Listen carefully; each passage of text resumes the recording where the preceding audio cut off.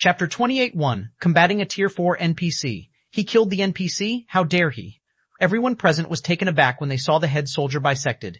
Even Divine Shadow and Cleansing Flame had their mouths hanging wide open, neither of them having expected Shi Feng to take action. Moreover, not only did Shi Feng take action, but he had even directly killed an NPC soldier.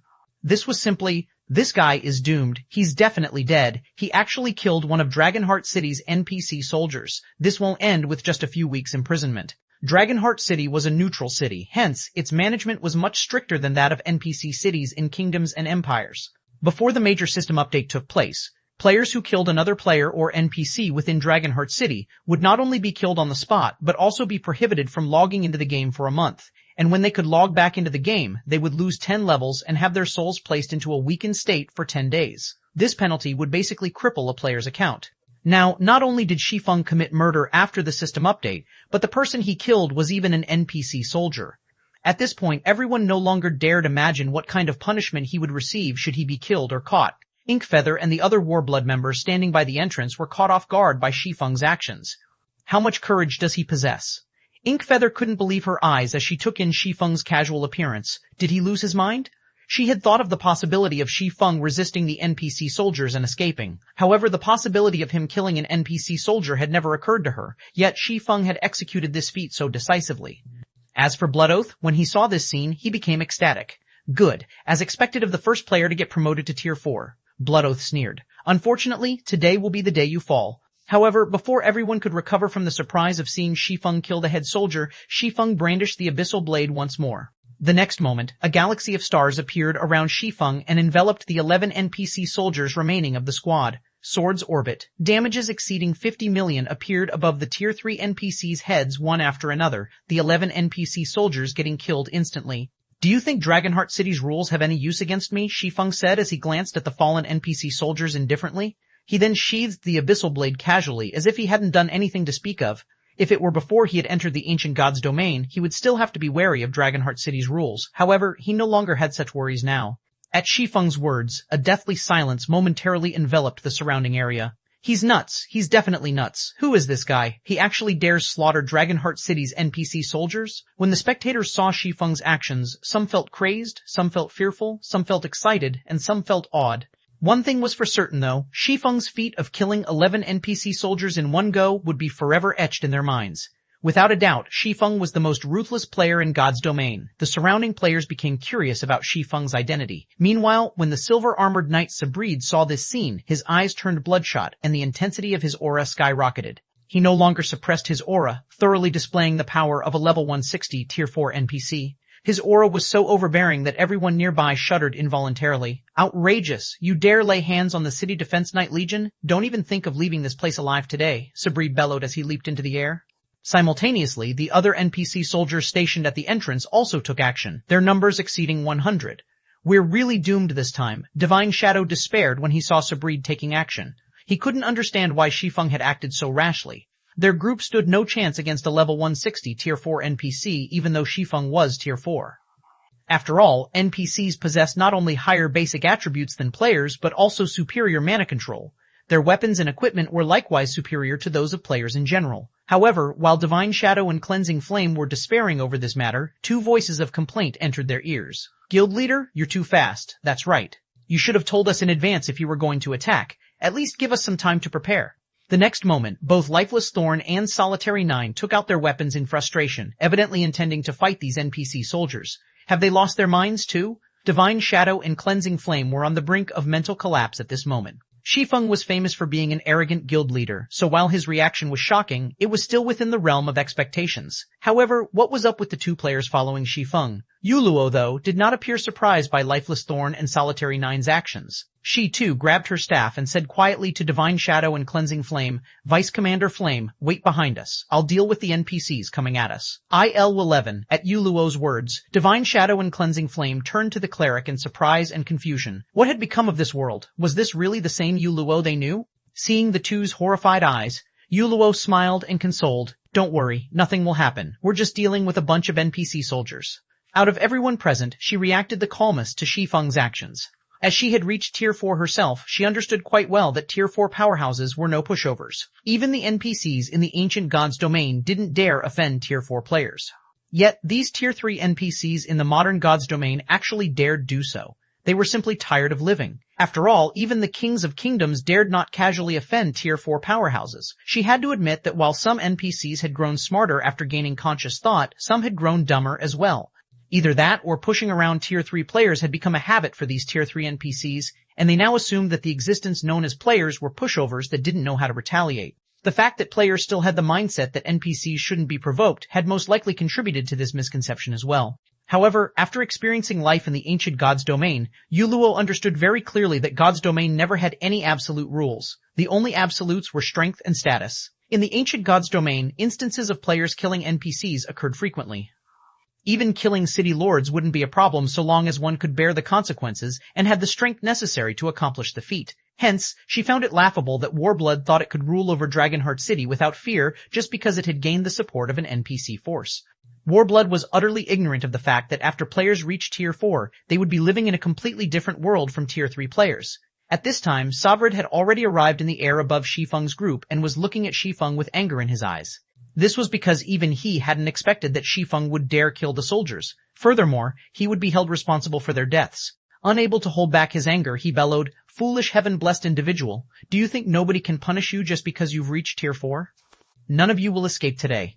After saying so, Sabrid unslung the snowy white greatsword he carried on his back and executed a slash at Shi Feng. A sword light shot at Shi Feng, leaving behind a black tear in space that extended hundreds of yards away. The power of this attack could heavily injure even a mythic monster of the same level. Tier 4 skill, sky-splitting flash. Well said.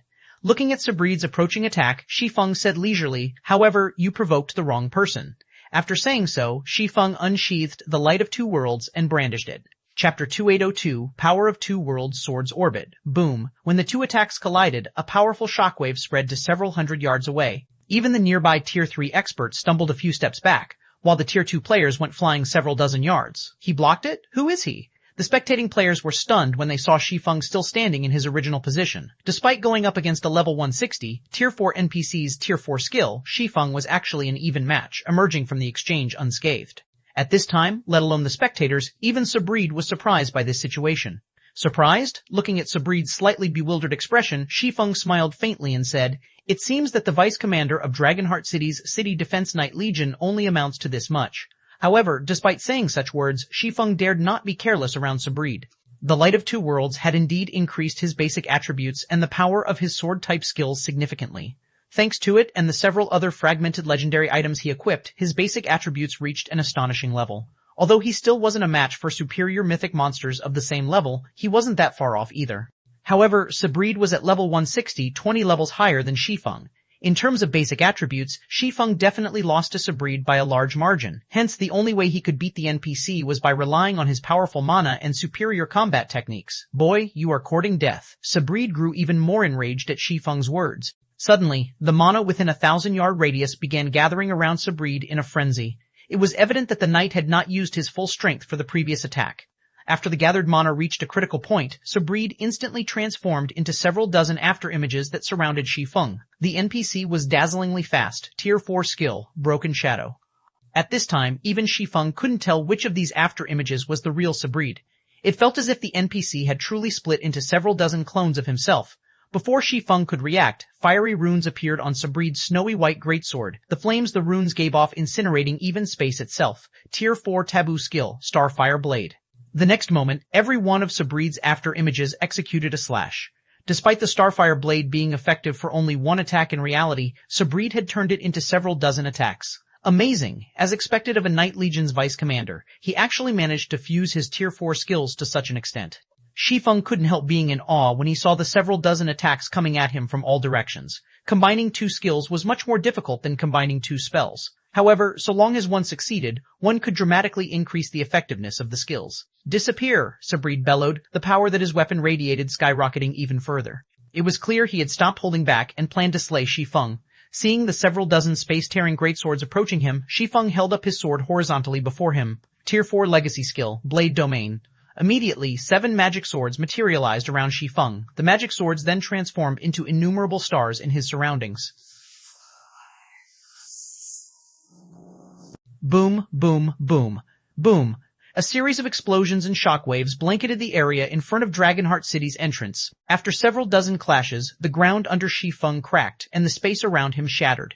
His HP had fallen by more than 5 million as well, his HP bar falling by 1/3 of its capacity. He didn't die? Inkfeather's eyes widened in shock when she saw the amount of HP Shi Feng lost, her mind refusing to believe this outcome. Sabreed was a level 160, tier 4 NPC. Moreover, he was the vice commander of one of Dragonheart City's Knight Legions. His strength was above average even among tier 4 NPCs. With his combination of a tier 4 skill and a tier 4 taboo skill, he could inflict significant damage on superior mythic monsters of the same level. Yet, Sabreed's attack had only taken 1/3 of Shi Feng's HP. Amazing! The power of this fusion attack actually reaches the tier 5 basic rank. After taking a look at his remaining HP, Shi Feng felt even greater admiration for Sabreed.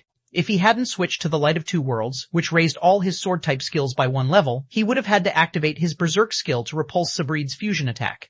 However, activating his Berserk skill would also mean that he had been pushed to his limits, on the brink of death. After all, Berserk skills weren't unique to players, NPCs had them as well. Boy, it seems you're quite sturdy.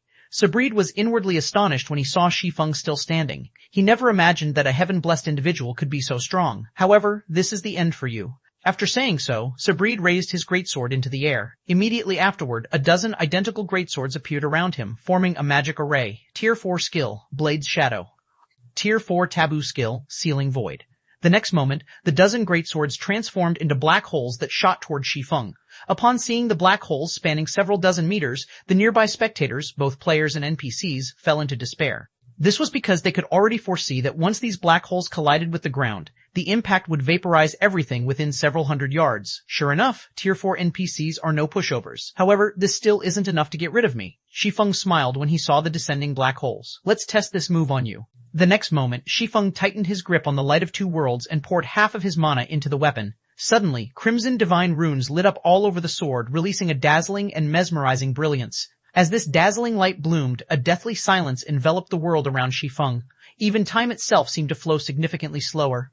Subsequently, Shi Feng swung the Light of Two Worlds at Sabreed. World Breaker. Boom. A strange light instantly penetrated the descending black holes like a hot knife through butter before landing on Sabreed. When the strange light disappeared, time began flowing normally again. Meanwhile, the black holes in the sky had all disappeared. As for Sabreed, he had lost over half his HP from the attack, retaining only around 200 million HP. Cracks had also appeared on the armor he wore, and fresh blood flowed out from all over his body. However, before Sabreed could react, the slightly pale Shi Feng had already arrived before the NPC. Not giving Sabreed any time to catch his breath, Shi Feng brandished the Light of Two Worlds once more. Spatial Slash. Swords Transmigration. Although the fusion of skill and combat technique wasn't comparable to the fusion of skill and skill, the combination still increased the effectiveness of his skill significantly. The next moment, 6 sword lights tore through space and approached Sabreed. Reacting quickly, Sabreed held his greatsword horizontally before him and activated the tier 4 defensive skill, Steel Fortress. The skill created a defensive barrier in front of him and increased his defense by 500% temporarily. 1 slash, 2 slashes, 3 slashes. Every one of Shi Feng's attacks managed to slice through Sabreed's defensive barrier without fail, but the barrier still bought Sabreed enough time to defend against the attacks with his greatsword. Boom, boom, boom, boom. The next moment, explosions echoed throughout Dragonheart Island one after another. Simultaneously, Sabreed's HP fell time after time. When the last sword light collided with Sabreed's greatsword, the NPC got smashed into the ground at the speed of light, the impact creating a crater over a dozen meters deep. This last attack also zeroed Sabreed's HP, and the knight passed away with a reluctant look on his face. Meanwhile, Shi Feng, hovering in the air, saw his experience bar filling up rapidly. In no time at all, a golden glow enveloped him as his level rose from level 140 to level 141. However, nobody paid any attention to Shi Feng at this time. Instead, everyone had their heads down as they gaped at Sabreed's corpse lying in the crater. As if time had stopped moving, a deathly silence enveloped the entrance of Dragonheart City. Chapter 2803, God's Domain's Strongest. He died? A tier 4 NPC died, just like that? When the spectating players saw Sabreed's dead body, they couldn't help doubting their eyes. Some of them even thought that the NPC was only playing dead and hadn't actually been killed. Bloodoath, standing by the entrance, also felt that the scene before him was fake. Sabreed was the vice commander of one of Dragonheart City's powerful Knight Legions. He stood at the peak among tier 4 existences. How could he possibly have been killed by a player? Of the spectating players present, the only ones who remained relatively calm at this situation were Lifeless Thorn, Solitary 9, and Yu Luo. They didn't find it particularly surprising that Shi Feng had killed Sabreed. After all, Shi Feng had already reached level 140. For tier 4 existences, a 20-level gap wasn't much of a difference. However, the three of them had never imagined that Shi Feng would be able to kill Sabreed so cleanly. The attack he used to injure Sabreed heavily was especially amazing. If not for that attack, the fight between the two would have lasted much longer.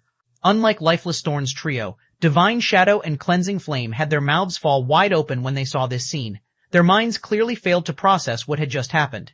While everyone was struggling to accept this scene, reality poured a bucket of cold water over them. The next moment, several items actually appeared around Sabreed's corpse. Of them, one was even the greatsword Sabreed used.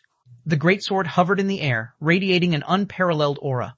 Upon being subjected to this aura, many of the Tier 2 players felt an instinctive fear overwhelming their bodies. Only the Tier 3 players fared better. A fragmented legendary weapon, nobody knew who shouted this sentence. However, it snapped everyone out of their daze, and they couldn't help ogling the snowy white weapon with glowing eyes. Some players even had the urge to charge forward and snatch it. However, before anyone could step forward, Shi Feng had already arrived beside Sabreed's body, the aura he radiated scaring everyone into retreating. The pressure Shi Feng gave off was simply too powerful. Even though he had already retracted his mana domain, everyone still felt stifled, none of them daring to look him in the eye. As for the fragmented legendary weapon, none of the players present dared entertain any thoughts of it now. After all, Shi Feng had just killed a level 160, Tier 4 NPC. A single thought from him was probably more than enough to kill players like themselves. For a time, the tens of thousands of players and NPCs standing in the vicinity quietly watched Shi Feng collect the items Sabreed dropped one after another. If I can become like him one day, my life would be complete. Let alone becoming like him, I can most likely walk around Dragonheart Island fearlessly with even half of his strength. As the adventurer team players spectating the fight from the distant port watched Shi Feng collect Sabreed's loot, a sense of yearning and admiration awoke in their hearts. They also grew excited beyond words. The fact that Shi Feng had managed to slay a Tier 4 NPC right in front of Dragonheart City, a large neutral city, definitely made him God's Domain's strongest player. In fact, most likely, nobody would believe them even if they described this scene to others. Nonetheless, they had managed to witness this miraculous feat. How could their blood not boil in this situation? However, amid everyone's excitement, Shi Feng suddenly disappeared. Before anyone realized it, Shi Feng had already reappeared in front of Bloodoath, catching Bloodoath and the three peak experts protecting him off guard. Commander Bloodoath, we meet again, Shi Feng said with a faint smile. I'm sure you know why I came here. Although Shi Feng spoke in a calm tone and was even smiling, Bloodoath and the others paled as if they had just seen a ghost. Black Flame, you'd best not mess around. Doing his best to calm his anxious heart, Bloodoath glared at Shi Feng and added in a low tone, this is already inside Dragonheart City. Moreover, now that you've killed Sabreed, neither Dragonheart City nor Secret Hand will spare you. If you know what's good for you, you'd best leave now. You'll be dead once the City Lord or the City Defense Legion's commander arrives. On Dragonheart Island, players would suffer entirely different penalties depending on whether they had fought inside or outside Dragonheart City. The fight with Sabreed had been outside the city. Hence, even though Shi Feng had killed Sabreed, the penalty he would suffer wouldn't be particularly severe. After all, the area outside the city wasn't subject to the city's protections.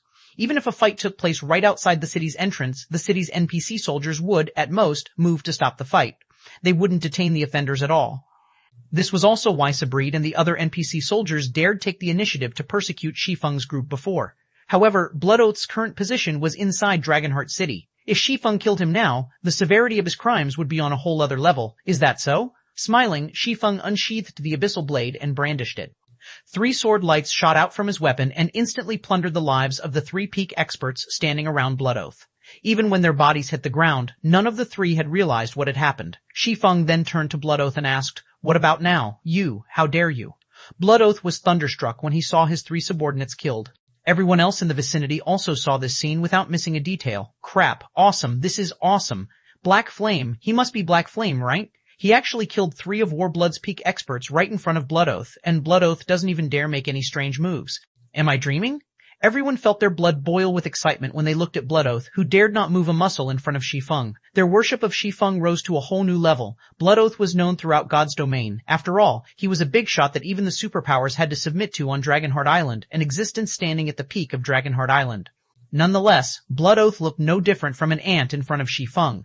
This situation was simply crazy. It was so crazy that they couldn't even react to it. However, shortly after the crowd began bubbling with excitement, 3 figures suddenly descended from the sky and landed at the entrance. Every one of these figures exuded an aura much stronger than that of Sabreed. Upon seeing these figures, Bloodoath reacted as if he had seen his savior.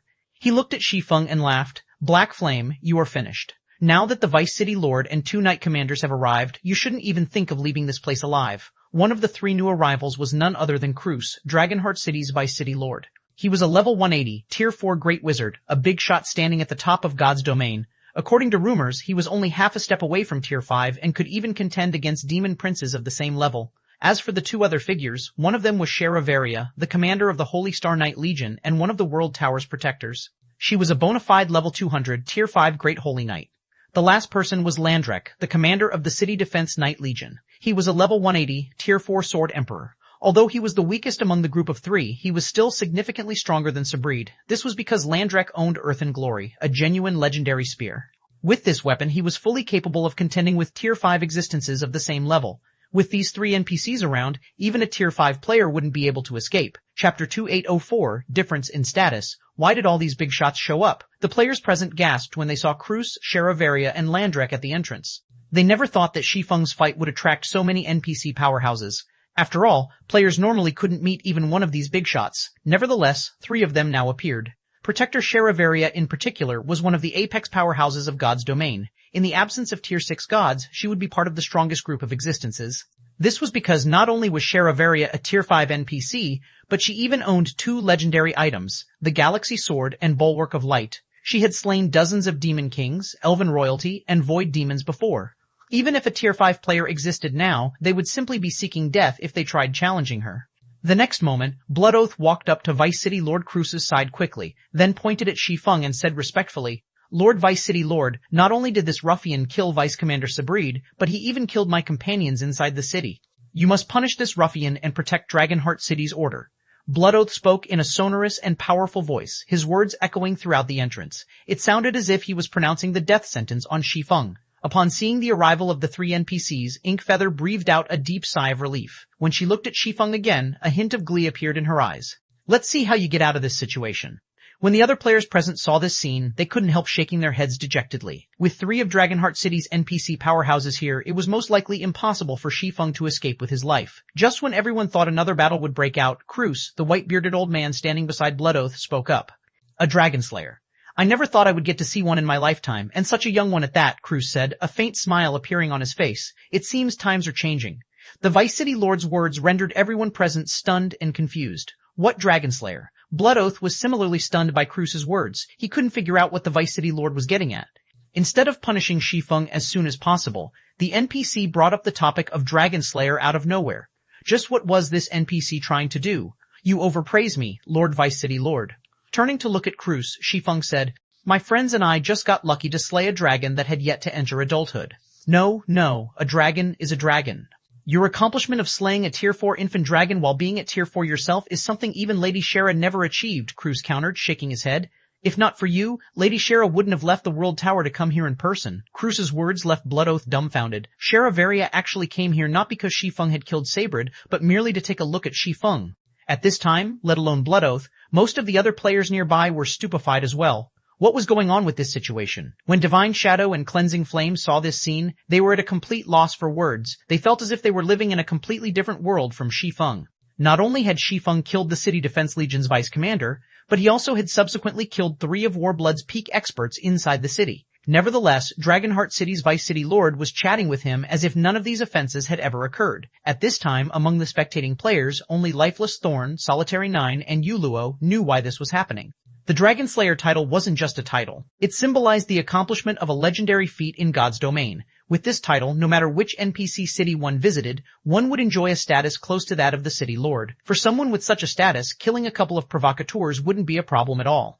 The only reason Sabreed had dared act rudely to Shi Feng was his low standard, which prevented him from seeing through the Black Cloak's concealment effects.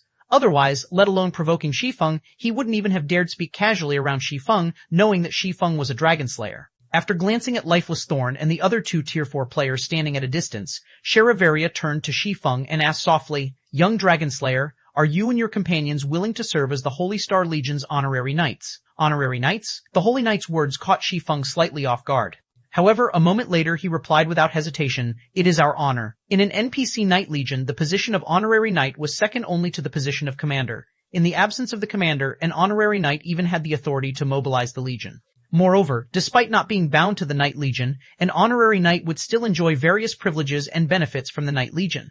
Meanwhile, the Holy Star Knight Legion was the Knight Legion tasked with protecting the World Tower. Compared to other Knight Legions, one could gain even more benefits as an honorary Knight of the Holy Star Knight Legion. In the past, countless Tier 4 and Tier 5 experts had sought to join the Holy Star Legion. However, due to the Legion's strict requirements, less than 10% of the Tier 4 experts had gotten chosen and become an official member of the Legion, let alone becoming an honorary Knight. Hence, the fact that Sharaveria was offering to let them become honorary Knights greatly exceeded Shi Feng's expectations. Good. You are now members of the Holy Star Knight Legion. Fight to protect the rules of the World Tower. Sharaveria nodded approvingly as she looked at Shi Feng. You can head to the World Tower to collect your honorary badge afterward. As soon as Sharaveria finished speaking, she vanished from everyone's sight. Blood Oath was dumbfounded by this situation. He never thought that Sharaveria had come here just to meet Shi Feng. Moreover, she hadn't even mentioned a single word about Sabreed, as if Sabreed was merely an insignificant insect. Before Blood Oath could snap out of his daze, Vice City Lord Cruz walked up to Shi Feng. Congratulations, young Dragon Slayer, Cruz said happily. It has been 50 years since Lady Shara last conferred the Holy Star Legion's honorary knight position to anyone. Even Commander Landrek is still challenging for that position. Upon seeing Cruz speaking with Shi Feng so amicably, the surrounding players felt their worldviews fragmenting. They simply couldn't figure out what exactly Shi Feng had done to garner the appreciation of these NPC powerhouses, so much so that they even ignored the killing of Sabreed, the City Defense Legion's vice commander. The next moment, just as Blood Oath was about to say something, Shi Feng cut him off, saying, Lord Cruz, when my companions and I were trying to enter the city before, this person here accused me of being suspicious and instigated Vice Commander Sabreed to provoke my group. May I know if it is possible to imprison him as punishment? You're slandering me. Blood Oath panicked at Shi Feng's words. Hurriedly, he explained, I have done no such thing. It was Lord Sabreed himself who decided to do so. The people around us can testify for me. At this time, Blood Oath already understood that Vice City Lord Cruz had no intention whatsoever of pursuing Shi Feng for Sabreed's murder. Moreover, now that Shi Feng had gained a very high position in Dragonheart City, if Blood Oath did not withdraw from this place immediately, he would definitely suffer. Do you mean that I, an honorary knight of the Holy Star Legion, am lying? Shi Feng asked, smiling as he looked at Blood Oath. As soon as Shi Feng finished speaking, Cruz nodded and looked at Blood Oath. He then said sternly, regardless of whether your words are true or false, you have slandered one of the Holy Star Legion's honorary knights. For this offense, you will be imprisoned for 15 days as punishment. No, this is unfair. He clearly attacked first. Blood Oath was startled by this turn of events. He never thought that Shi Feng would play such a hand. However, it was useless to resist. Glaring at Shi Feng, he bellowed, Black Flame, I'll make you pay for this. The Secret Hand Association won't let you off either. Get out of prison first, then talk. Smiling nonchalantly, Shi Feng said, rest assured, once you get out, everything outside would have already ended. The Secret Hand Association indeed possessed a lot of Tier 4 NPCs. On the other hand, he was no pushover either. This was especially true now that he was an honorary knight of the Holy Star Knight Legion. The association would have to think twice before they tried anything against him. The Holy Star Knight Legion was both the manager and protector of the World Tower. The Secret Hand Association would be suicidal to attack him inside the World Tower. As for Dragonheart Island's surrounding sea zones, he rarely visited these areas normally. At most, he would be sailing by. Moreover, once the seal on Dragonheart Island was lifted, he could outright teleport to and from the island. Before Blood Oath could say anything more, a squad of level 160 soldiers came and escorted him away. How ruthless. Is this the status and influence Tier 4 powerhouses possess? Tier 4, I must get promoted to Tier 4. So, this is Zero Wing's Black Flame? He's even more amazing than the rumors. I wonder if Zero Wing is recruiting Tier 2 players? If I can join such a guild, I won't have to worry about anything in Dragonheart City. When the surrounding players saw NPC soldiers bundling off Dragonheart Island's most feared man, they were taken aback by Shi Feng's capabilities. They also understood why Shi Feng had not killed Blood Oath outright. Compared to the penalty of dying once, the consequences of getting imprisoned for 15 days were much more severe. This was especially true now that Shi Feng had gained such a high status in Dragonheart City. For him, 15 days was more than enough to bring down the Warblood Adventurer team. Meanwhile, all Blood Oath could do was watch as all of this happened. At this time, everyone present could already foresee Zero Wing standing at the peak of Dragonheart Island. Our problem has been resolved. After watching Blood Oath getting taken away, Shi Feng returned to Divine Shadow and the others. Smiling, he said, we can enter Dragonheart City now. In response, Divine Shadow and Cleansing Flame nodded their heads stiffly. Even now, they still found it difficult to believe what had happened. Just a moment ago, Warblood had been at the apex of its power. Yet, with only a few words from Shi Feng, it now faced the threat of dissolution. Meanwhile, news of this situation spread like wildfire. In only a matter of minutes, it entered the ears of everyone in Dragonheart City. The news caused an especially large commotion among the city's various guilds and adventurer teams. Chapter 28.5, Fame Shakes Dragonheart City, What Did You Say? Black Flame killed a Tier 4 NPC and even got Blood Oath imprisoned for 15 days. When the various guilds and adventurer teams operating in Dragonheart City heard of Shi Feng's miraculous feat, they were thunderstruck. They repeatedly pressed the reporting personnel for confirmation regarding the validity of this information. As if having expected such a reaction, the reporting personnel promptly sent a battle video of Shi Feng killing Sabreed to their respective superiors, as well as videos of Shi Feng killing 3 of Warblood's peak experts right in front of Blood Oath and of NPC soldiers dragging Blood Oath off to prison. Dragonheart City, Bloodstone Bar, a group of level 23+ Tier 3 experts had gathered in this bar. Of the group, even the weakest person was at the Refinement Realm standard. There were also more than a dozen peak experts and 4 apex experts. Meanwhile, seated at the head of this group was none other than Elder Wu, one of 13 Thrones' founders. 1000, are you sure this information is correct? Elder Wu couldn't help feeling skeptical as he read the report from a woman shrouded in a layer of black mist. This was because 1000 Leaves' report was simply too astonishing. After all, the reason their group was currently operating so secretively was Warblood. Nevertheless, Elder Wu was being told that Warblood was finished. Moreover, its destruction was due entirely to Zero Wing's guild leader, Black Flame. How could he possibly believe this? It is 100% true. Many powers already have designs on Warblood's territory. If not for Warblood still retaining some contact with Secret Hand, they would have most likely taken action already, 1000 Lives insisted in a determined tone. Moreover, according to the information I collected, Heaven's Blade appears to have formed a close relationship with Black Flame. If Zero Wing has Heaven's Blade's full support, I'm afraid it won't be long before Zero Wing occupies a significant portion of Dragonheart City's various resources. What is Black Flame thinking? He actually has the leisure to come to Dragonheart City. Is he not worried about the deteriorating situation over at the Twin Towers Kingdom? Elder Wu, who wore a somewhat haggard expression, was surprised by 1000 Leaves' words. Simultaneously, he was confused as to how Shi Feng had grown so terrifying this rapidly. The fact that Shi Feng had killed a Tier 4 NPC without any repercussions and imprisoned Blood Oath with just a few words proved that he already stood at the top of Dragonheart City in terms of status. He was now an existence that Dragonheart City's various powers had to look up to. Yet, according to Elder Wu's information, Zero Wing's operations over at the Twin Towers Kingdom were in dire straits. At this stage of the game, complete Tier 3 legacies were of utmost importance to the various superpowers. These legacies would allow them to go up against the NPC forces. Hence, over 20 superpowers were currently harassing Zero Wing's operations in the Twin Towers Kingdom with peak experts every day. While these superpowers were going up against the alliance of Zero Wing, Unyielding Soul, and Crimson Emperor at Skyspring City, they had also dispatched many members to head to the Secret Covenant Tower from the neighboring NPC cities. To prevent these players from flooding into the Secret Covenant Tower, Zero Wing's alliance had stationed a large number of personnel on the routes to the tower. Thus far, battles between both sides involving over 100,000 players had already occurred 5 times, while battles involving several tens of thousands of players had occurred more than 20 times. In the most recent battle, Starlink and Miracle had even joined in the fray and dispatched a total of 4 Tier 4 experts. Fortunately, Zero Wing's side had dispatched 3 Tier 4 experts to counter. One of them was the commander of Zero Wing's main force, Fire Dance, one was Unyielding Soul's Vice Guild leader, Unyielding Heart, and one was Crimson Emperor's Vice Guild leader, Illusory Words. As for Black Flame, he was nowhere to be seen. In regard to this situation, everyone was confused as to why Black Flame sat out this battle. This battle had thoroughly shaken the entire God's Domain.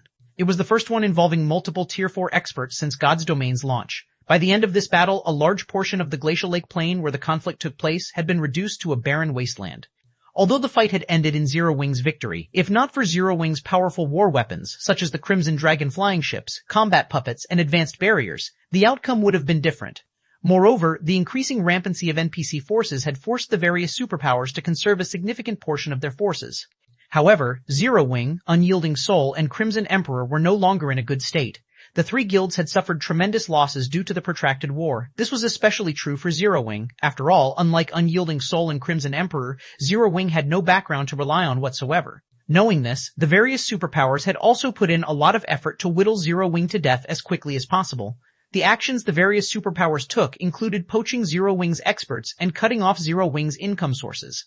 Zero Wing's loss of income sources in the real world had put the guild in an especially difficult position. Most importantly, the various superpowers had also blocked Zero Wing's equipment and material sources. Although it wasn't a complete embargo, the various superpowers had jacked up the prices of equipment and materials to absurd levels. Now, just producing a piece of level 120 mysterious iron equipment cost 30 gold coins. If it were before, 30 gold would already have been more than enough to produce a piece of level 120 secret silver equipment. In addition, the various superpowers also purchased all of the level 110 plus secret silver equipment and above from the market, leaving nothing for Zero Wing, Unyielding Soul, and Crimson Emperor. After the many battles fought, the equipment stockpile of the three guilds should already be bottoming out. Meanwhile, without good weapons and equipment, how were their members supposed to fight? A player fully equipped in secret silver equipment would have more than a 20% advantage in basic attributes over a player fully equipped in mysterious iron equipment. Needless to say, the gap with players fully equipped in fine gold equipment would be even greater. Moreover, without proper weapons and equipment, the three guilds' members would also have more difficulty grinding in the secret Covenant Tower. At this time, Thousand Lives suddenly received a message from one of her subordinates. After reading it, she said, "I just received insider information from Warblood. It seems Black Flame's actions have affected even Secret Hand's control over the World Tower, so Secret Hand plans to teach Black Flame a lesson. However, since Secret Hand can't do anything against him on Dragonheart Island, it plans on partnering with Starlink to wipe out Zero Wing's forces in the Twin Towers Kingdom." Interesting, Black Flame really knows how to cause trouble. However, this is also a good opportunity for 13 Thrones. A good opportunity? Thousand Lives parroted, confused by Elder Wu's words. Looking at Thousand Lives and the male ranger standing beside her, Elder Wu said, "Thousand, Rain, you two follow me. Everyone else, continue resting here and wait for our return." "Yes, sir," everyone responded respectfully. Afterward, Elder Wu secretly left the Bloodstone Bar together with Thousand Lives and Modern Rain. "Elder Wu, where are we going?" "Shouldn't we be heading to the 4th underground floor as planned?" Thousand Lives asked curiously as she looked at the pleasantly smiling Elder Wu. "We won't be going there for now. We have something more important to do," Elder Wu replied. "Something more important?" Having thought of something, Thousand Lives asked in surprise, "Are we going to partner with Zero Wing?" "Partner?" Shaking his head, Elder Wu said, "We don't need to partner with Zero Wing. We will just be giving Zero Wing an opportunity to defend the Secret Covenant Tower." "Defend the Secret Covenant Tower? How is that possible?" Thousand Lives couldn't help doubting Elder Wu's words. It might be fine if Starlink and the various superpowers were the only ones targeting Zero Wing. However, the situation was different now that the Secret Hand Association had joined the fray. At that time, who knew how many Tier 4 NPCs the association would send to deal with Zero Wing? With the forces Zero Wing currently had in the Twin Towers Kingdom, defending the Secret Covenant Tower would be utterly impossible. Seeing Thousand Lives' doubt, Elder Wu smiled and asked, "But what if Zero Wing has a city building order? Elder Wu, do you plan on selling that city building order to Zero Wing?" Realization immediately dawned upon Thousand Lives. The city building order was an incredibly rare item. Thus far, even 13 Thrones had managed to acquire only 2. And as the guild had already used one of these 2 orders, it only had 1 left. With the city building order, players could construct a guild city in any kingdom or empire they wished. If Zero Wing could establish a guild city right beside the Secret Covenant Tower, then its ability to control the tower would increase significantly. Combined with its Tier 4 combatants, Zero Wing would have a much better chance of defending the tower. "Whether I sell it or not will depend on Zero Wing's sincerity," Elder Wu said, smiling. Upon hearing Elder Wu's words, Thousand Lives shook her head and smiled. At the same time, she also pitied Shi Feng slightly. Since Elder Wu grasped Zero Wing's lifeline, he would definitely take a huge bite out of Zero Wing. This was especially true now that Shi Feng stood at the apex of Dragonheart City. "Elder Wu, according to our investigation, Black Flame is currently inside that Wanderer's shop," Modern Rain said as he pointed at a tattered 3-story shop some distance ahead. "Good. We'll go meet with guild leader Black Flame now." Elder Wu nodded. He then made his way to the Wanderer's shop together with Thousand Lives and Modern Rain. Chapter 2806, The Astonishing Zero Wing Dragonheart City, Wanderer's Shop. When Elder Wu's group of 3 entered the shop, a magnificent sight instantly entered their eyes. The scenery within the shop was a stark contrast to its dilapidated facade. "What's going on here?" Thousand Lives was astonished as she inspected the space within the building. "This place looks completely different from the last time I visited." On her previous visits to the Wanderer's shop, the building's interior had looked as dilapidated as its exterior, and while the shop sold excellent items, everything here was absurdly priced. If one weren't in a hurry to obtain a specific item, one wouldn't come here to shop. Now, not only had the shop's interior become splendid, but the shop's area had also expanded from a cramped room to half a basketball court.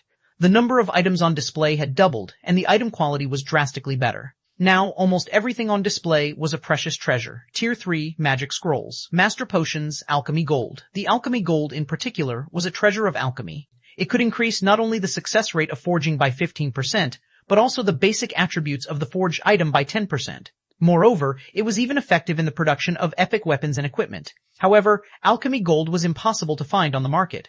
Players could obtain it only from ancient ruins. Alchemy gold was even rarer than epic items. Nevertheless, the Wanderer's shop had a total of 10 ingots of alchemy gold for sale. Moreover, they were only on the first floor right now. The Wanderer shop had 3 floors, and the value of the products sold in the shop increased with each subsequent floor. In other words, the products on the first floor were the lowest in quality. Rain, take a look around afterward. If you see anything we need, buy it. Elder Wu instructed Modern Rain. When he saw the items sold in the shop, even he was moved. The items sold here were indeed exceedingly expensive, with the cheapest item priced at 20 ancient gold and valuable items like the alchemy gold priced at 1,000 ancient gold. However, most of the items sold here were nigh impossible to purchase in the outside world. Besides, 13 Thrones was in urgent need of items such as alchemy gold. After the major system update, monsters became much more difficult to deal with. Previously, Tier 3 teams could cope with Grand Lord ranked monsters, even with just fine gold weapons and equipment.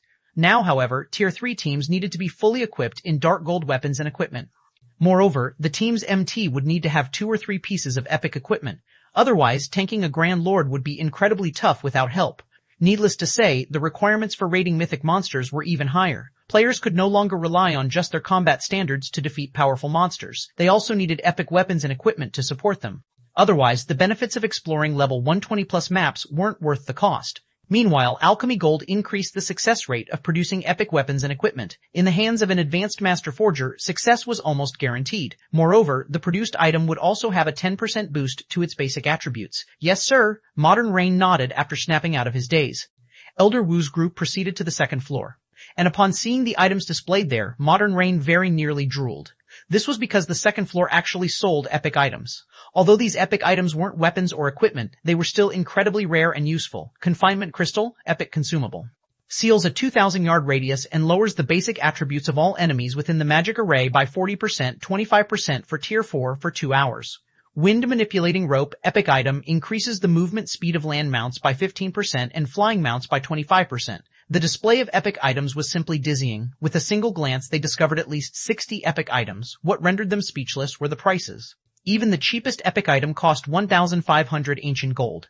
However, they had to admit that these epic items were all things the various powers desired. Aside from epic items, all sorts of excellent tools required by lifestyle players were also available, such as a set of dark gold alchemy tools. The only problem was that the set cost 5,000 ancient gold. After Elder Wu and the others browsed through the items sold on the second floor, they felt as if they had just walked into a treasure house. Every item on sale here moved their hearts. Unfortunately, the more astonishing an item was, the more astonishing its price was. With just the 60,000 ancient gold they had on hand, they could purchase only a few items from this floor. Just as Elder Wu's group was about to head to the third floor to take a look, a lithe figure suddenly blocked their way. The frightening aura this person exuded instantly subjected Elder Wu and the others to powerful pressure. No outsiders are allowed beyond this point, Yuluo said softly to Elder Wu's group. If you wish to shop here, you can do so only on the first and second floors. When Thousand Lives and Modern Rain saw Yuluo, they couldn't help doubting their eyes. Tier 4, a bona fide Tier 4 cleric. Both Thousand Lives and Modern Rain recognized Yuluo. After all, Yuluo had been one of Heaven's Blade's team leaders. Simultaneously, she was one of the few peak experts operating on Dragonheart Island. Only, they never thought that Yuluo would get promoted to Tier 4 already. After all, anyone capable of getting promoted to Tier 4 at this stage of the game had the full support of an entire guild. Yet, Yuluo, a cleric who had gone missing 1 month ago, had actually reappeared now as a Tier 4 cleric. This was simply unbelievable. Little Missy, may I know if you were the one running this Wanderer shop? Elder Wu couldn't help asking the question on his mind. No, this shop is run by guild leader Black Flame. I am only managing this place on his behalf, Yuluo said, shaking her head. Black Flame runs this place? Elder Wu was stunned. In its current magnificent state, the Wanderer shop was most likely worth 1,000,000 ancient gold or more. Elder Wu might have believed it if Heaven's Blade owned this place. After all, Heaven's Blade had been operating on Dragonheart Island for a long time now. However, he was told that Shi Feng actually owned this shop. How could he swallow such a tale? While Elder Wu was stunned, Thousand Lives quickly reacted, asking, "We are from 13 Thrones. We are acquainted with guild leader Black Flame, and we currently have business to discuss with him. Can we meet him now?" "I'm afraid you will have to wait a while," Yuluo said, shaking her head. "Over a dozen of Dragonheart Island's powers are currently discussing business with guild leader Black Flame, so it isn't appropriate for you to enter now. However, you won't have to wait too long either. I believe they will be done in another dozen minutes or so." Over a dozen powers? Elder Wu was slightly surprised. He never thought that so many of Dragonheart Island's powers had already made a move. Alright, we'll wait. Elder Wu had expected that some of Dragonheart Island's powers would try to meet with Shi Feng, since Shi Feng was basically the overlord of Dragonheart Island now. It was only natural for guilds and adventurer teams to try to partner with Zero Wing. However, Elder Wu wasn't too worried about these other guilds and adventurer teams. After all, unlike them, 13 Thrones had the city-building order, something Zero Wing urgently needed as a bargaining chip. After waiting for around a dozen minutes, Elder Wu's group saw more of Dragonheart Island's local powers arrive and join them waiting on the second floor. Among these powers was the Four Saints Society, a super guild that was equal in strength to 13 Thrones, represented by its first vice-guild leader, Intoxicated Drunkard. He was a monster with the title of Strongest Shield of the Sea. Unlike other superpowers, though, the Four Saints Society had focused its development entirely on the sea. Its naval strength now rivaled that of the 5 great super guilds. Intoxicated Drunkard's arrival surprised even Elder Wu. However, as the various powers observed each other, Yuluo, who had been quietly standing guard by the staircase, suddenly said, "Guild leader Black Flame just finished his discussions with the first batch of powers. You may now go upstairs." "Will everyone be going together?" Thousand Lives asked. They wanted to negotiate with Shi Feng in private. A group negotiation was out of the question. That's right. There are too many powers seeking to meet with Guild leader Black Flame. Holding private discussions would take too long. Yuluo nodded. "If you wish to meet with Guild leader Black Flame privately, you can return a few days later." You people, Thousand Lives, grew a little angry at Yuluo's words. They were representatives of 13 Thrones, a super guild. They had already shown plenty of respect by waiting here for over a dozen minutes. Yet their treatment was no different from what the other powers here received. "Thousand, it doesn't matter. We'll enter together if we have to," Elder Wu said, chuckling. He then continued in a whisper. Black Flame really knows how to play his cards. He knows the various powers are bringing various partnership offers and business deals to him, so he's basically having everyone compete with each other. At the same time, he gets to choose the best deal. "Unfortunately, our proposal is something Black Flame will not be able to refuse." After giving the matter some thought, Thousand Lives nodded in agreement. In any case, Shi Feng would still have to beg them for help. It wouldn't matter whether they negotiated privately or in a group. In this situation, the Four Saints Society's group remained silent. It was evident that they were also confident in their proposal. Meanwhile, upon seeing this situation, Yuluo smiled and said, "Please enter." After Yuluo finished speaking, the representatives of the dozen or so powers present made their way up to the Wanderer's shop's 3rd floor. However, upon arriving on the 3rd floor and seeing the items displayed here, everyone nearly had their eyes fall out of their sockets. Level 120 to level 130 Dark Gold set equipment designs. Level 100 plus epic equipment designs. Advanced magic array designs. Advanced shop construction design, advanced hotel construction design, master icefire bomb design. Each and every item displayed here was something that couldn't be found easily in the outside world. However, the items were also astonishingly expensive. Even the cheapest cost 6,000 ancient gold, enough money to purchase a relatively good plot of land in Dragonheart City. However, while the gathered group was agog over the items available on the 3rd floor, a sense of oppression suddenly enveloped everyone, making them feel incredibly uncomfortable. This sense of oppression originated from the 2 cloaked men standing beside Shi Feng. Tier 48? Why are there even more Tier 4s? Both Elder Wu's group and Intoxicated Drunkard's group were shocked by this situation. First, it was Heaven's Blade's Yuluo. Now, 2 more Tier 4 players actually appeared behind Shi Feng. Moreover, the 2 men's auras were much stronger than that of any of the Tier 4 players they had come across before. Tier 4 players currently stood at the very top of God's Domain's player hierarchy. Having 1 Tier 4 player would already allow a player force to gain a stable foothold in the game's currently chaotic state and become an object of fear for the various superpowers. Shi Feng currently had 3 Tier 4 players on his side, including Shi Feng and Fire Dance. This meant Zero Wing had a total of 5 Tier 4 players under its command. This caliber of strength was simply maddening. Even the 5 great super guilds were unlikely to have as many Tier 4 players as Zero Wing did. Meanwhile, after scanning the crowd before him, Shi Feng said calmly, "Everyone, if you have something to say, please say it directly. I still have many matters to attend to, so I truly do not have time for beating around the bush." Chapter 2807, 3-Star Wanderer's Shop. Shi Feng's statement was like a hammer that struck everyone's mind. For a time, those intent on negotiating with Shi Feng to maximize their own profits were nonplussed. Even Elder Wu, who had come here brimming with confidence, was momentarily at a loss for words. Shi Feng's display of power was simply too astonishing. Zero Wing's strength had severely exceeded Elder Wu's expectations. The 4 Tier 4 players here in this Wanderer's Shop, plus the 3 Tier 4 experts over at the Twin Towers Kingdom, meant Zero Wing had a total of 7 Tier 4 players on its side. With such strength, even NPC forces would find dealing with Zero Wing tough. While the gathered crowd suspected that Shi Feng was trying to instill fear into them by showing off his power, Shi Feng himself didn't think he was doing such a thing at all. This was because he was truly busy. Initially, Shi Feng planned to contact Heaven's Blade's commander after entering Dragonheart City. However, for some reason, Divine Edge and the others couldn't contact Zui, not even through offline means. This situation temporarily prevented Zero Wing and Heaven's Blade from furthering their partnership, and it severely affected Shi Feng's plans. Fortunately, Divine Shadow had agreed to gather up the remaining Heaven's Blade members and put Heaven's Blade under Zero Wing's banner in the meantime. Now, Heaven's Blade was barely considered an adventurer team subordinated to Zero Wing and had to obey Shi Feng's arrangements. Dragonheart Island's various powers had long since split Heaven's Blade's territories inside the World Tower among themselves after the adventurer team disbanded. However, Warblood's fall granted Dragonheart Island's various powers a new opportunity to gain more territory. Hence, Shi Feng had tasked Divine Shadow with snatching Warblood's territory first. After all, these territories were important sources of ancient coins. He couldn't keep Heaven's Blade's members fed for free. Aside from territories inside the World Tower, Heaven's Blade also had over a dozen shops in key locations inside Dragonheart City. Shi Feng planned on bringing some of Candlelight's products to sell in these shops. As for the land surrounding the World Tower, due to Zwei's absence, Divine Shadow could only delegate one medium-sized land to Zero Wing with his authority. What this land would be used for was entirely up to Shi Feng. However, half of the profits the land generated would have to be split with Heaven's Blade. After all, there were still plenty of people in the adventurer team that needed nurturing. Shi Feng had no opinion in regard to this situation. On the contrary, he was very happy to secure the management rights of a medium-sized land. After all, Zero Wing's members also had to explore the World Tower. The hotel built on a small-sized land was hardly enough for Zero Wing's purposes. A medium-sized hotel would alleviate the guild's pressure. Hence, Shi Feng needed to arrange what kind of hotel to construct.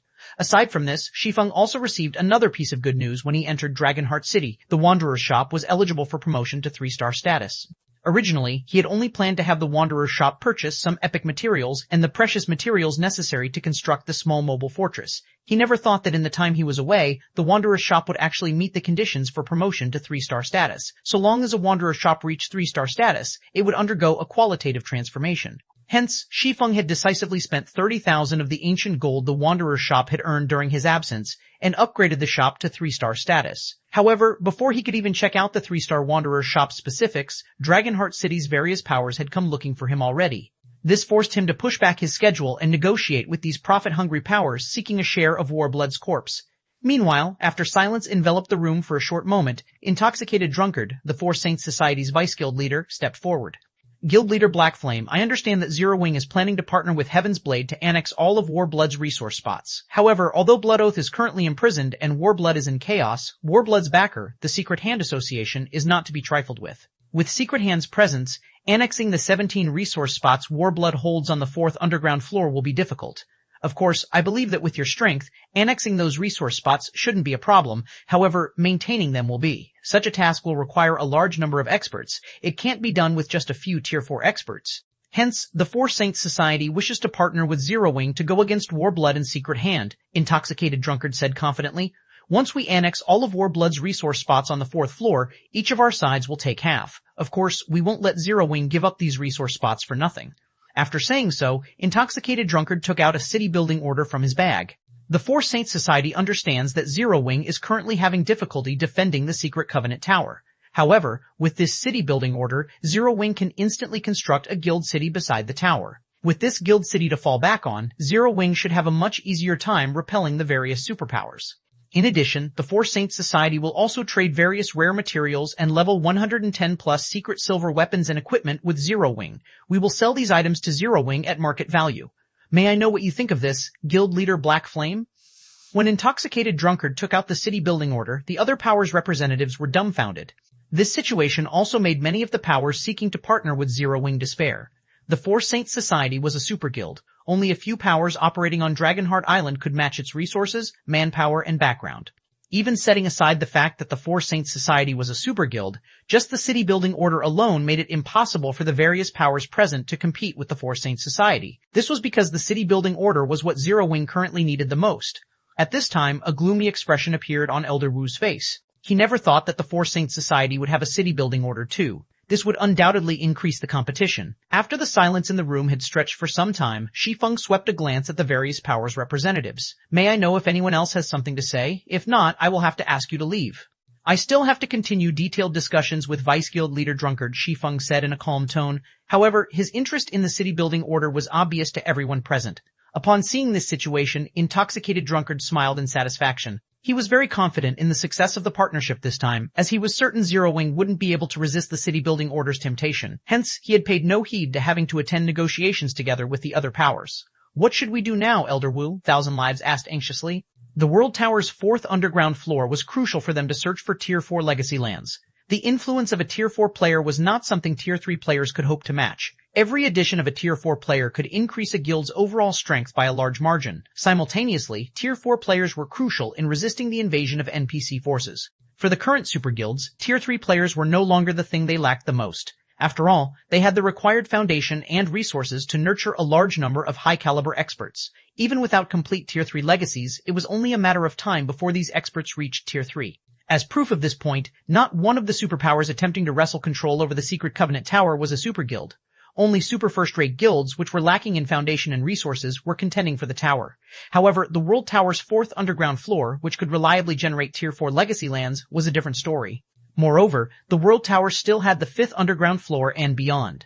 The chances of Tier 4 legacy lands appearing in these locations were most likely even higher. However, if a power did not possess a base of operations on the 4th underground floor, exploring the even more dangerous 5th underground floor would be utterly impossible for this power.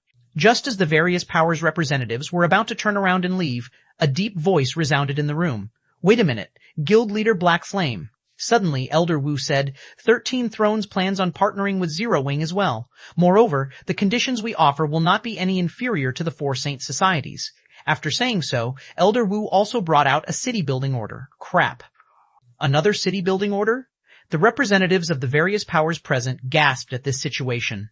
The city-building order was an incomparably rare item, no less rare than fragmented legendary items. Meanwhile, it was many times more valuable than fragmented legendary items. After all, there was no way a fragmented legendary item could compare with an entire guild city. When Elder Wu took out a city-building order, Intoxicated Drunkard's complexion darkened slightly. This is interesting. What should have originally been a monopoly has now become a two-sided competition. I wonder how Black Flame will decide. Both parties are super guilds, and neither is weaker than the other. Moreover, both have their own advantages as well. The various powers' representatives couldn't help their curiosity as they looked at Elder Wu and Intoxicated Drunkard. They wondered how Shi Feng would proceed in this situation. By stating that 13 Thrones would match the 4 Saint Society's offer, Elder Wu was basically hinting to Intoxicated Drunkard for their two guilds to avoid competing with each other. That way, they could maximize the profits from Zero Wing. Simultaneously, his words also compelled Shi Feng to make a decision. Shi Feng should choose to partner with either 13 Thrones or the 4 Saint Society. If Shi Feng refused to choose one, then negotiations would not proceed. Naturally, Intoxicated Drunkard quickly picked up on Elder Wu's intentions, hence he remained silent and simply looked at Shi Feng. Evidently, he planned on taking the same stance as Elder Wu. It seems both of you came with sincerity for cooperation. Shi Feng smiled as he looked at the two city-building orders before him. Unfortunately, I cannot agree to any of your conditions. Chapter 2808, Shi Feng's Conditions. Chapter 2808, Shi Feng's Conditions. You can't agree? What do you mean by that, Guild Leader Black Flame? Elder Wu and Intoxicated Drunkard were confused when they heard Shi Feng's response. Similarly, the representatives of the other powers present were stunned by Shi Feng's words.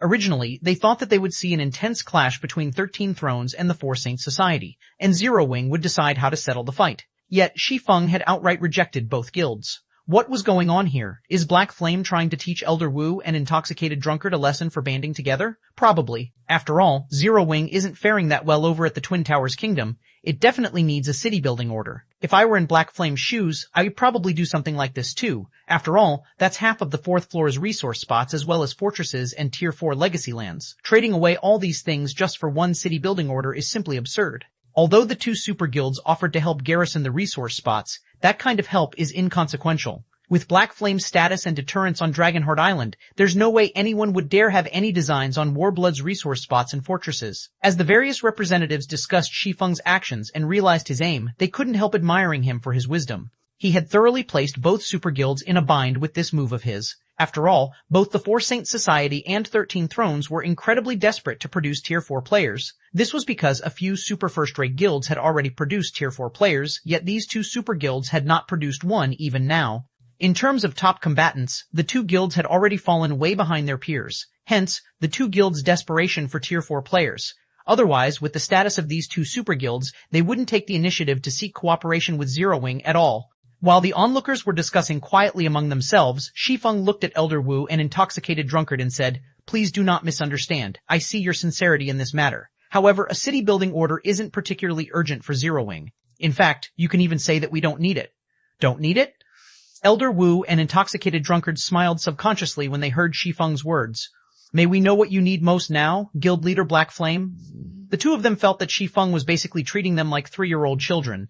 If he were the guild leader of any other guild, they might actually believe these words. After all, a guild city would only increase the number of strongholds a guild owned by one. However, with NPC forces currently running rampant, having one additional stronghold meant that a guild would have to spread its forces even thinner, which was indeed an incredibly troublesome matter.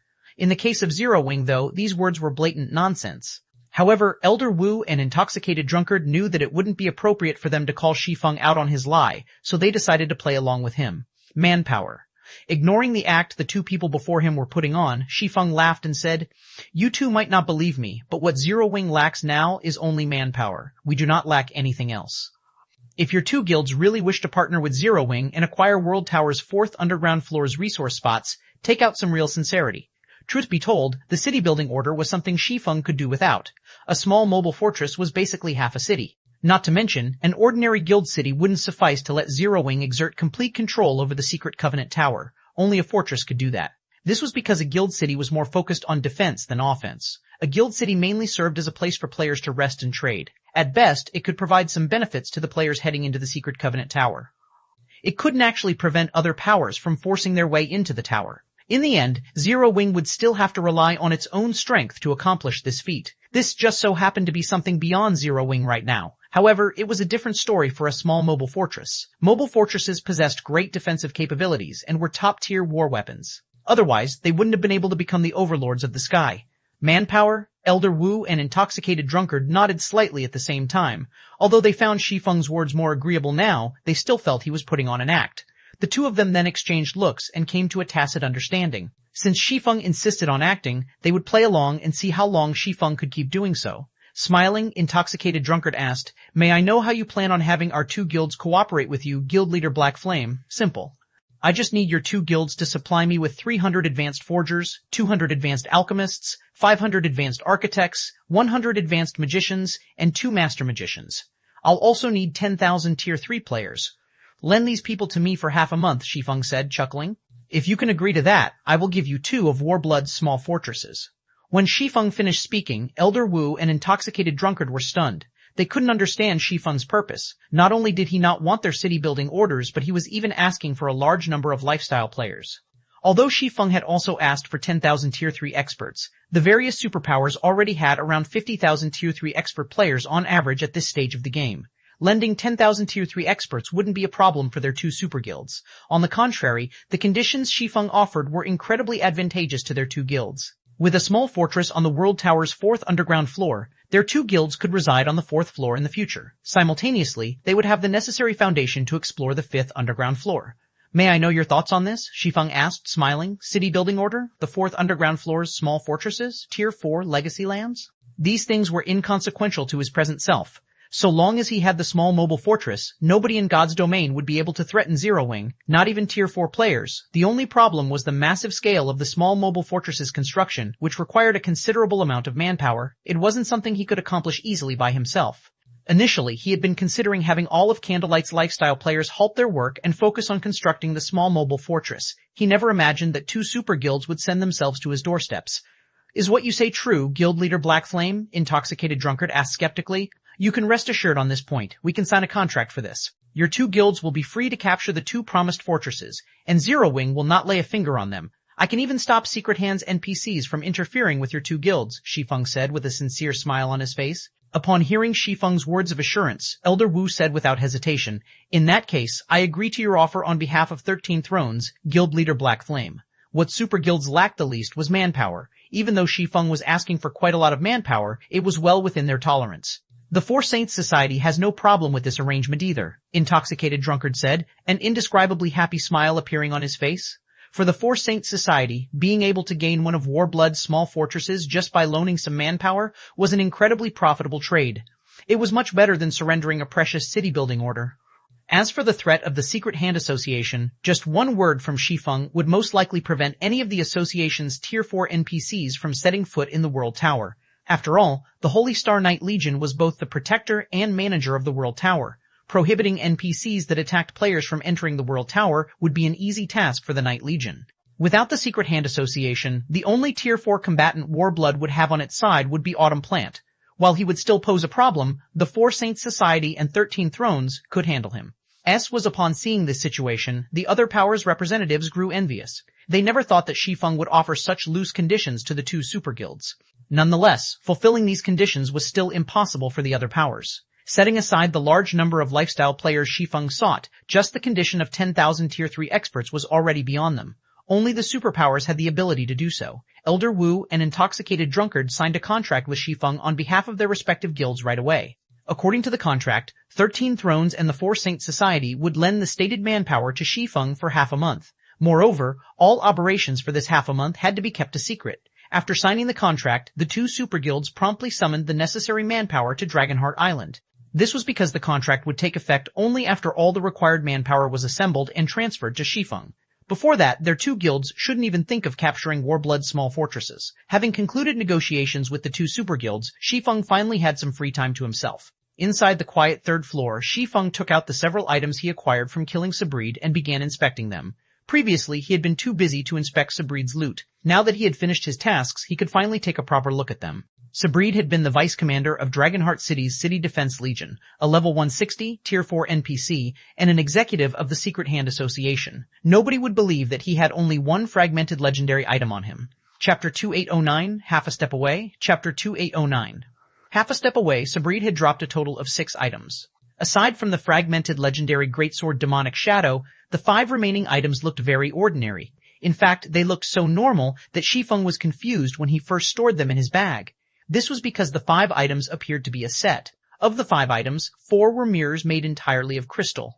However, unlike the fragmented legendary greatsword, these 4 mirrors did not radiate a frightening aura. More precisely, they did not even have a hint of aura. They looked ordinary beyond ordinary. As for the 5th item, it was an ink-black crystal the size of a basketball. Like the 4 crystalline mirrors, this crystal ball was similarly indescribably ordinary. It did not radiate even a whiff of mana. Interesting. Realization flashed in Shi Feng's eyes as he looked at the ink-black crystal ball and 4 crystalline mirrors placed before him. If I didn't take a closer look at them, I would never have thought these 5 items actually had a magic disguise. The standard of this disguise is also absurdly high. It is definitely at the half-step Grandmaster standard. In God's Domain, apart from special items, players needed to use the appraisal skill on most items to inspect their information. However, there was also another type of item that was outside of this category, and that was magically disguised items. Items that had magic disguise used on them would have their information concealed. Using the appraisal skill on these items would show that they were no different from ordinary garbage. However, applying a magic disguise on an item was a complicated process, and even a master magician would need several hours just to complete a master magic disguise's magic array. Needless to say, placing a half-step grandmaster magic disguise would be even more tedious. And worse, the disguise would disappear whenever the disguised item was used. One would have to apply a new magic disguise to disguise the item again. Thus, magically disguised items were incredibly rare in God's Domain. Most players wouldn't even come across one throughout their career in God's Domain, and if players did come across such an item, they would often treat it as garbage and dispose of it. However, Sabreed was both the vice commander of Dragonheart City's City Defense Night Legion and a level 160 Tier 4 NPC. In God's Domain, Dragonheart City could be considered a kingdom. In terms of status, the neutral city rivaled imperial capitals. Hence, despite being only the vice commander of one of Dragonheart City's Night Legions, Sabreed's status was higher than even that of magistrates that managed the various kingdoms' main cities. In addition, Sabreed was also an executive of the Secret Hand Association, the strongest NPC force on Dragonheart Island. If one were to say that an NPC like Sabreed had dropped a bunch of odds and ends, let alone Shi Feng, even ordinary players wouldn't believe it. Of course, perceiving such a high-level disguise wasn't an easy task. Let alone the standard appraisal skill, even Shi Feng's omniscient eyes would allow him to see only the cover information of a disguised item. Only those with great mastery over magic arrays would notice that an item was magically disguised. The 5 items placed before Shi Feng were precisely magically disguised items. On the surface, these 5 items looked ordinary and unremarkable. If not for Shi Feng's in-depth understanding of the operating principles of mana, he wouldn't have noticed anything wrong at all. Thank goodness I'm already an advanced master magician. Otherwise, I really wouldn't have noticed such an exquisite disguise. Looking at the 5 items, Shi Feng couldn't contain his elation as he studied the disguise. While it was possible for one to remove a magic disguise forcibly, that option should only be a last resort because doing so would damage the disguised item. Not to mention, the removal of a magic disguise was a process favored by all magicians. The removal of a magic disguise was an opportunity for a magician to improve their knowledge since the removal process tested a person's knowledge and control over magic arrays. One would have to locate the fixed mana roots and identify the manipulation method of the magic array to remove the disguise. This was why players seeking to improve their knowledge of magic arrays would usually purchase disguised items from magic shops. Only, the more profound a magic disguise was, the greater their price and rarity. Magic disguises at the master rank and above were especially rare. This was partly because master magicians could earn much more money through selling other magic arrays. Moreover, creating these other magic arrays took much less time than the Master Magic Disguises magic array did. Creating Master Magic Disguises simply wasn't cost-effective. Subsequently, the seconds and minutes passed by rapidly. While Shi Feng attempted to undo the disguise, 3 hours elapsed in the blink of an eye. He had started with manipulating 6 independent strands of mana simultaneously to trigger the magic array's mana nodes, then gradually increased that number to 12. Shi Feng had to admit that a half-step Grandmaster magic disguise was truly profound. Even after he had switched to manipulating 16 strands of mana simultaneously, he managed to trigger only 60% of the magic array's mana nodes. This isn't right. There are over 1,000 mana nodes on this thing. If I merely follow the predetermined mana routes, I doubt I can trigger every mana node even if I control 32 strands of mana simultaneously. The more Shi Feng studied the half-step Grandmaster magic disguise, the more he found it to be amazing. The creation of this thing had already exceeded the limits of the human mind. Although it was only simple mana manipulation, the degree of multitasking required to fully activate it put him in a huge bind.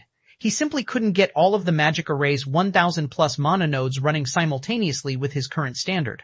Afterward, Shi Feng earnestly inspected the magic disguise once more. He had a vague feeling that he had found a pattern, but he couldn't tell what it was exactly. Immediately, he took out a crystal of souls from his bag and consumed it to calm and empty his mind. 1 hour, 2 hours, 4 hours, before Shi Feng realized it, he had already spent half a day scrutinizing the magic array's mana nodes. I see. Every several dozen of these nodes form a small magic array, and some of the nodes on these small magic arrays connect with other small magic arrays. If I start my attack from the crucial nodes, I should be able to save myself a lot of trouble. After thinking up to this point, Shi Feng began manipulating the magic array's mana once more. This time, though, he started with the mana nodes with the highest repetition rate. Completion rate 20%, 40%, 60%, 80%. When the disguised magic array lit up, Shi Feng grew ecstatic. However, his joy wasn't just from cracking the magic array.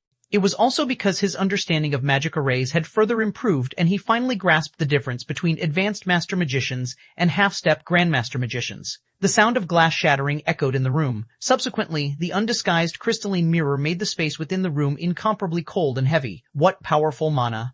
Even for Shi Feng, this was the first time he had felt such strange and heavy mana. It felt as if the object before him wasn't an item but an ancient god instead. In fact, he even had the misconception that the energy flowing around him was no longer mana, but a more terrifying energy that carried great destructive power. If not for him having reached Tier 4 already, he might have lost consciousness just from being subjected to this oppressive energy. Crap, who was this Sabreed? Shi Feng was dumbfounded when the crystalline mirror's statistics appeared in front of him. Chapter 2810, World Mirror. Chapter 2810, World Mirror. Shi Feng had considered many possibilities for the item Sabreed dropped. He had even entertained the possibility that one of the disguised items might be a damaged legendary item. After all, killing a Tier 4 NPC inside Dragonheart City was incredibly difficult. Had Sabreed not taken the initiative to leave the city's boundaries and stood inside the city instead, the odds of Shi Feng killing the NPC would have been 0. This was because Dragonheart City's defensive magic array strengthened all allied NPCs within the city. Unless Sabreed violated Dragonheart City's laws, the other NPCs within the city would have immediately come to Sabreed's assistance as soon as Shi Feng attacked him. In fact, Charivaria could have saved Sabreed as Shi Feng was about to land the killing blow. After all Tier 5 NPCs were capable of world creation. One shouldn't underestimate Charivaria simply because she arrived at Dragonheart City's entrance by flying to the scene slowly. If she wished, she could have moved from the World Tower to the city's entrance in the blink of an eye. Looking at the crystalline mirror in his hand, Shi Feng began speculating about Sabreed's identity. This was because this item didn't belong in the hands of a minor character. Turning to the 3 other crystalline mirrors and the ink-black crystal ball, Shi Feng smiled involuntarily. According to rumors, only those who succeed in conquering an empire can obtain the world mirror. Yet, I actually got it from a Tier 4 NPC. I doubt anybody would believe me if I told them about this. The World Mirror. Also known as the Space Mirror, the World Mirror was a treasure passed down since ancient times. It wasn't something the modern God's domain could produce. This was because the World Mirror originated from ancient gods. Even creating a replica of it was impossible. These items were treated as national heirlooms by the various empires. Without taking control of an empire, players wouldn't be able to obtain a World Mirror at all. Of course, the World Mirror Shi Feng acquired from Sabreed wasn't complete. The World Mirror was a set of 12 mirrors and one control core. He would have to gather all 13 components to complete it. A complete World Mirror could seal the sky, lock the earth, and move space itself. One shouldn't compare the World Mirror to a simple sealing barrier. The World Mirror was far more than that. It could not only seal a designated space, but even transform the sealed space into a world of its own. Even Tier 5 existences shouldn't think of breaking out of this miniature world. Within the boundaries of this miniature world, a hostile existence's strength would plummet. Tier 5 existences would be fortunate to exhibit 30% of their strength while subject to the World Mirror's suppression. Existences below Tier 5 would fare even worse. The World Mirror possessed an incredible range. Once activated, it would have no problem sealing an area encompassing several large maps. In the past, unless a Tier 6 God-ranked expert took to the field, any player forces that possessed a World Mirror had been unstoppable within the territory protected by their World Mirror. Even Tier 6 experts had their combat power weakened significantly under the World Mirror's influence. This was also why super guilds with several Tier 6 experts had sometimes been helpless against the territories of top-ranking first-rate guilds, with only one Tier 6 expert defending them. The World Mirror Shi Feng possessed was incomplete, so it couldn't create a world of its own. Regardless, this incomplete World Mirror would still be considered a priceless treasure by any guild. It was far more valuable than even legendary items. This was because even an incomplete World Mirror boasted many incredible effects. One example would be its ability to move a guild city to any desired location. Aside from that, if Shi Feng bound this incomplete World Mirror to the core magic array of a guild city, the said guild city would be immediately promoted to basic main city. A complete World Mirror could elevate a guild city to the status of an advanced main city. Most imperial capitals were merely advanced main cities. Holy cities, one level above advanced main cities, numbered less than a handful in the modern God's domain. Meanwhile, a holy city was something that couldn't be conquered without Tier 6 gods. Anyone who attacked a holy city without a Tier 6 god on their side would only be seeking their own deaths. It wouldn't matter how many Tier 5s they had. This was because one of the conditions for promotion to Holy City was the World Mirror's protection. Even having multiple Tier 5 existences garrisoning a city wouldn't suffice to meet a Holy City's defensive requirements. Now that Sabreed had dropped such a treasure, how could Shi Feng not be shocked and confused? Although I don't know who exactly this NPC is, now that I have the World Mirror, I can adjust my development plan. Various thoughts occurred to Shi Feng as he looked at the World Mirror. Even though this World Mirror was incomplete, it could still exhibit astonishing effects. He couldn't create a holy city now, but he could still create a main city. If Zero Wing gained a main guild city at this stage of the game, it would do wonders for the guild. The footprint of a main city was 3 times that of an advanced city. In terms of defense, a main city could easily withstand the attacks of Tier 4 existences. Most importantly, at the main city standard, a guild city would have no problem establishing itself almost anywhere in God's domain, aside from forbidden lands. It wouldn't have to worry about defending against monster tides. While Shi Feng was debating which of Zero Wing cities he should bind the World Mirror to, he suddenly received a message from Intoxicated Drunkard. Guild Leader Black Flame, both our guilds have already gathered the people you require in Dragonheart City. In a slightly eager tone, Intoxicated Drunkard asked, "When will you come to receive them? Already?" This news surprised Shi Feng. Looking at the time, he saw that only half a day had gone by since the contract signing with the 2 super guilds. With Dragonheart City still sealed, teleporting into the city was impossible. Hence, traveling to Dragonheart City would be difficult for players. Needless to say, assembling so many lifestyle players in Dragonheart City would be even more difficult. He had anticipated having to wait at least 2 days, yet the 2 super guilds had fulfilled their end of the bargain in just half a day. Their efficiency was truly superb. Of course. Smiling proudly, Intoxicated Drunkard said, "You shouldn't forget that our 2 guilds have focused on maritime development. Guild Leader Black Flame. This much is still within our capabilities. Okay, I'll head over right away." Nodding, Shi Feng stored the World Mirror and promptly left the Wanderer's shop to receive the 2 super guilds people. A group of 20,000 Tier 3 experts and several thousand lifestyle players would attract anyone's attention. However, as Elder Wu and Intoxicated Drunkard understood Shi Feng's thoughts very well, they did not conduct the handover in Dragonheart City. Instead, they chose to do it outside the city. This way, the transaction would be sub rosa, and Shi Feng wouldn't have to worry about his intentions getting exposed. Guild Leader Black Flame, all of the manpower you requested is here. These people will follow your command for the next half month. Moreover, they have also signed a contract that prohibits them from leaking information on the task they have to do, Intoxicated Drunkard said, smiling as he pointed at the tens of thousands of players standing in the valley behind him. Now that we've fulfilled our end of the contract, may we know when our 2 guilds can head to the World Tower? Their 2 guilds urgently needed the 4th underground floor's small fortresses. After all, the sooner they occupied the fortresses, the sooner they could start searching for Tier 4 legacy lands. Otherwise, they wouldn't have expended so much effort to bring all these people to Dragonheart City in such a short time. Looking at the anxious expressions of Intoxicated Drunkard and Thousand Lives, Shi Feng chuckled and said, "You can begin capturing the fortresses now. I have already notified Yuluo about it. She is also an honorary knight, and she will keep an eye out for Warblood and Secret Hand inside the World Tower. If Secret Hand dares to try anything, they won't get away with it. So, you can do as you wish inside the tower. In that case, thank you, Guild Leader Black Flame." Intoxicated Drunkard's eyes glowed brightly when he heard Shi Feng's reply.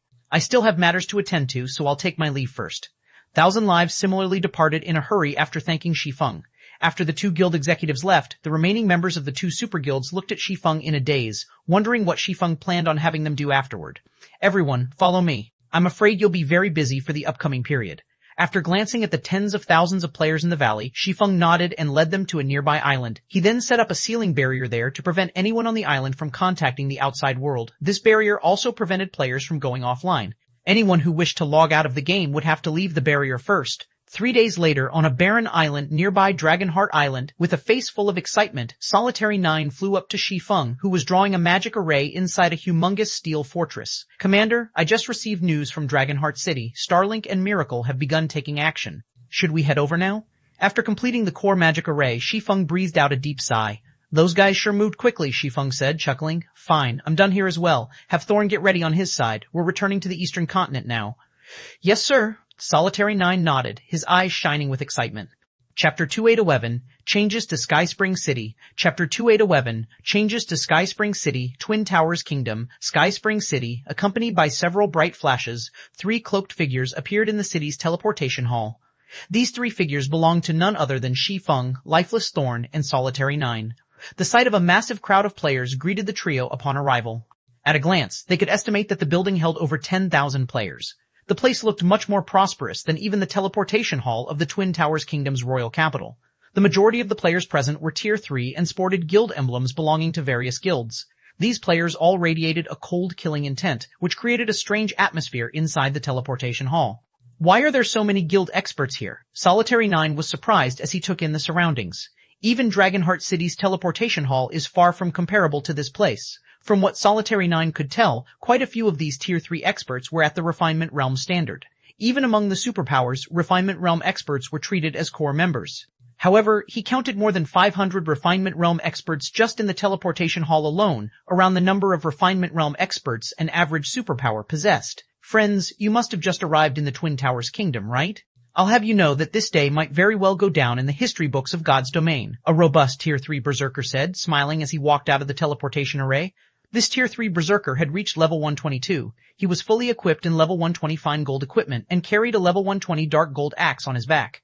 Based on equipment alone, he could rank among the top of Tier 3 players. Moreover, this berserker did not wear a guild emblem. This meant he was an independent expert. Being able to secure himself such high-quality equipment was a testament to his capabilities. The dozen or so players following after the berserker possessed similar equipment standards. Since everyone in the group had a white lion symbol marking their equipment, they evidently were members of the same adventurer team. "Go down in God's domain's history?" Stunned by these words, Solitary 9 asked curiously, "Friend, we have indeed just arrived in this kingdom. Do you mind telling us what's going to happen here today? Our white lion adventurer team just received news of this as well." It seems that Starlink somehow managed to recruit the help of some Tier 4 NPCs. And these NPCs captured around a dozen guild executives from Zero Wing, Unyielding Soul, and Crimson Emperor during a fight at a blockade. "These guild executives are currently imprisoned in Starlink's residence," the robust berserker said. "Starlink has announced a crusade against Zero Wing's blockade at the Secret Covenant Tower and is calling for all powers to gather in Skyspring City. Starlink is also demanding the 3 guilds remove the seal on Skyspring City. Otherwise, it's going to use the captured executives as a sacrifice, as an opening gambit. I heard that besides Zero Wing's Alluring Summer and Shadow Sword, even Unyielding Soul's Vice Guild leader Muling Sha and Crimson Emperor's up-and-coming talent Blue Gown were captured. If the 3 guilds don't concede, Starlink will have the Tier 4 NPCs kill these people using a method that will harm their souls." Not only will these people suffer increased death penalties, but they will also enter a weakened state for a long period. There's even a possibility that their accounts will get crippled. Upon hearing the berserker's words, Shi Feng frowned slightly. He never thought that the Secret Hand Association's Tier 4 NPCs would actually interfere in this matter. How bold of Starlink. It dares wag its tail in Zero Wing's territory and even use the 3 guild's executives as a sacrifice? Shi Feng sneered. I know, right? But you have to admit that Starlink is no longer the same as before. Rumors have it that Starlink has 3 Tier 4 players as well as several superpowers backing it. Now, it even has an NPC force supporting it. In terms of influence on the Eastern continent, even the 5 great super guilds can't compare to Starlink now. The robust berserker nodded. As our White Lion Adventurer team is quite well known in the Twin Towers Kingdom, we received an invitation to take part in the crusade, hence, we decided to come to expand our horizons. Moreover, I heard that the 3 guilds' executives would be making an appearance as well. If negotiations sour, it will definitely lead to the biggest battle in God's domain's history. I see, Shi Feng nodded. After listening to the berserker, Shi Feng roughly understood what Starlink was planning. Simply put, Starlink was trying to show off its strength with this operation. One of its reasons for doing so was to deal with Zero Wing, Unyielding Soul, and Crimson Emperor. Another reason was to present itself as an existence rivaling the 5 great super guilds. Hence, it had invited so many powers to take part and witness the operation. Friends, Skyspring City is a mess right now. If you're trying to enter that rumored secret Covenant Tower, I'm afraid you visited the wrong city. Moreover, many superpowers are keeping a close eye on the tower right now. If independent players like ourselves are not careful, we might get treated as one of the 3 guilds members. If that happens, things will get troublesome. Looking at Shi Feng's group of 3, the robust berserker cautioned, you might get killed if you're lucky, or captured if you're unlucky, so it's best to be careful. Thank you for the warning, Shi Feng said. After Shi Feng finished speaking, he left the teleportation hall with Lifeless Thorn and Solitary 9. After Shi Feng's group departed, a male youth from the Silver Lion Adventurer team looked at the robust berserker in confusion and asked, Boss, why did you start talking to those strangers all of a sudden? It's nothing. I just thought that those 3 felt extraordinary. The more friends you have, the more options you have in life. It hasn't been easy for our adventurer team to grow to its current state. If we manage to befriend some experts, it will only benefit us, the robust berserker replied, chuckling as he looked at the departing figures of Shi Feng's group. Also, that cloaked swordsman looks quite familiar, though I can't remember who he is at the moment. Familiar? Snickering, the youth said, Boss, everyone who visits Skyspring City is at Tier 3. Which one of them isn't an expert? It's also normal to think that you've met someone familiar. After all, everyone looks mostly the same while wearing a black cloak. Honestly, I doubt that those 3 are anything amazing. After all, they came here without even knowing about the crusade. They also didn't receive an invitation from Starlink. They are probably experts from some backwater city. Experts were a dime a dozen in God's domain nowadays. However, only a small portion of these experts could make a name for themselves. Meanwhile, any of such experts operating in the Twin Towers Kingdom and the neighboring countries would have received an invitation from Starlink. The fact that Shi Feng's group didn't prove that they were only ordinary experts unworthy of the White Lion Adventurer team's attention. Meanwhile, outside the teleportation hall, Commander, are we going there now? Lifeless Thorn asked when he saw that Shi Feng wasn't heading for Zero Wing's residence. Starlink has invited experts from all over for a crusade and is even planning on using Zero Wing's executives as sacrifices. How can I not go there to congratulate it? Shi Feng said, rolling his eyes at Lifeless Thorn. Shi Feng made his way to Starlink's magnificent and luxurious residence that stood on the city's main street. Chapter 281, Storm Brewing at the Residence. Chapter 2812, Storm Brewing at the Residence, Skyspring City, Starlink's residence. At this time, Tier 3 experts were thronging to Starlink's residence, which occupied an area equivalent to 2 sports stadiums. Before Shi Feng's group of 3 could arrive at the entrance of Starlink's residence, they saw the players crowding the main street, stepping aside and opening a path for a 100-man team. All the members of this 100-man team were at least a level 105 Tier 3 expert. They were also equipped with level 120 dark gold equipment and 2 or 3 pieces of epic equipment. The 2 people walking in the head of this team were even more eye-catching. Not only were they equipped with 6 or more pieces of epic equipment each, but both of them were actually Tier 4 players. One of them was a level 29 Berserker Emperor, while the other was a level 130 Sword Emperor. Just seeing their gear, levels, and tier made the surrounding players sigh in fascination. Crap. Who are these people? Why haven't I seen that guild emblem before? You don't know? They're from a guild called 100 Ghosts, an incredibly mysterious guild that appeared recently. I heard that it has an incredible origin. Although the guild has very few members, every one of them is an expert at Tier 3 or higher. That's right. That man and woman you see leading them are especially amazing. Before they got promoted to Tier 4, they secretly challenged the various superpowers monsters and won 49 out of 49 challenges. I never thought that those 2 would get promoted to Tier 4 after disappearing from the public eye for some time. If they already had an undefeated record before reaching Tier 4, doesn't this make them nigh invincible now that they've reached Tier 4? The surrounding players held heated discussions over 100 Ghosts' 100-man team. Simultaneously, they couldn't help admiring Starlink. 100 Ghosts was a guild that did as it pleased. It did not show respect to any superpower, yet it had actually accepted the invitation to participate in Starlink's crusade.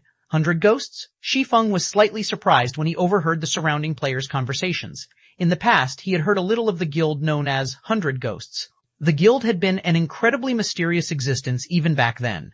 Moreover, it had revealed itself to the public 3 years after the game's launch, shortly after the first major system update.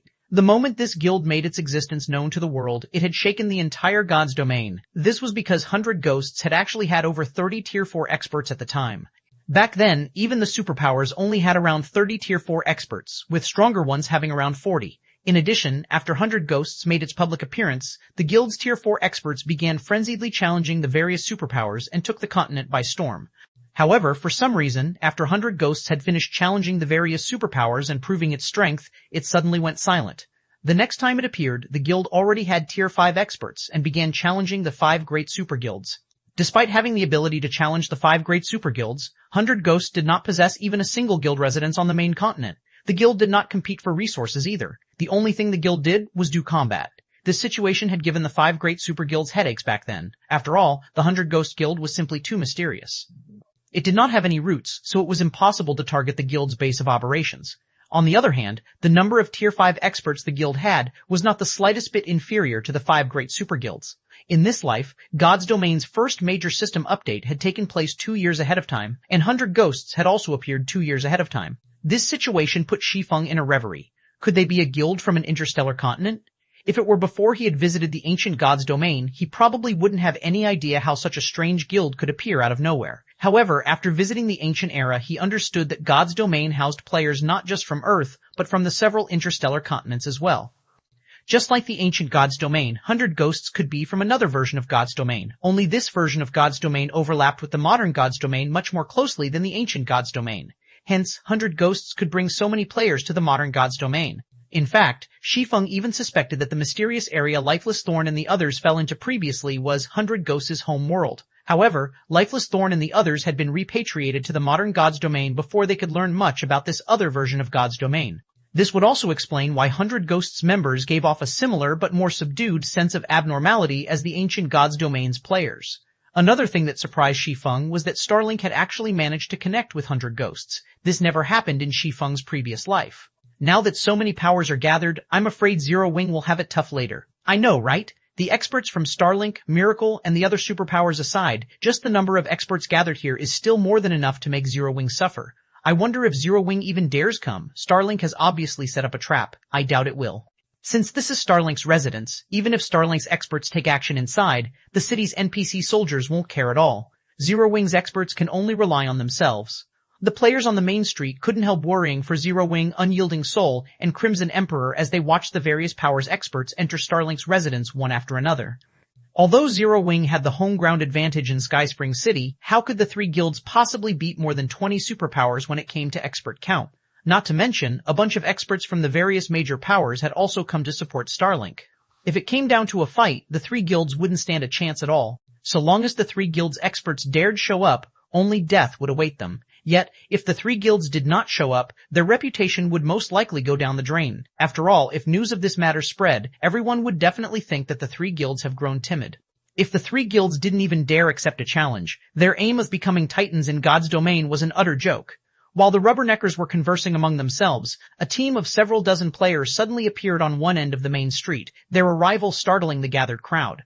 This was because these players were members of the 3 guilds. Leading this team of players were none other than Fire Dance, Unyielding Soul, and Illusory Words. Moreover, aside from these 3, there was actually another Tier 4 expert with them. The aura this 4th Tier 4 player released was so terrifying that the gathered crowd gasped reflexively. What? Another person from Zero Wing reached Tier 4? That person should be Violet Cloud, right? The feeling she is giving off is completely different from before. Everyone fell into a daze as they looked at the lithe figure standing at the head of the 3 guilds team. Violet Cloud wore a mage's robe that resembled the starry night sky, and she had her hair tied into a ponytail with a matching ribbon. She looked nothing like a sacred cleric, but more like a wise and pure goddess.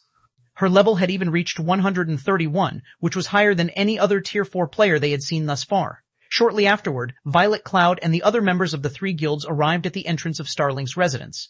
As if expecting their arrival, Lu Xingluo and his entourage appeared at the entrance at this time.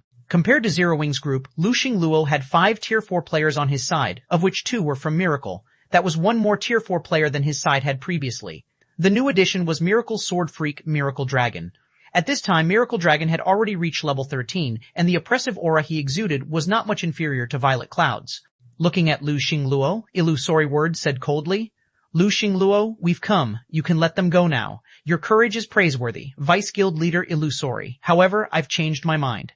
Smiling nonchalantly, Lu Xingluo said, "We went to great lengths to capture these people. If we just let them go so easily, wouldn't we superpowers suffer a hit to our reputations? How about we have a match in the residence? If you win, you can take them and leave. If you lose, all of you stay here. Do you 3 guilds dare accept this challenge?"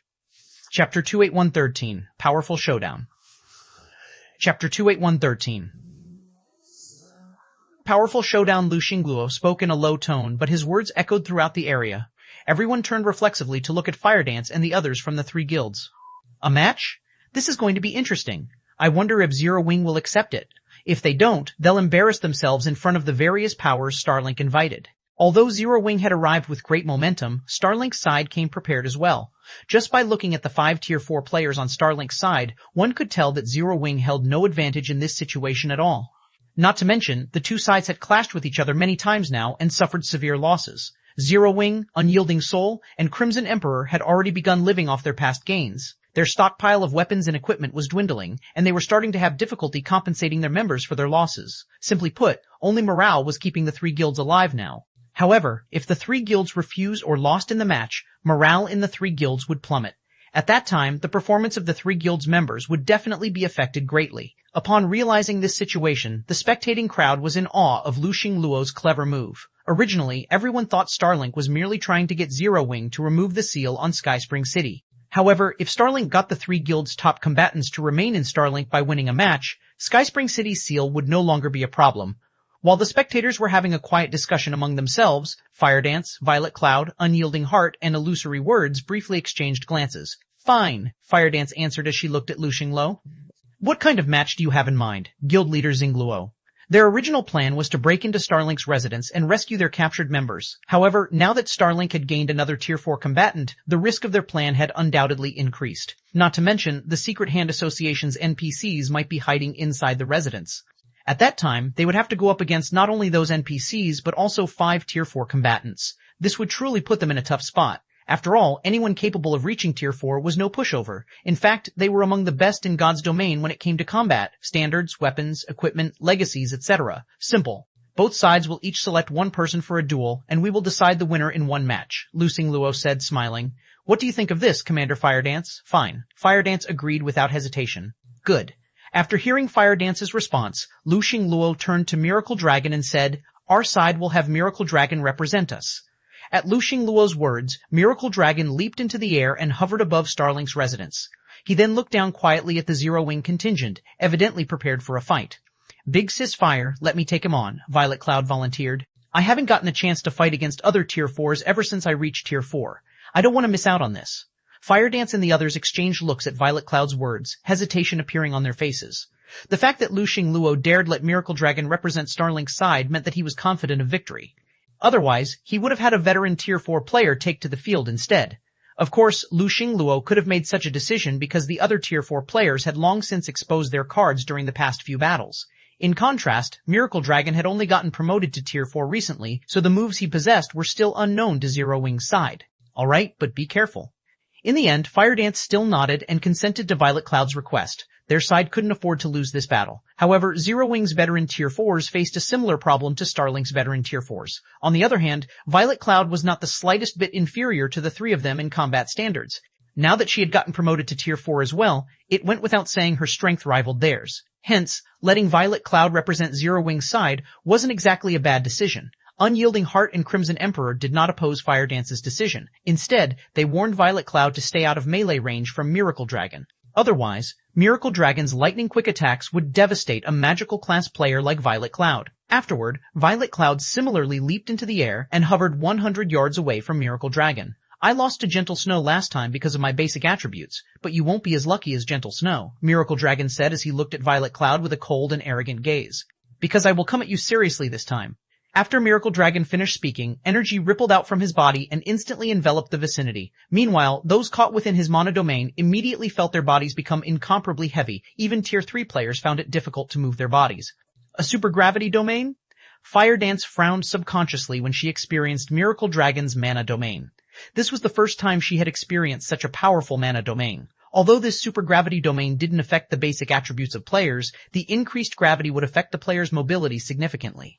In fact, Fire Dance estimated that her mobility would be halved because of this mana domain. Needless to say, magical class players that didn't possess much strength would fare even worse in this mana domain. Before Fire Dance and the others could recover from their shock, Miracle Dragon unsheathed the silver greatsword he carried. Immediately, not only did the intensity of the aura he exuded skyrocket, but another ripple of energy spread out from his body. Unlike the earlier energy ripple, this one caused the flowing mana in the air to stagnate. Impossible. Unyielding Heart couldn't help doubting his eyes as he looked at Miracle Dragon. 2 domains?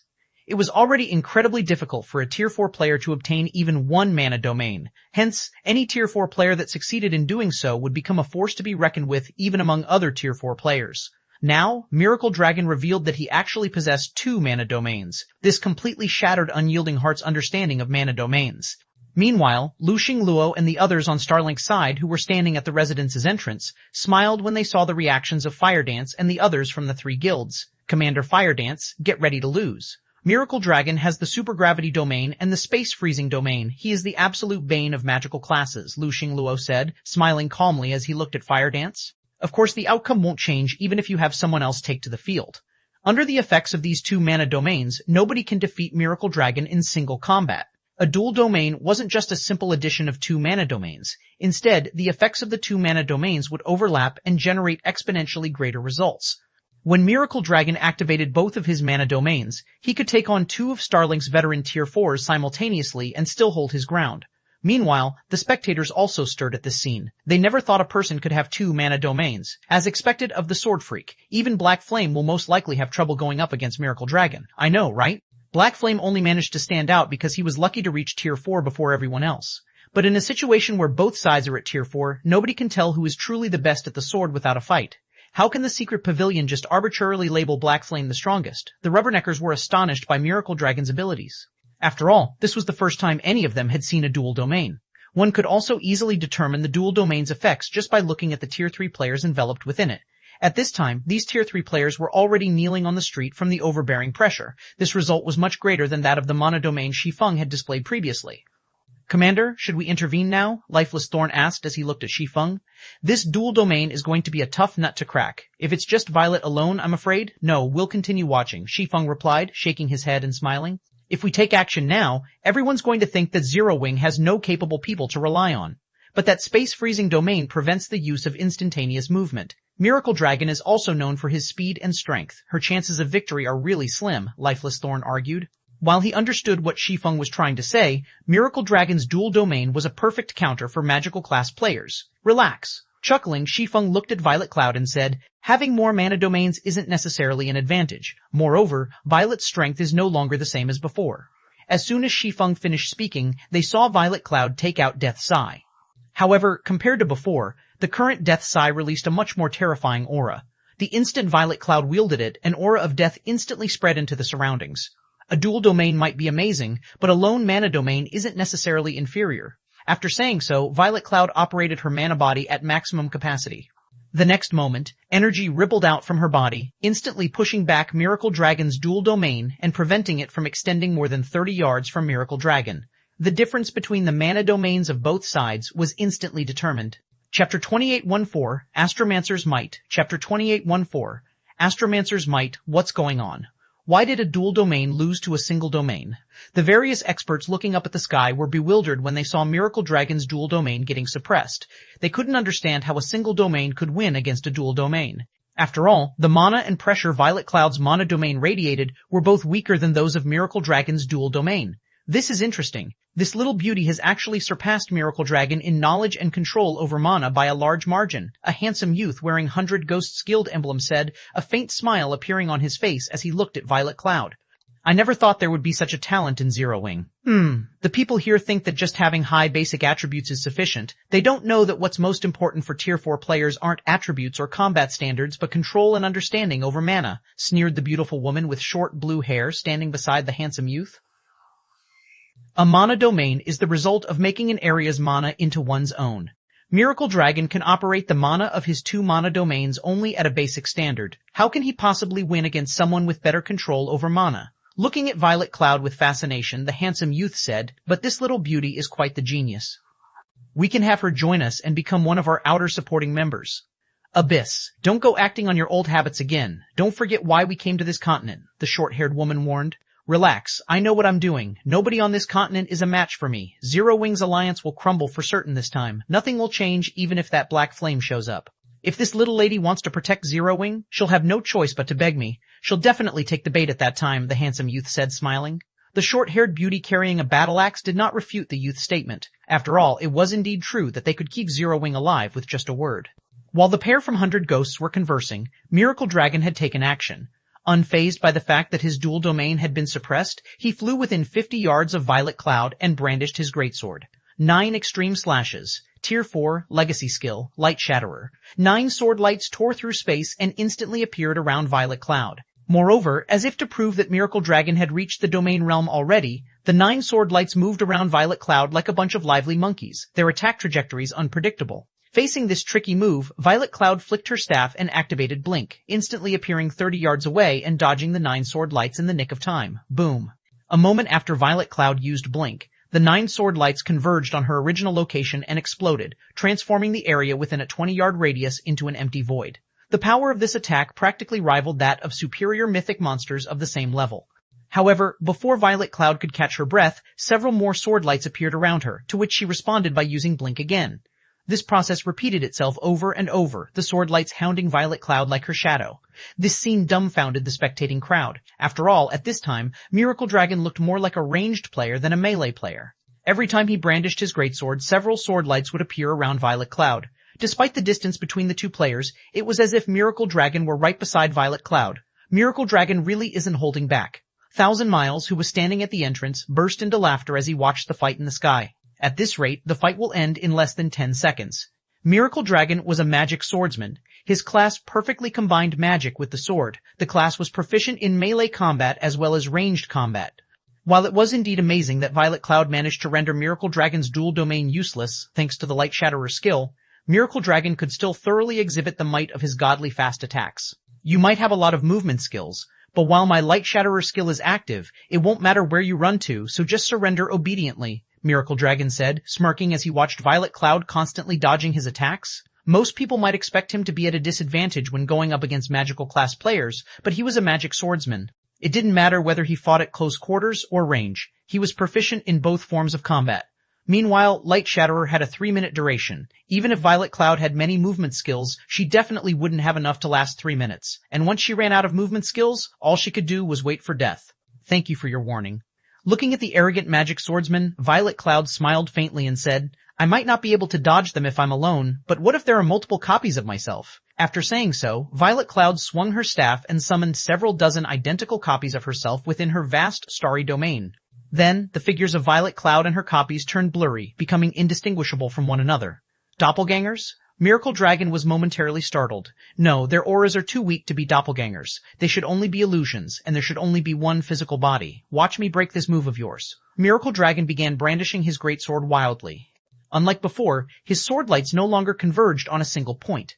Instead, they scattered all around Violet Cloud's starry domain, leaving empty voids wherever they passed and turning the starry domain into a place of death. After the series of rampant attacks, black voids filled the starry domain, which covered a 300-yard radius. This outcome thoroughly demonstrating the power of a Tier 4 magic swordsman. You refuse to come out even in death? Miracle Dragon was puzzled as he looked at the dark void before him. His attacks had left no corner untouched. While Tier 4 players could indeed survive inside the empty void, they could do so only for a short period. They would still die if they lingered. As soon as Miracle Dragon finished speaking, however, Violet Cloud came strolling out of the black void entirely unscathed. It was evident that Miracle Dragon's rampant assault just now did not affect her. She avoided everything? Miracle Dragon was surprised by this scene. He knew the speed of his attacks very well. Only by using skills like Blink could magical class players dodge them. Relying solely on physical movements for evasion was impossible. Tanking his attacks would also be utterly foolish, and he would be more than glad to see Violet Cloud try. After all, her defense was bound to slip up against his swift and violent attacks. Nevertheless, Violet Cloud remained unscathed. Even her robe was intact. This proved that Violet Cloud had actually dodged all his sword lights. Amazing! I didn't even have time to cast my spells while dealing with those fast attacks. Thankfully, my starry domain just so happens to counter you. Otherwise, this really would be a tough fight. Violet Cloud sighed ruefully as she looked at the dark space around her. While the doppelgangers she summoned might seem like illusions, they were, in a certain sense, real. This was because she could freely shuttle her real body between these doppelgangers. This ability was much stronger than her blink skill. Moreover, while this ability cost concentration and mana to use, it didn't have a cooldown. And once her control over this ability improved, she could potentially summon thousands of copies of herself within her starry domain. Little girl, you're as arrogant as your guild leader. I refuse to believe you can dodge my attacks forever, Miracle Dragon said. He then held up his greatsword in preparation for another round of attacks. However, before Miracle Dragon could brandish his weapon, shadow blades emerged from the dark void behind Violet Cloud, numbering 600. Miracle Dragon, did you think I was hiding in the void just to dodge your attacks? Chuckling softly, Violet Cloud said, I spent a long time preparing to deal with you. Now, let me see how you block these 600 shadow blades. As soon as Violet Cloud finished speaking, the 600 shadow blades carrying devastating power began raining down on Miracle Dragon like a hail of bullets. Miracle Dragon knew that there was no way he could dodge them all. Immediately, he activated his Berserk skill, drastically increasing his basic attributes and doubling his attack speed. The next moment, he brandished his greatsword, blocking the shadow blades one after another in rapid succession. Boom, boom, boom. A shadow blade would get sent flying away every time Miracle Dragon swung his greatsword. However, under Violet Cloud's control, these shadow blades would quickly correct their trajectories and attack him once more. The space above Starlink's residence transformed into a dark void, the shockwaves of the battle spreading throughout Skyspring City. Rather than a clash between players, the duel between Violet Cloud and Miracle Dragon looked more like a clash between monsters. From watching this battle, the Tier 3 players present thoroughly understood how insignificant they were in front of Tier 4 players. Despite Miracle Dragon's best efforts, there were just too many shadow blades. Moreover, Violet Cloud was also constantly making subtle adjustments to her attack patterns. As a result, roughly 20 seconds later, Miracle Dragon finally slipped up, and one shadow blade penetrated his defense. Just one hit took away 1/4 of Miracle Dragon's HP. Moreover, within a few more seconds, he slipped up 3 more times. The next moment, the clash in midair came to an abrupt halt, and Miracle Dragon's eyes closed reluctantly as his body fell into the compound of Starlink's residence. Only Violet Cloud and her 600 shadow blades remained hovering in the air, the frightening aura they released instilling fear into everyone. Guild leader Lu Xingluo, you can release our people now. Chapter 2815, how bold of you. Chapter 2815, how bold of you. At Violet Cloud's words, Lu Xingluo's complexion turned ashen. Never did Lu Xingluo think that Miracle Dragon would lose. Moreover, the man had lost so miserably. Now, not only did Lu Xingluo fail to humiliate Zero Wing, but the morale on his side had even suffered a hit. This situation put him at a loss as to how to respond to Violet Cloud. Lu Xingluo wasn't the only one taken aback by this outcome. The various major powers were similarly stunned beyond belief. Everyone present could clearly tell that Miracle Dragon was monstrously powerful, yet Violet Cloud had actually displayed even greater strength. At this time, they even started to think that Violet Cloud could take on 2 or 3 Tier 4 experts simultaneously and still hold the upper hand. So, this is Zero Wing's strength? Amazing. With this, Starlink and the various superpowers will have to act more humbly. From how leisurely Violet Cloud had defeated Miracle Dragon, it was evident she still had strength to spare. This meant that even though Zero Wing's side had 1 Tier 4 expert less than Starlink's side, the latter still wouldn't hold any advantages. Beautifully done, Unyielding Heart praised as he looked up at Violet Cloud. Now that Starlink's side has 1 less Tier 4, even if Lu Xingluo goes back on his word, we still have a much greater chance of rescuing our people. Illusory words nodded in agreement with Unyielding Heart. This duel held great importance for both sides. If Lu Xingluo handled this matter poorly, he would become the laughingstock of God's domain. After all, Lu Xingluo had overreached himself. He had actually planned to rely on this opportunity to elevate Starlink into an existence on par with the 5 great super guilds.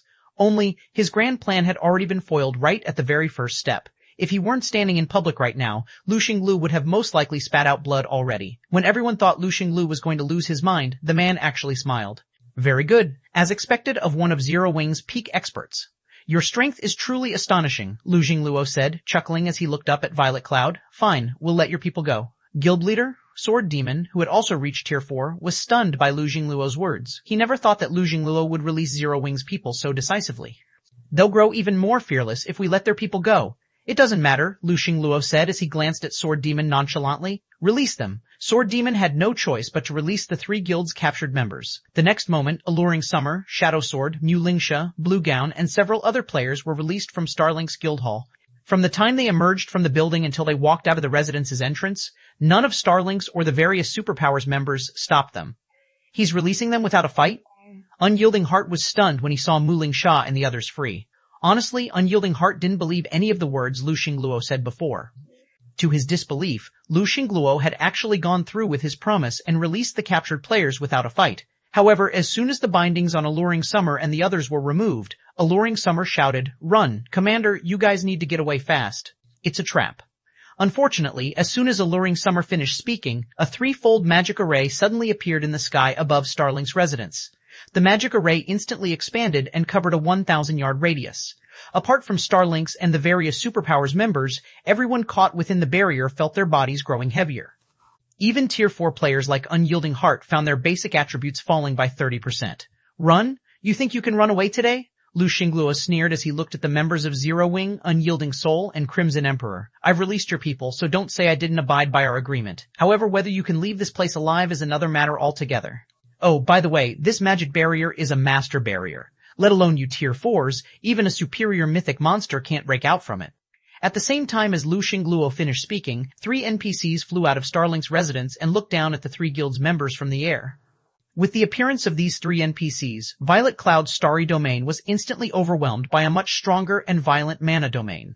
As a result, her starry domain contracted to only 50 yards away from herself. Meanwhile, upon seeing these 3 NPCs, everyone present gasped involuntarily. Victor Palome, Secret Hand Association Elder, Secret Hand Association, Elder Tier 4, Great Wizard, level 60 HP, 180 man. Secret Hand Legion Vice Commander, Tier 4 Sky Knight, level 160 HP 330,000, Melt Kabara. Secret Hand Legion Commander, Tier 4 Elemental Hunter, level 162, HP 270,000, 3 Tier 4 NPCs? How is this possible? The various major powers members gaped in shock at these 3 NPCs.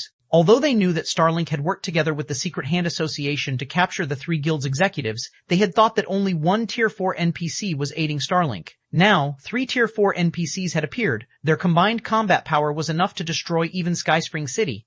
Melt Kabara, an elderly man apparently in his 50s who carried a crystalline bow, turned to Lu Jingluo and said, "Guild Leader Jingluo, you've done well this time. Our association will help you take control of the Secret Covenant Tower as agreed." "Thank you, Commander Melt."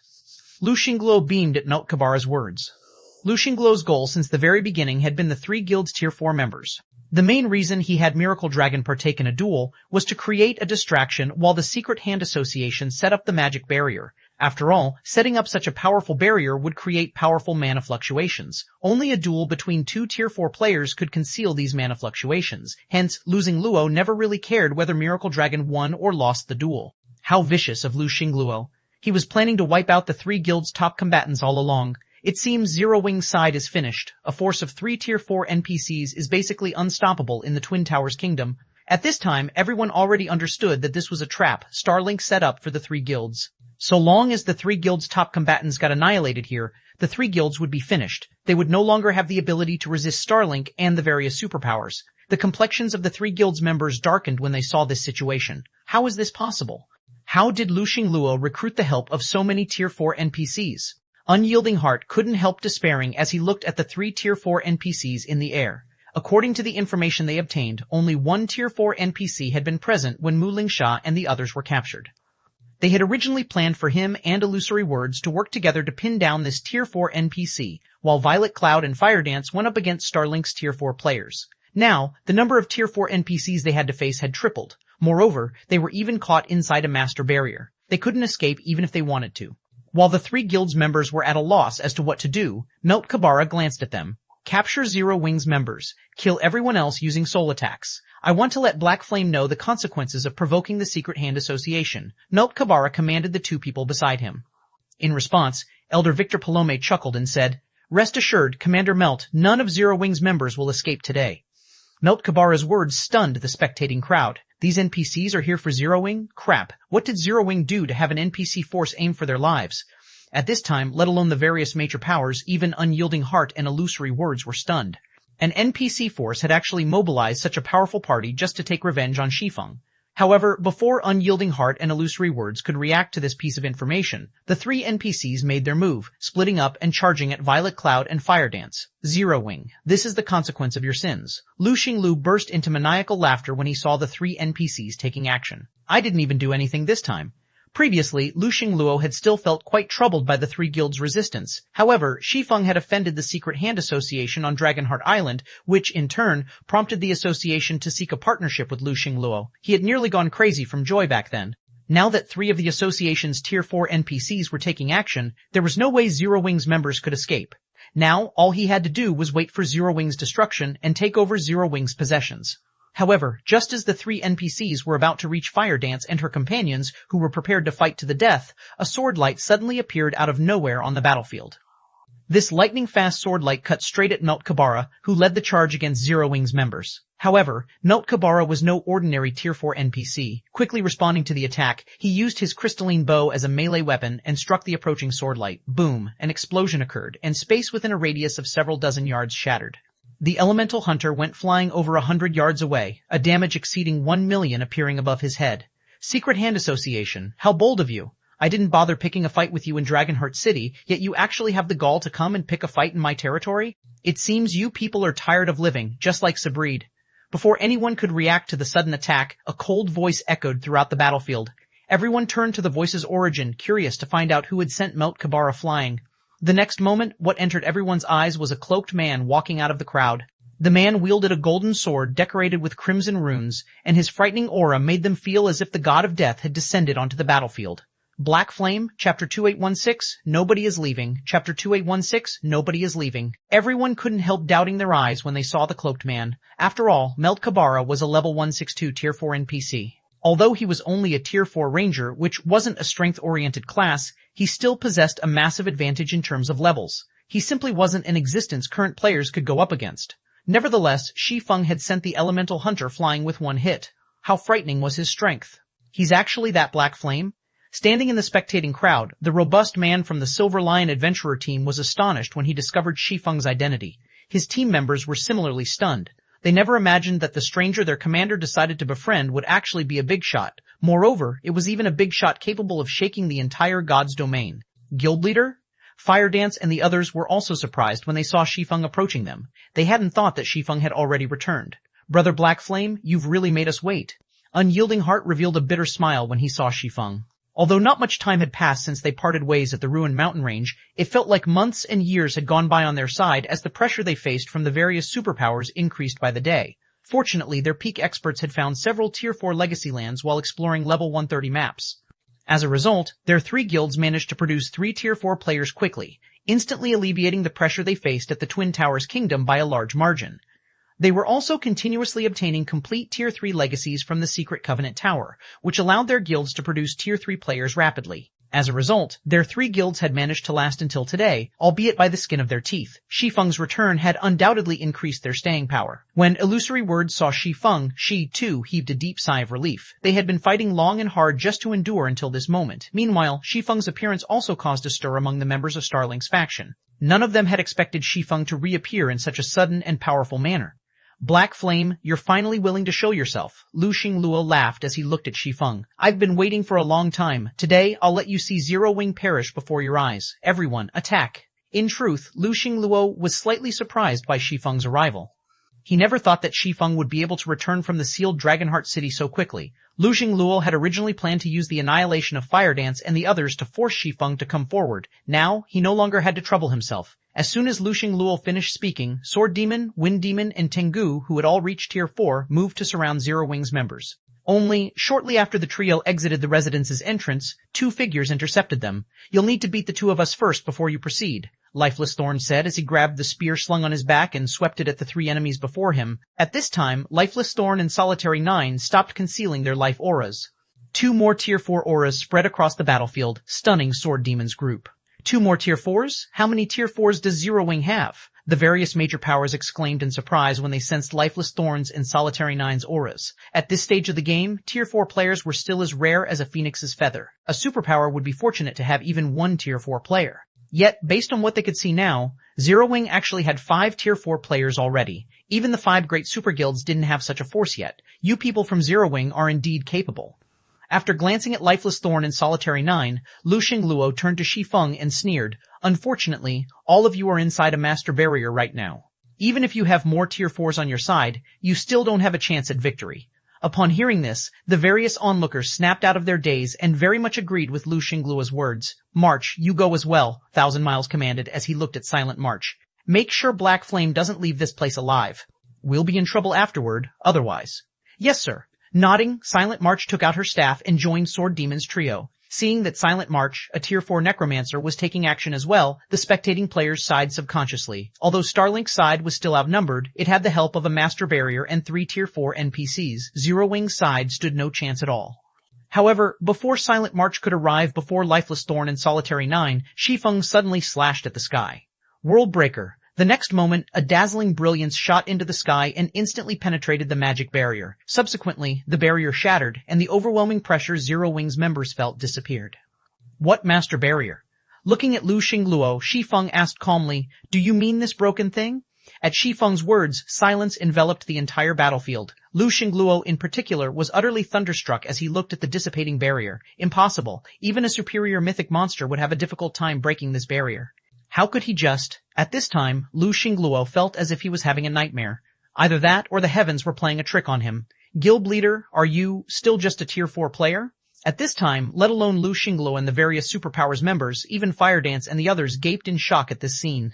This was a barrier capable of trapping superior mythic monsters. Yet Shi Feng had destroyed it with one slash. Not good. They can run away now that the barrier is broken. Reacting to the situation quickly, 1,000 Miles looked at Lu Xingluo and urged, "Guild leader Xingluo, we need to figure out a plan fast. If a Tier 4 player wanted to escape, even Tier 4 NPCs would have trouble stopping them. Meanwhile, if their faction failed to capture Zero Wing's members alive, they would have a much harder time dealing with the 3 guilds afterward." On the other hand, Unyielding Heart and Illusory Words breathed out a sigh of relief at this situation. With the magic barrier gone, so long as they scattered and fled, the 3 Tier 4 NPCs wouldn't be able to capture them. Moreover, they were still inside Skyspring City. If the 3 Tier 4 NPCs caused a commotion, Skyspring City's Tier 4 magistrate would definitely intervene. At that time, the magistrate would be able to pin down at least one of Secret Hand's NPCs. However, before Lu Xingluo and 1,000 Miles could issue commands, Shi Feng jumped into the air above Starlink's residence and scanned the crowd beneath him. This situation confused the various spectating players. They couldn't understand why Shi Feng had approached Starlink's residence instead of running away. Run away? Looking at 1,000 Miles, Shi Feng laughed and said, "Do you think you're the only ones capable of summoning Tier 4 NPCs? Nobody is leaving today. All of you will stay here." After saying so, Shi Feng took out 2 Summon Guard scrolls from his bag and activated them. Chapter 2817, Reversal. Chapter 2817, Reversal. As Shi Feng chanted the incantation to activate the Summon Guard scrolls, 2 magic arrays appeared before him. 1 second later, 2 figures emerged from these magic arrays. Along with the appearance of these 2 figures, everyone present felt an unprecedented pressure weighing down their body. Tier 4 personal guards? How did he do it? The various major powers members gasped when they saw the 2 new figures in the air. Many players owned personal guards in God's domain, but those capable of owning Tier 4 personal guards at this stage of the game could be counted on one's fingers. This was because NPCs had much more difficulty getting promoted to Tier 4 than players. Even fine gold guards had no more than a 25% chance of success. And in the event of failure, these personal guards would have to wait 1 whole month before they could challenge their promotion quest again. Moreover, the success rate wouldn't change in the slightest. Yet now, Shi Feng had actually summoned 2 Tier 4 personal guards.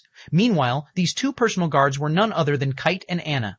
As the 2 NPCs had been busy challenging their Tier 4 promotion quests previously, Shi Feng had not summoned them for quite some time now. Fortunately, Kite and Anna possessed incredibly high growth potentials. Both of them had successfully gotten promoted to Tier 4, and their current levels even surpassed Shi Feng's by a large margin. At this time, Kite had already reached level 46, whereas Anna was at level 49. While their levels were still lower than the Secret Hand Association's 3 NPCs, the difference was negligible. After reaching Tier 4, the main factors that allowed Tier 4 NPCs to undergo qualitative improvements were fragmented legendary weapons and equipment, control over mana, and the number of Tier 4 skills and spells learned. With Kite and Anna's arrival, even a fool could tell that the tables had turned. Previously, after Starlink and the various superpowers lost the support of their master barrier, their disadvantage in numbers meant they could only rely on the Secret Hand Association's NPCs to overwhelm Zero Wing's side. However, Kite and Anna could fend off at least 2 of the association's Tier 4 NPCs. And with the growing commotion, Skyspring City's Tier 4 magistrate would most likely come to help soon. Hence, Starlink and the various superpowers no longer had any advantages at this time. In fact, they were even at a disadvantage since Zero Wing's side had 3 more Tier 4 players than they did. A difference of 3 Tier 4 players might not seem like much, but it was already more than enough to elicit despair in Starlink and the various superpowers. This was because even 10,000 Tier 3 players wouldn't be enough to go against 3 Tier 4 players. That would only result in a one-sided massacre. Moreover, with the seal over Skyspring City still in effect, the only way players could teleport out of the city was through the teleportation hall. This situation was considerably disadvantageous for Starlink's side. When Lu Xingluo recognized the situation, his complexion turned indescribably ugly. He had never dreamed that Shi Feng would be able to reverse the situation and even put him in dire straits. Guild leader Xingluo, what should we do now? If it comes down to a fight, I'm afraid our side, 1,000 Miles, asked anxiously as he looked at Lu Xingluo. Lu Xingluo had full responsibility for this operation. Miracle and the various superpowers were simply here to show support. After all, Lu Xingluo had repeatedly guaranteed that he would take down Zero Wing this time. Then, the various superpowers would divide the Secret Covenant Tower and the 3 guilds' territories among themselves. Now, before Miracle even took a cut out of Zero Wing, it had already lost Miracle Dragon. Moreover, at this rate, even Silent March and 1,000 Miles himself would most likely perish. I understand. Sighing helplessly, Lu Xingluo said, I originally thought that these means would already be enough to take down Zero Wing. It seems I still have to request their help in the end. Request their help? At Lu Xingluo's words, realization dawned upon 1,000 Miles. He then looked at a nearby team of several dozen players and muttered, could it be? 1,000 Miles had heard of the mysterious guild known as 100 Ghosts. This was a guild that showed no respect or fear for even the 5 great super guilds. He never thought that Lu Xingluo would actually have such a deep connection with 100 Ghosts. That's right, it's them. Lu Xingluo nodded. He then looked at the handsome youth leading 100 Ghosts' team and called out, Brother Abyss, I'm afraid I'll have to bother you for help. Once we get out of this predicament, Starlink will agree to all your conditions. Good, I've been waiting a long time for these words. Guild leader Xingluo. Awakened Abyss smiled when he heard Lu Xingluo's promise. Since you've thought it through already, 100 Ghosts naturally won't sit back and do nothing. Thank you, Brother Abyss. Lu Xingluo breathed out a sigh of relief. Shi Feng had really boxed Lu Xingluo into a corner this time. Since they were inside Skyspring City, which also happened to be Zero Wing's territory, Starlink's members would all end up jailed if they died or got captured inside the city. Meanwhile, the prison sentence could last anywhere from a few days to over a dozen days. This absolutely wasn't an outcome Lu Xingluo could tolerate. Now that 100 Ghosts had agreed to intervene though, Starlink would escape this predicament. Lu Xingluo knew very clearly what kind of power was backing 100 Ghosts. It simply wasn't something the main continent's superpowers could go up against. The various major powers present overheard the conversation between Lu Xingluo and Awakened Abyss. However, they couldn't understand why Lu Xingluo, Starlink's guild leader, would ask Awakened Abyss for help. Moreover, Lu Xingluo relaxed visibly when he heard the handsome youth's positive response. Who are those people? Lu Xingluo is actually begging them for help. How ignorant are you guys? That's 100 Ghosts. I never imagined that Starlink would manage to partner up with 100 Ghosts. Starlink really hit the jackpot this time. I heard that even the 5 great super guilds have to show respect to 100 Ghosts. Although the 5 great super guilds initially sent a lot of famous experts to pick a fight with 100 Ghosts, none of those experts returned alive. Many of the major powers present were ignorant of 100 Ghosts' existence. After hearing the explanation of some well-informed people, they quickly understood how extraordinary an existence 100 Ghosts was. On the other hand, unyielding heart and illusory words couldn't help making ugly expressions. Damn it, why would 100 Ghosts partner with Starlink? Frustration filled Unyielding Heart's eyes when he heard Awakened Abyss agreeing to Lu Xingluo's request. After 100 Ghosts made its debut on the main continent, his guild leader had received an astonishing secret message. Afterward, his guild leader warned everyone in the guild not to provoke 100 Ghosts members. Otherwise, there would be unimaginable consequences. Initially, Unyielding Heart thought that 100 Ghosts had merely accepted Starlink's invitation so that they could challenge some of the experts here. It never occurred to him that 100 Ghosts actually planned to partner with Starlink. Illusory Words was similarly filled with frustration. After seeing Shi Feng summon his personal guards, she thought they would be able to deal a heavy blow to Starlink and the various superpowers. However, now that 100 Ghosts, an existence that even the 5 great super guilds feared, had agreed to step in for Starlink. If their 3 guilds insisted on taking action against Starlink, they would make an enemy of 100 Ghosts. The next moment, after Awakened Abyss agreed to Lu Xingluo's request, he looked up at Shi Feng and said, Guild leader Black Flame, 100 Ghosts has some dealings with Starlink. Can you spare Starlink out of respect for 100 Ghosts? If Zero Wing needs help in the future, I, Awakened Abyss, will definitely lend a helping hand. As soon as Awakened Abyss finished speaking, everyone present turned to Shi Feng, who was still hovering in midair. They all wondered how he would answer.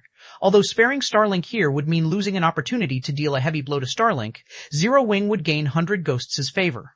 This wouldn't necessarily be a losing transaction. After all, 100 Ghosts was a mysterious guild that even the 5 great super guilds had to show respect to. Gaining the favor of such an existence could bring many benefits. Respect? Favor? Shi Feng laughed as he looked at Awakened Abyss. When Starlink was pushing our 3 guilds into a dead end earlier, why didn't I see you standing up for us at that time? Yet, now that Starlink is in a desperate situation, you're telling us to let them go? Do you think my respect is so cheap?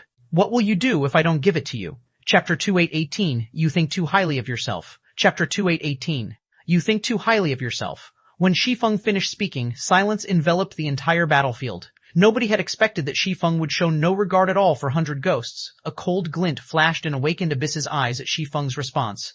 Guild leader Black Flame, my suggestion is beneficial for both our sides. If 100 Ghosts interferes, setting all else aside, just in terms of number of tier 45, Zero Wing won't have much of an advantage, Awakened Abyss said coldly. If you insist on remaining obstinate, I'll have to take it as Zero Wing having hostile intentions toward 100 Ghosts. After saying so, Awakened Abyss stopped concealing his life aura. Immediately, a life aura rivaling that of the Secret Hand Association's Tier 4 NPCs spread across the battlefield. Simultaneously, Awakened Abyss revealed the glow effect of his equipment, the result making the surrounding spectators gasp. This was because Awakened Abyss was actually fully geared in epic equipment. Moreover, apart from a full set of epic equipment, Awakened Abyss's longsword was also extraordinary, sporting 6 gleaming gemstones inlaid into it. And although the longsword looked old-fashioned, the aura it exuded was much stronger than that of the epic equipment he wore by a large margin. Meanwhile, the short-haired woman standing beside Awakened Abyss also stopped concealing her life aura and equipment, and, like Awakened Abyss, she was fully geared in epic equipment and carried a battle axe that rivaled Awakened Abyss's longsword. Aren't those two a little too well equipped? No wonder even the 5 great super guilds are wary of 100 Ghosts. Even Starlink and the various superpowers can't afford to arm their members to the teeth with such excellent items. When the various major powers saw the dazzling glow enveloping Awakened Abyss and the short-haired beauty, they were startled. Everyone present had seen epic weapons and equipment before. However, trying to fully gear a player with epic items that suited them was incredibly difficult. Yet, 100 Ghosts had managed to do so for 2 players. One could see just how powerful 100 Ghosts was through this point alone. Hence, it was clearly unwise for Zero Wing to make an enemy of 100 Ghosts at this time. Hostile intentions? Shi Feng laughed as he looked at Awakened Abyss. You think too highly of yourself. Since you wish to stand on Starlink's side, then die with them. After saying so, Shi Feng unsheathed the Light of Two Worlds and executed a downward slash at Awakened Abyss. First sword, Light Shadow. An illusory greatsword over 100 meters long appeared in the sky and descended toward Awakened Abyss and the short-haired woman. Space ruptured in the greatsword's wake, and Awakened Abyss and the woman suddenly found themselves having difficulty moving. How dare he? When Lu Xingluo and the various superpowers executives saw this scene, they gaped in shock. They never thought that Shi Feng would even attack 100 Ghosts' envoys. Crazy bastard. Awakened Abyss revealed a startled expression when he saw the illusory greatsword. He hadn't expected Shi Feng to take such prompt action. Moreover, he found the power of Shi Feng's attack stifling. Even the Tier 4 NPCs he had faced before couldn't execute such a powerful attack. Almost by instinct, Awakened Abyss took out a crystal and shattered it without hesitation. 2 barriers instantly appeared before Awakened Abyss and the short-haired woman, protecting them. Boom. When the illusory greatsword came into contact with the first barrier, the barrier immediately cracked. Only after the first barrier had shattered completely did the illusory greatsword disappear. Awakened Abyss and the short-haired woman stared at this outcome in disbelief. This dual-layered barrier was the product of a Tier 4 curse, a tool they carried for emergencies. Even Tier 4 NPCs couldn't break the generated barriers, yet Shi Feng had shattered one layer. In other words, Shi Feng needed only one more attack to destroy this Tier 4 defensive curse. We're leaving. Awakened Abyss commanded his team to retreat without hesitation. His mana technique is too powerful. Only the elders can deal with him. We won't be able to stop his third attack. As soon as Awakened Abyss finished speaking, 100 Ghosts members promptly scattered and fled. Awakened Abyss and the short-haired woman leaped into the air and made a beeline for Skyspring City's gate. They dared not try to put up a fight. It seems you're not completely inept, Shi Feng commented indifferently as he looked at the remaining barrier before him. He then looked at Awakened Abyss's and the short-haired woman's fleeing figures and continued, however, since you dare interfere in Zero Wing's matters, I'll have one of you stay behind today to teach you a lesson. After saying so, Shi Feng suddenly disappeared from where he hovered. When he reappeared, he was in front of Awakened Abyss. Shi Feng's appearance shocked Awakened Abyss. Shi Feng was too fast. His movement speed in the air practically rivaled a flying mount's. However, before Awakened Abyss could react to the situation, Shi Feng swung the Light of Two Worlds once more. It was evident he had chosen Awakened Abyss as his target of detention. Spatial Slash. Black Flame. Unwilling to take any chances, Awakened Abyss activated his Berserk skill, boosting his basic attributes by a large margin. Now, he could go toe-to-toe against a superior mythic monster of the same level. Don't go too far. Awakened Abyss used his full strength to counter Shi Feng's attack, his longsword radiating a colorful brilliance as it swung to meet Shi Feng's Light of Two Worlds. Now, the power of his attack was not the slightest bit weaker than that of the Light Shadow Shi Feng executed before. Boom! Two sky-splitting spatial tears appeared when the two swords collided. Immediately afterward, Awakened Abyss crashed into the ground below like a cannonball, and his HP plummeted. In the blink of an eye, Awakened Abyss's HP, which exceeded 20 million, fell to 0, and the youth became deader than dead.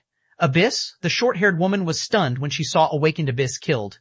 Awakened Abyss was one of the top 3 experts among 100 Ghost's younger generation, yet he actually couldn't withstand even one attack from Shi Feng. When Lu Xingluo and the others standing inside Starlink's residence saw this scene, they too were flabbergasted.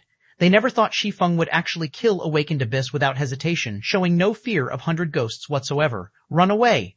However, as soon as they appeared, the tens of thousands of players inside Starlink's residence came to a tacit agreement and began fleeing immediately. Even the Secret Hand Association's NPCs had grim expressions when they saw Shi Feng's might. We're leaving, Meltkabara commanded, understanding that the situation was no longer in their favor. With just the 3 of them here, they would be helpless against Shi Feng. Immediately afterward, the Secret Hand Association's 3 Tier 4 NPCs turned to flee Skyspring City. You want to escape? Dream on. Looking at Kite and Anna, Shi Feng commanded, kill all of these people. Yes, sir. Kite and Anna, who had remained on standby until now, responded respectfully. They then split up and took independent action. The next moment, Anna set out in pursuit of Meltkabara's group. As for Kite, he joined Lifeless Thorn and Solitary 9 in dealing with Starlink's Tier 4 players. You think you can stop us by yourself? You must be tired of living. Meltkabara was incensed when he saw Anna coming to block his group by herself. Although Anna was also a Tier 4 existence, she was merely level 149. She would have trouble stopping even one of them, let alone all 3. She was basically insulting their strengths by coming at them alone. However, before Meltkabara could say anything more, Anna unleashed her mana domain. Immediately, Anna's mana domain enveloped the entire Skyspring City, transforming the city into a world of black and white. Under the effects of her mana domain, Starlinks and the various superpowers Tier 3 players couldn't even budge. As for Meltkabara's group of 3, they felt immense pressure pressing down on them, subjecting the mana within their bodies to a powerful suppression. The 3 of them could barely extend their own mana domains 20 yards from themselves. The might of Anna's mana domain was simply unbelievable. Before Meltkabara and the other 2 could react, countless pitch-black chains assaulted them from all directions. Simultaneously, innumerable holy swords appeared in the sky and shot at all 3 of them. Despite the trio working together and doing their best to fend off the attacks, they actually remained at a complete disadvantage.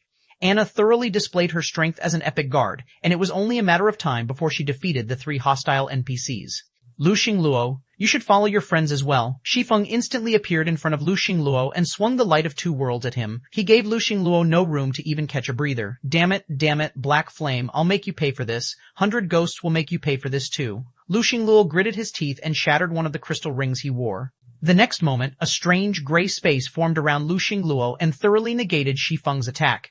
However, Lu Xingluo also let out an agonized scream in the gray space. It was evident that getting caught within this gray space wasn't entirely pleasant for Lu Xingluo. A second later, the gray space disappeared together with Lu Xingluo. He sure knows how to run quickly. Shi Feng wasn't particularly surprised when Lu Xingluo escaped. After all, Lu Xingluo was Starlink's guild leader. It would be strange if he didn't have a few powerful life-saving items. Fortunately, Shi Feng had already achieved his goal in coming here. After today's event, Starlink and the various superpowers would lose tens of thousands of Tier 3 experts and many Tier 4 experts. Moreover, even if these experts died, they would still be detained for several days in Skyspring City's prison once they respawned. Less than 10 minutes later, with Anna and Kite's assistance, Zero Wing's members annihilated the Secret Hand Association's 3 Tier 4 NPCs and the various superpowers Tier 3 and Tier 4 experts. The spectating powers were awestruck to witness the deaths of the various superpowers experts. None of them had ever dreamed that the superpowers crusade against the Secret Covenant Tower would come to such an end. Zero Wing's hidden strength also exceeded their imagination. The guild simply wasn't an existence the various superpowers could go up against. This astonishing piece of news quickly spread all over the Twin Towers kingdom. It even reached the neighboring kingdoms and empires, shocking the various player forces there. Chapter 2819, Changes in the Twin Towers Kingdom. Chapter 2819, Changes in the Twin Towers Kingdom. In a certain border town of the Fire Dragon Empire, at this time, a 3,000-man team of Tier 3 players was resting in 2 bars on the main street. All the town residents, be they players or NPCs, were extremely afraid of this team. This was because the average level of this team was level 125, 3 levels higher than the average level of Tier 3 players in the Fire Dragon Empire. Meanwhile, leading this powerful team of Tier 3 players was a long-haired woman with a heroic air. When the players looked at this white-clad woman, their gaze held awe and respect. This woman was none other than the first player in mythology to have gotten promoted to Tier 4 Cold Shadow, who was now mythology's first vice-guild leader. In addition, she had even reached level 33, 11 levels higher than the average Tier 3 player. The cold and sharp aura she exuded was so powerful that even Tier 3 players over 100 yards away shuddered involuntarily. Vice Guild Leader, news just came in from the Twin Towers Kingdom. Whitefeather, who was now a level 130, Tier 4 Guardian Knight, reported to Cold Shadow. Starlink suffered a tragic defeat. Moreover, because of Black Flame's sudden appearance, with the exception of Lu Xingluo, none of the various superpowers experts escaped. Nearly 20,000 Tier 3 experts were penalized with 10 days confinement in Sky Spring City's prison. He's finally willing to show himself. Cold Shadow, who was resting quietly with her eyes shut, wasn't the slightest bit surprised when she heard Whitefeather's report. Unfortunately, although Black Flame dealt a heavy blow to Starlink and the various superpowers, he still let the key person escape. Zero Wing will most likely face a lot of trouble after this. After all, the person standing behind Lu Xingluo isn't some random pushover. That person is also adamant in acquiring the Secret Covenant Tower. According to our insider reports, Black Flame killed 100 Ghosts' Awakened Abyss, Whitefeather said in a quieter tone. In fact, out of 100 Ghosts' team of several dozen players, only Vice Commander Jade Leaf managed to escape. This bit of news had Cold Shadow opening her eyes in shock. Has Black Flame lost his mind? He actually killed Awakened Abyss? Does he not know Awakened Abyss's identity? Awakened Abyss was a talent 100 Ghosts placed great importance on. The youth was so important that 100 Ghosts had even tasked Jade Leaf, a Tier 4 expert, to accompany him as his bodyguard. Meanwhile, 100 Ghosts was an existence that even the 5 great super guilds dared not offend. The power this mysterious guild wielded simply defied common sense. At this point, the only thing the 5 great super guilds could do was form partnerships with 100 Ghosts. They absolutely couldn't afford to make an enemy of the guild. This was something Odin repeatedly emphasized, hence everyone in mythology was currently doing their best to avoid 100 Ghosts' people. Yet Shi Feng had done the exact opposite. Not only did he choose to oppose 100 Ghosts, but he had even killed Awakened Abyss. When 100 Ghosts learned of this, the guild would definitely go into a frenzy. In that case, should we take action now? Whitefeather asked. Zero Wing was a guild that mythology had to destroy no matter what. Now that Shi Feng had dealt a heavy blow to Starlink and the various superpowers, these guilds definitely wouldn't just let the matter lie. In fact, they might even put everything on the line to fight Zero Wing. After all, these superpowers had lost so many Tier 3 experts already. If they still couldn't secure the Secret Covenant Tower, recovering from this loss within a short period would be impossible. Not to mention, 100 Ghosts would most likely retaliate against Zero Wing as well. At that time, a spectacular battle would definitely occur at the Secret Covenant Tower, which would be the perfect opportunity for mythology to take action. No, it still isn't time. Cold Shadow shook her head. We have just recently completed that inferior legendary quest and obtained a mana body legacy. We need to digest this legacy first. It wouldn't be too late to take action once we have improved our mana bodies. After all, when it comes to matters regarding the mana body, Black Flame's side has already made significant progress. I doubt we are a match for him in this regard even now. I understand. I'll notify the others about this and have them head to the Divine Cave, Whitefeather said, nodding. There's no need for us to head to the Divine Cave yet. We are merely learning a legacy. We can learn it anywhere, Cold Shadow said. After reading a message one of her subordinates just sent her, she smiled faintly and continued, Moreover, if we head to the Secret Covenant Tower now, we might get an opportunity to understand 100 Ghosts' strength. 100 Ghosts is taking action already? Whitefeather was surprised when she heard Cold Shadow's words. The strength Zero Wing had displayed thus far was incredibly terrifying. The guild had not only 5 Tier 4 players but also 2 Tier 4 personal guards who were far superior to the average Tier 4 NPC. At this stage of the game, even the 5 great super guilds could only resort to a war of attrition with Zero Wing. In a frontal confrontation, their chances of defeating Zero Wing would be 0. Hence, Whitefeather found it incredible that 100 Ghosts would retaliate against Zero Wing right after losing several dozen of its top combatants. That's not entirely true, Cold Shadow said, chuckling. A hint of anticipation appearing in her eyes, she added, You'll understand once we get there. If Zero Wing doesn't abandon the Secret Covenant Tower this time, it'll most likely be doomed forever. After Cold Shadow finished speaking, White Feather promptly organized a group of peak experts, and they accompanied Cold Shadow to the Secret Covenant Tower. Twin Towers Kingdom, Sky Spring City, Guild Leader, we're done compiling the list of items we got, Firedance reported as she approached Shi Feng. With an excited look on her face, she continued, we obtained close to 20,000 weapons and equipment from this battle, including over 6,000 level 110 plus fine gold weapons and equipment, and over 2,000 level 110 plus dark gold weapons and equipment. The rest are all level 110 plus secret silver weapons and equipment. This harvest will mitigate a significant portion of the losses we suffered previously. Currently, Firedance, Yulan, and Melancholic Smile were managing the affairs of the entire guild. Dealing with the guild's weapon stockpile gave Firedance massive headaches. Previously, when she had merely been commanding Zero Wing's main force, she hadn't known just how important it was for the guild to have a sufficient stockpile of weapons and equipment. However, after taking over Gentle Snow's and Aqua Rose's responsibilities and repeatedly clashing with the various superpowers, she finally understood what a guild's foundation referred to. Originally, she believed that a guild's foundation referred to the number of experts a guild possessed. However, after the various superpowers began waging war against Zero Wing, she realized that what truly served as a guild's foundation were weapons and equipment. If not for the Candlelight Trading Firm having a sufficiently large number of lifestyle players, Zero Wing would have long since run out of weapons and equipment. And if that happened, members would definitely withdraw from the guild in droves. After all, nobody would want to fight for a guild that couldn't even arm them with weapons and equipment. Give half of the weapons and equipment to Crimson Emperor and Unyielding Soul, Shi Feng said, smiling. I believe they haven't been faring well recently either. These weapons and equipment should help them cope with their troubles. Shi Feng had a very thorough understanding of the issues involved in guild wars. When he led Shadow in his previous life, there had been instances when the guild's warehouse had only bronze weapons and equipment. Back then, Shadow had only been a small guild. If a superpower were to face a situation where its warehouse had only bronze weapons and equipment, everyone in the guild would have long since quit. After all, even if guild players died and lost levels, so long as they had sufficiently good weapons and equipment, they could quickly recover their levels. However, without weapons and equipment, they might as well be independent players. At the very least, hostile forces wouldn't persecute them. Before Shi Feng could issue any more commands, Illusory Words approached him with a grim look on her face. Guild leader Black Flame, a big problem appeared in Barren Forest City near the Secret Covenant Tower. Illusory Words said anxiously. According to our scouts, over 1 million faux saint monsters have appeared there and are making their way toward the Secret Covenant Tower. The majority of them are level 135 Great Lords, and there are also roughly 1,000 level 140 plus mythic-ranked faux saint monsters. 1,000 mythic monsters? Firedance was stunned when she heard what Illusory Words said. For a moment, she even wondered if her ears were working properly. Normally, it would be incredibly difficult to come across even one mythic monster.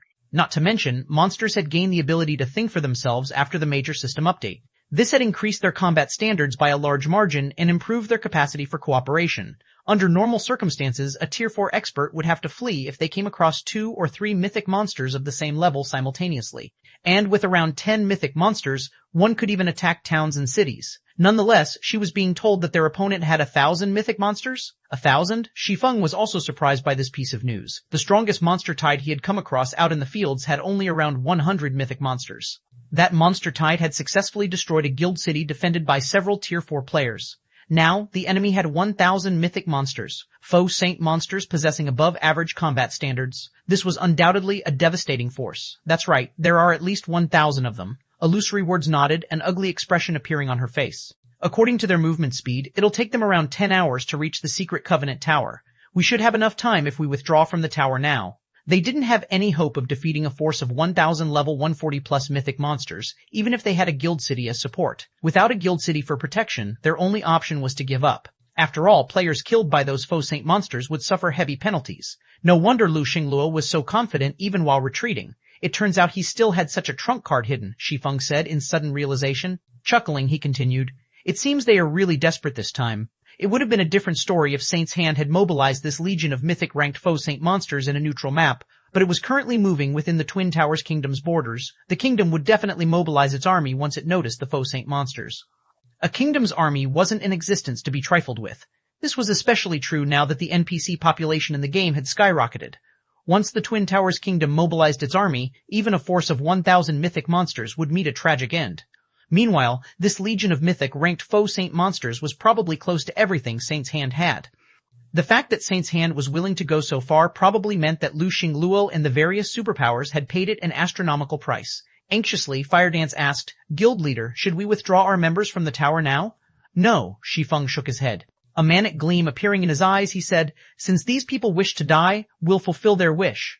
When Illusory Words and Firedance heard Shi Feng's words, their first thought was that he had truly gone mad. After all, he was actually still planning to engage the enemy in such a situation. A legion with 1,000 mythic ranked foe saint monsters was something only NPCs could handle at present.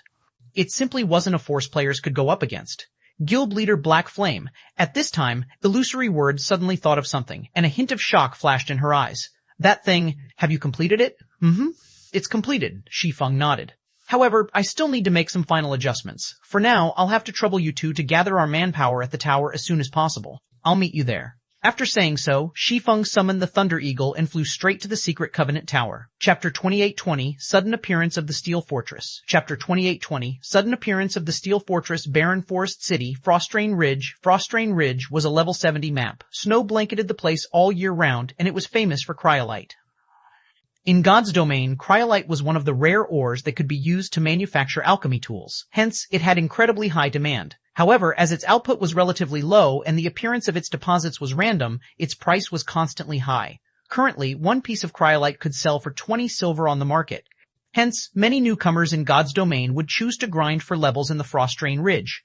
Doing so earned them EXP and a considerable sum of money. However, the vast Frostrain Ridge was devoid of players and NPCs at this time. The entire map had become a land of death due to the invasion of foe saint monsters. Above Frostrain Ridge, a 20-meter-long Darkfire Crow flew through the sky and stopped before a 200-meter-long ancient demonic serpent hovering in the air. The ancient demonic serpent was like the king of the skies, overlooking all existences. Even the extraordinary ranked Darkfire Crow was like an infant before the ancient demonic serpent.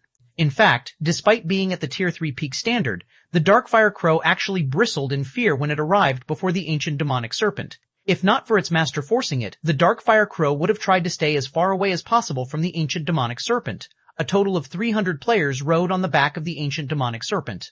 These players were all at least level 126 and radiated an aura similar to that of Tier 4 mythic monsters.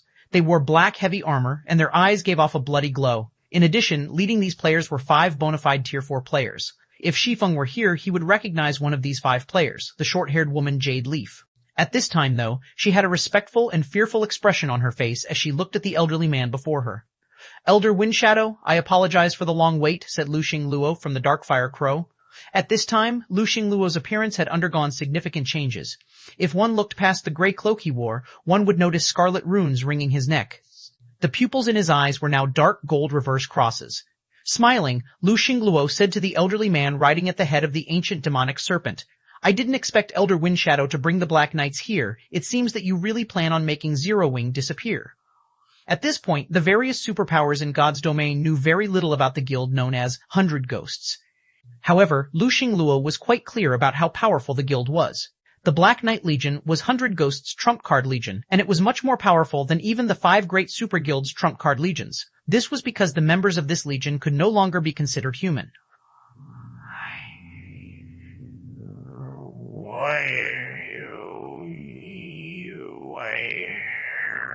Not only did every one of them possess a special bloodline, but even the weakest among them was at the Flowing Water Realm standard. Combined, their 5 senses, raw power, and reaction speed allowed them to surpass even the average Tier 4 player. The Black Knight's equipment standard was even more amazing. Every member was geared in Tier 3 mana set equipment. With this set, even an ordinary Tier 3 expert could hold their ground against Tier 4 mythic monsters. Of course, this Tier 3 mana set equipment wasn't something just anybody could use. This was because the set had an incredibly high strength requirement, which was already at the Tier 4 standard. Even a Tier 3 berserker who had invested all their free attribute points into strength couldn't meet this requirement. It was unrelated to the levels of players. Only these monsters the 100 Ghosts nurtured could equip this Tier 3 mana set equipment while still at Tier 3. In addition, mana equipment had a massive flaw. Unlike ordinary equipment, mana equipment couldn't be repaired. Every reduction in durability was permanent. Hence, using this Tier 3 mana set equipment was incredibly costly. Even an existence like 100 Ghosts dared not resort to it frequently. 100 Ghosts had 1,000 of such monstrous players. Although the guild had dispatched only 300 now, these players could already move across the main continent unhindered. It's nothing. Since Zero Wing thinks we are pushovers, This old man will let everyone know what we are capable of, Wind Shadow said as he looked at Lu Xingluo, who appeared rather inhuman with indifferent eyes. He then shifted his attention to the man behind Lu Xingluo and asked, Guild leader Xingluo, won't you introduce the expert behind you? If one were to say that Lu Xingluo currently resembled a demonkin, then the mysterious bandaged man sitting behind Lu Xingluo was a real demon. Although the bandaged man did not reveal his aura, he still made Wind Shadow feel threatened. Oh, right. I nearly forgot. Chuckling, Lu Xingluo said, let me introduce you. This person here is the real owner of Saint's Hand, Guild Leader Beast Emperor. Lu Xingluo's introduction surprised Wind Shadow slightly. I never thought that Saint's Hand would actually be the claws of the evil god's temple. Looking at the faux saint army on the ground below, Wind Shadow said, if that's the case, these faux saint monsters should be special evil beasts in disguise, right? That is incorrect, Elder Wind Shadow. This isn't a disguise, but an evolution, Beast Emperor said, smiling. Now that you've witnessed the power of the faux saint army, if you need its help in the future, feel free to contact me through Xingluo, Elder Wind Shadow. That won't be necessary for 100 ghosts. However, it seems you have quite a grudge against Zero Wing, Lord Beast Emperor, Wind Shadow said as he glanced at the 1,000 mythic-ranked faux saint monsters marching at the front of the faux saint army. Such a large-scale operation will definitely attract the attention of the Twin Towers Kingdom's NPC army. If they move, I believe your faux saint army will suffer severe losses. You've misunderstood me, Elder Wind Shadow. I might have a grudge against Zero Wing, but I would very much like to thank Black Flame. If not for his help, I wouldn't have gotten this far. I am here now only to help Xingluo with his problem, as well as meet with my old friend Black Flame, Beast Emperor retorted nonchalantly. It was as if he placed no importance on the kingdom's army whatsoever. I see. Since that's the case, do you mind leaving Black Flame and Zero Wing's Tier 4 experts to us? Wind Shadow asked. No problem. Nodding, Beast Emperor said, I only want their corpses. After Wind Shadow and Beast Emperor reached an agreement, they continued toward the Secret Covenant Tower. While the two powers were traveling to the Secret Covenant Tower, two people riding a blazing dragon were observing their movements from far away using a magic mirror. Amazing. I never thought that Beast Emperor would actually be Saint's Hand's true guild leader. Looking at Wind Shadow's and Beast Emperor's figures displayed on the magic mirror, Cold Shadow smiled and said, with those 300 monsters from 100 Ghosts joining in, Zero Wing really is doomed this time. Should we still go to the Secret Covenant Tower then? Whitefeather asked. Now that such a large army is heading to the tower, we might get dragged into the fight if we aren't careful, Cold Shadow replied, shaking her head. If Zero Wing doesn't concede the tower this time, it will definitely suffer a heavy loss. Right now, 100 Ghosts and Beast Emperor pose more of a danger to us. We need to head back now and make the necessary preparations. The War of Worlds will be coming soon. After saying so, Cold Shadow took out a return scroll and teleported back to the Fire Dragon Empire. She had no intention of watching the upcoming fight whatsoever. After all, the fight's outcome was a no-brainer. Rather than watching a walkover, her time would be better spent improving her strength. In the meantime, the members of Zero Wing, Unyielding Soul, and Crimson Emperor who were grinding inside the Secret Covenant Tower had assembled outside the tower at the behest of their guild's executives. After seeing that everyone was gathered, Flying Shadow approached Shi Feng and reported, Guild Leader, everyone grinding inside the tower has come out. They are ready to be dispatched at any time. Nodding, Shi Feng said, good. Have everyone get ready. Also, place those at the Advanced Magician Standard and above in a separate group. Yes, sir. Flying Shadow promptly executed Shi Feng's instructions. While Flying Shadow was sorting out the assembled players, Shi Feng flew several thousand yards away from the Secret Covenant Tower and began chanting an incantation. After he had chanted for 30 seconds, the region suddenly darkened as a gigantic magic array with a radius of several thousand yards suddenly appeared in the sky. This was undoubtedly the largest magic array anyone present had ever seen. However, before anyone could react to this situation, a metal fortress that was as large as a mountain slowly emerged from the magic array. Chapter 2821. Astonishing Mobile Fortress. Chapter 2821. Astonishing Mobile Fortress. The metal fortress gradually descended from the sky, its whole figure eventually appearing before everyone's eyes. Silence fell over the entire region. From a distance, the metal behemoth several kilometers wide and hundreds of meters tall, hovering about a dozen meters above the ground, looked like some kind of slumbering island monster. With the appearance of this metal behemoth, the mana within a 10,000-yard radius began converging upon it. Even the players standing several hundred yards away could sense dense mana flowing around them. Everyone's eyes nearly fell out of their sockets. Even Flying Shadow, who had seen many spectacular sights throughout his career in God's domain, was dumbfounded. Only after a long time had passed did he manage to snap out of his daze. A sky city? No, this is a fortress. Moreover, it's a sky fortress capable of movement. A sky fortress? I must be dreaming. When the gathered players recovered from their initial shock, exclamations rang out one after another. As everyone gazed at the steel fortress in front of them, their minds churned with excitement, disbelief, and madness. unyielding souls and Crimson Emperor's members, in particular, eyed Zero Wing's members with envy. At this time, God's domain had already become something like a real world. For many people, the game was an important part of their lives. Numerous fantastic sceneries that couldn't be found in the real world could be found in God's domain. Moreover, there were still countless unexplored maps and unknown sceneries awaiting discovery. In this wonderful world, everyone had their own dreams. Among these dreams, the biggest one would most likely be to gain the ability to fly freely in the sky. However, flying mounts were incredibly rare in God's domain, not something ordinary experts could get their hands on. Even the various superpowers only had a few flying mounts. Yet in an era where there were hardly any flying mounts, Zero Wing had actually obtained a sky fortress. Who wouldn't grow crazy and envious over this fact? Looking at the assembled players' shocked expressions, Shi Feng chuckled and said, "All right, I've already granted entry access to everyone. You can now head inside. The magician team, follow me." In reality, even Shi Feng harbored a great yearning for the mobile fortress. In the past, he could only look at the various super guilds' mobile fortresses from afar. As these mobile fortresses were generally deployed to strategic locations, such as level 150 plus maps, they were never open to the public. At most, those super guilds would allow their allies to visit their mobile fortresses.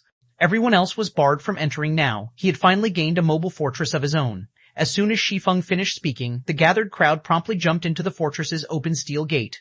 The moment everyone entered the fortress, they sustained another shock. This was because the mobile fortress's interior was like a completely different world compared to outside. Not only did the fortress's interior have astonishingly dense mana, but it also increased players' affinity with mana. Even those insensitive to mana could feel their affinity with mana improving significantly. The environmental effects of this fortress were far superior to those of any city they had ever visited.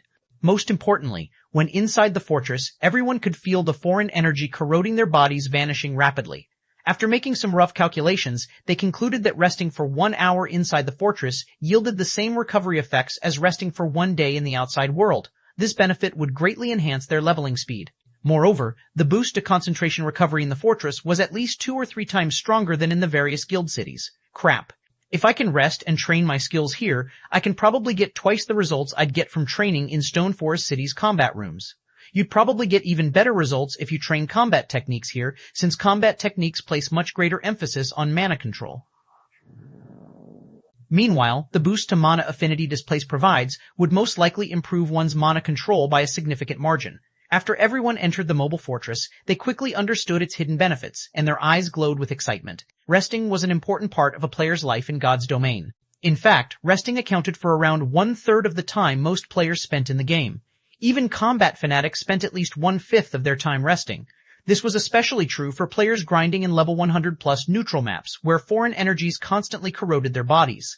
After the corrosion reached a certain extent, players would have to rest even if they didn't want to. Otherwise, death would claim them. Hence, rest areas were incredibly important for players. So long as a player had a good place to rest in, their leveling speed and self-improvement speed would both improve significantly. This was especially true for expert players. Peak experts would even pay high prices to visit the capitals of kingdoms and empires just to recover quickly. This was because these cities sold foods and beverages that could greatly enhance recovery rates, as well as offer other buffs. If not for the high price tags of these delicacies, even ordinary experts would fight to buy them. After Shi Feng entered the mobile fortress, he led the magician team straight to the fortress lord's mansion. Looking at the 1,000 plus advanced magicians before him, Shi Feng said, "The fortress's magic arrays are fully operational now. What I need you to do is work in shifts of 300 to maintain the normal operation of these magic arrays. Do you have any questions?" The mobile fortress was mainly made up of magic crystals, and most of its operations relied on mana. Hence, a lot of manpower was required to operate it. This small mobile fortress needed 300 advanced magicians to keep its magic arrays fully operational. In addition, the mobile fortress consumed a lot more magic crystals than guild cities. Just its normal operation mode cost 50,000 magic crystals per day. If the fortress's offensive and defensive magic arrays were activated as well, this cost would zoom. It was fortunate that Shi Feng was incredibly wealthy right now. Even after deducting the magic crystals used in the mobile fortress's construction, he still had 5.8 million magic crystals left. Otherwise, even if he had completed the mobile fortress, he wouldn't have dared activate it. After all, Zero Wing still had many areas it needed magic crystals for. Leave it to us, Guild Leader Black Flame.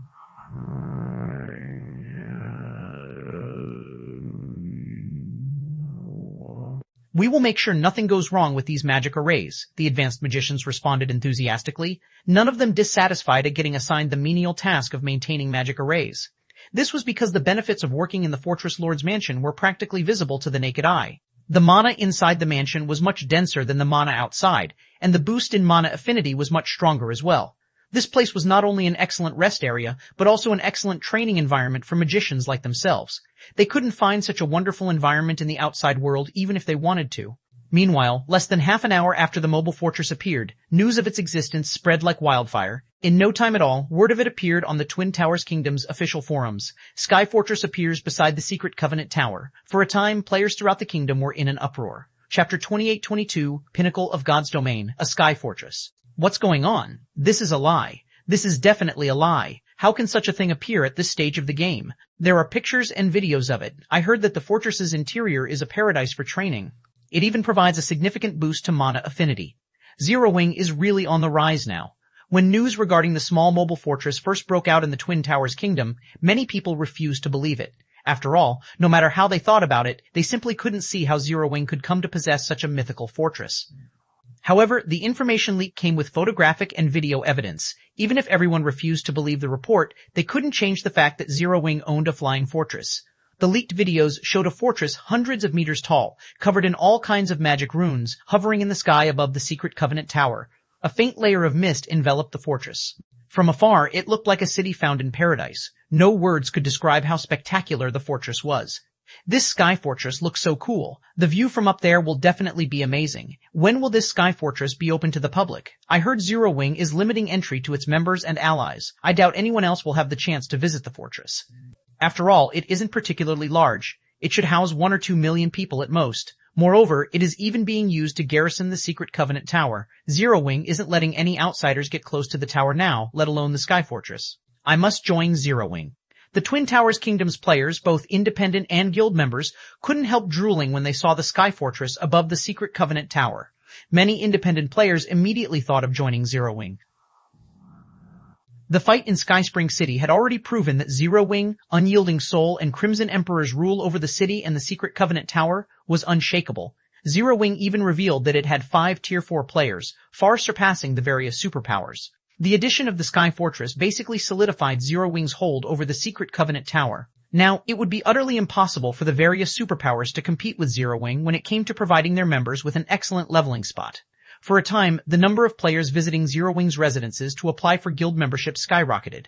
The atmosphere within Zero Wing was also boiling, with many members celebrating the fact that they had not rashly quit the guild. Meanwhile, Unyielding Heart and Illusory Words arrived in front of the Secret Covenant Tower together with a bunch of Tier 3 experts. When they saw the mobile fortress floating above the tower, despite having long known about the fortress, they were still shocked. After all, the mobile fortress was simply too overwhelming. Tier 3 players might not be able to tell, but as Tier 4 players, the two of them could clearly feel that all the mana within a 10,000-yard radius had converged upon the fortress. This was an unimaginable amount of mana. Most importantly, the mobile fortress was capable of movement. Just this point alone made it invincible. After all, if the fortress faced an insurmountable opponent in a certain location, it could simply transfer elsewhere. With this mobile fortress, Zero Wing has truly reached the pinnacle of God's domain.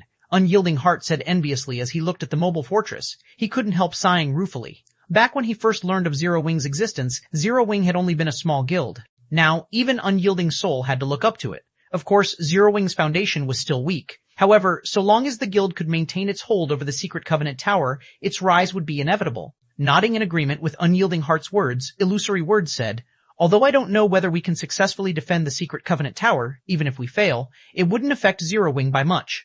With this mobile fortress, Zero Wing can simply set up shop in a level 130 map. At that time, the leveling speed of its members wouldn't be in any way inferior to grinding in the tower. They just wouldn't be able to produce Tier 3 players as quickly as before." Previously, Zero Wing could be described as a ferocious tiger. While it was incredibly strong in one-on-one combat, it was still vulnerable against multiple strong opponents. However, after gaining the mobile fortress, Zero Wing had become a behemoth that no superpower could threaten.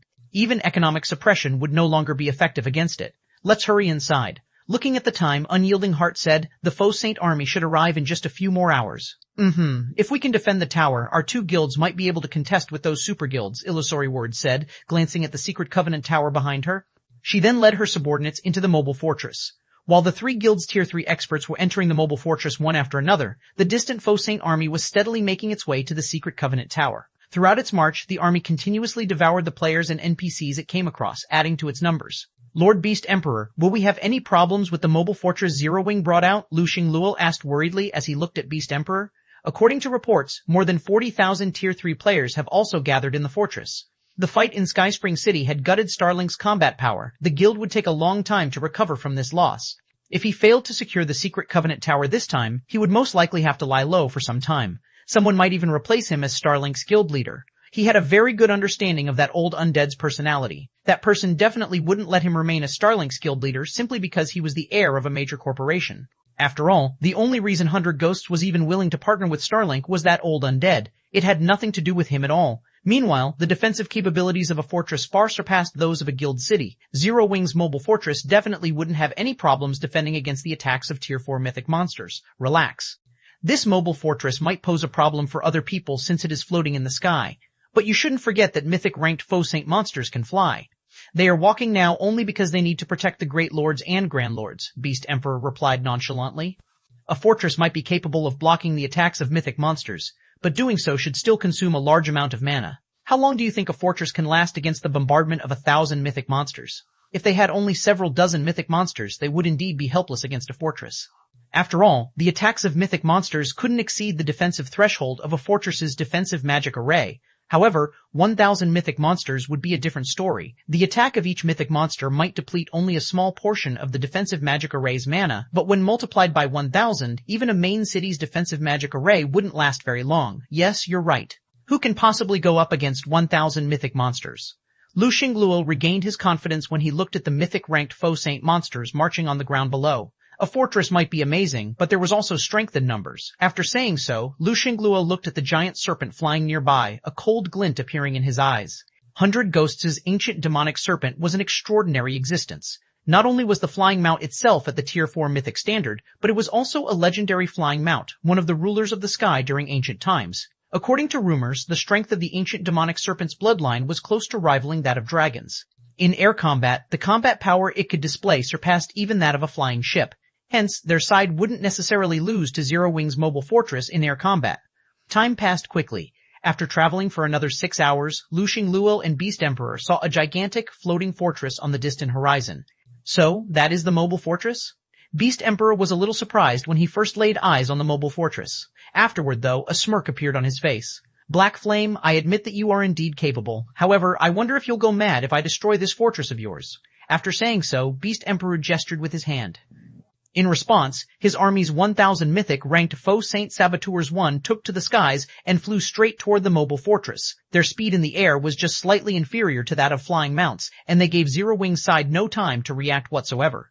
Chapter 2823, Fortress's Abilities. The 1,000 faux saint saboteurs flew across the sky with their 10-meter-tall bodies. From the mobile fortress's perspective, they looked like a dark cloud flowing toward it. In addition, over 1 million faux saint monsters marched toward the fortress on the ground. The ground shook with every step these monsters took, the spectacular sight stupefying the players standing guard on the mobile fortress. It seems we can't underestimate this Beast Emperor after all. Despite being only a puppet of the evil god, he's actually capable of mobilizing so many mythic monsters. With this, even if we don't make a move, Zero Wing probably won't last very long, a 5-meter-tall middle-aged man atop the ancient demonic serpent said. Laughing, he continued, we won't even get to teach Zero Wing a lesson now. Although this golden-armored giant only spoke normally, his deep voice made the surrounding space tremble. If Shi Feng were here, he would definitely be shocked to see this golden-armored giant. This middle-aged man was not only a bona fide giant, but also a level 133 Tier 4 berserker. The surrounding space already grew heavier just from the aura he exuded. That isn't necessarily a bad thing. With this, we can avoid exposing our strength and reduce the Black Knight Legion's expenditure, Windshadow said as he looked at the faux saint monsters above and below him. Don't forget that our goal this time is to rescue that good-for-nothing brat from Skyspring City's prison. Dealing with Zero Wing is secondary. I guess you're right. Let's hope Skyspring City's magistrate can let me stretch my muscles a little, the golden-armored giant said, nodding. While Windshadow and the golden-armored giant were conversing, Jade Leaf, who sat at a side, dared not utter a word, shame filling her face. Protecting and rescuing Awakened Abyss should have been her job, yet she had to turn to Elder Windshadow and Long Day, the vice commander of 100 Ghosts' main force, for help. This was a severe dereliction of duty on her part. She was very likely to get removed from the priority list for training when she returned to the guild's headquarters.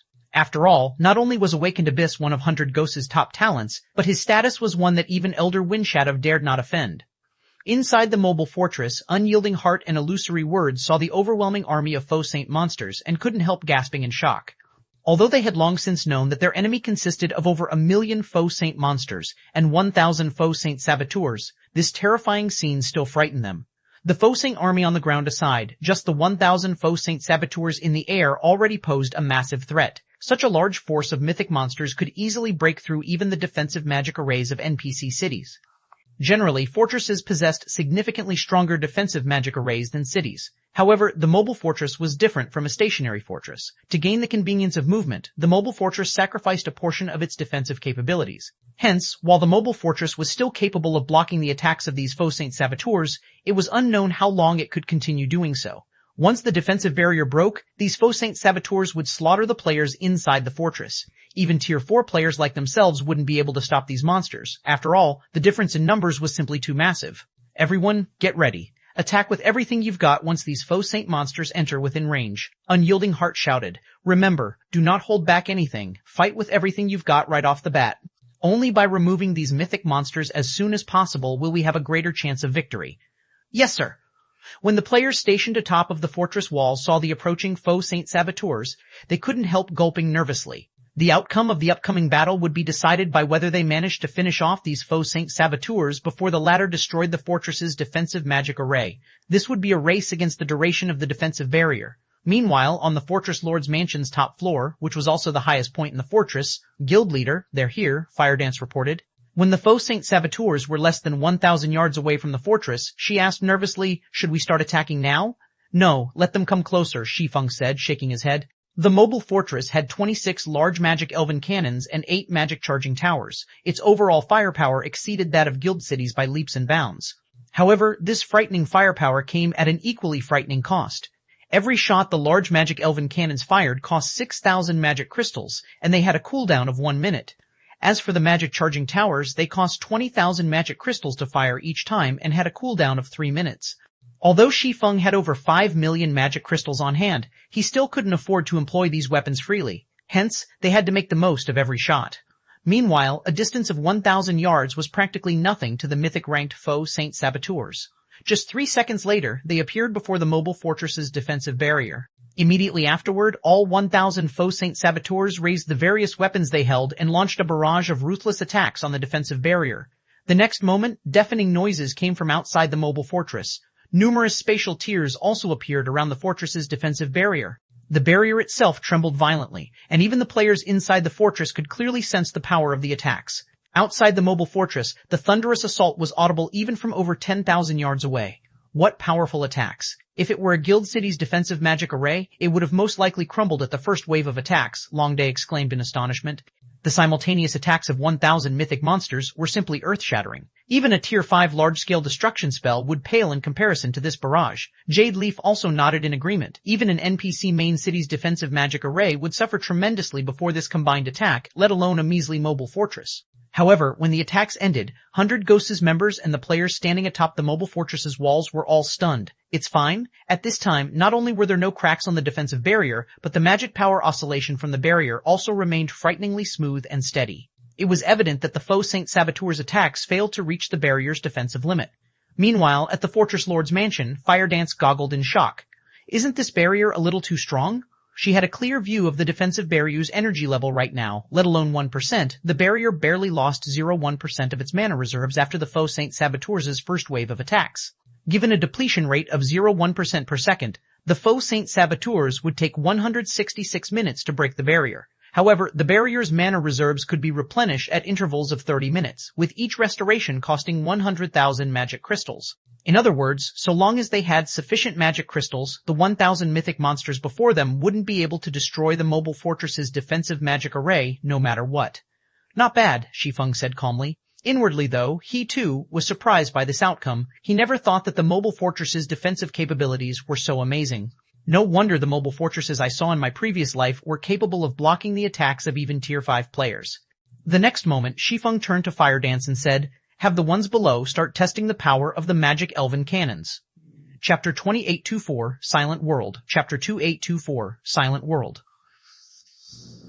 At Shi Feng's command, Firedance notified the players stationed at the 26 large magic elven cannons. In response, all 26 cannons in the mobile fortress began gathering and condensing mana from their surroundings. The originally mist-like mana liquefied. The condensed liquid mana then flowed into the cannons. A short moment later, a crimson threefold magic array appeared before the muzzles of these cannons, the tremendous power these magic arrays carried distorting the surrounding space. The next moment, after the faux Saint Saboteurs completed their third barrage, 26 crimson beams shot into the dusky sky all of a sudden. These beams of light then burst in midair, and numerous smaller beams rained down on the mythic monsters. Even though the faux Saint Saboteurs had reacted quickly to the attack, they were somewhat crowded, so most of them still ended up engulfed by the crimson rain.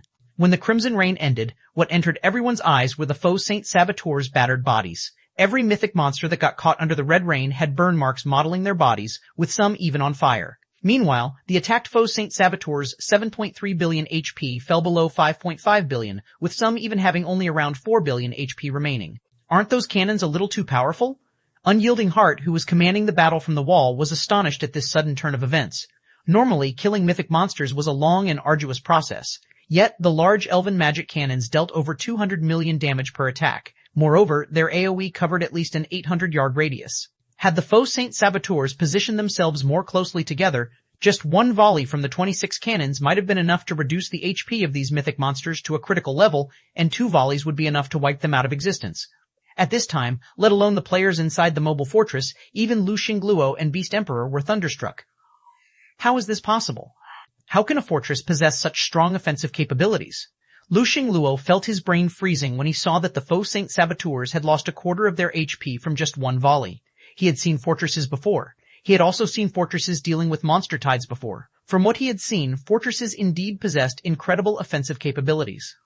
Even facing an army of 100,000 monsters and over a dozen mythic monsters, a fortress could easily emerge victorious within an hour.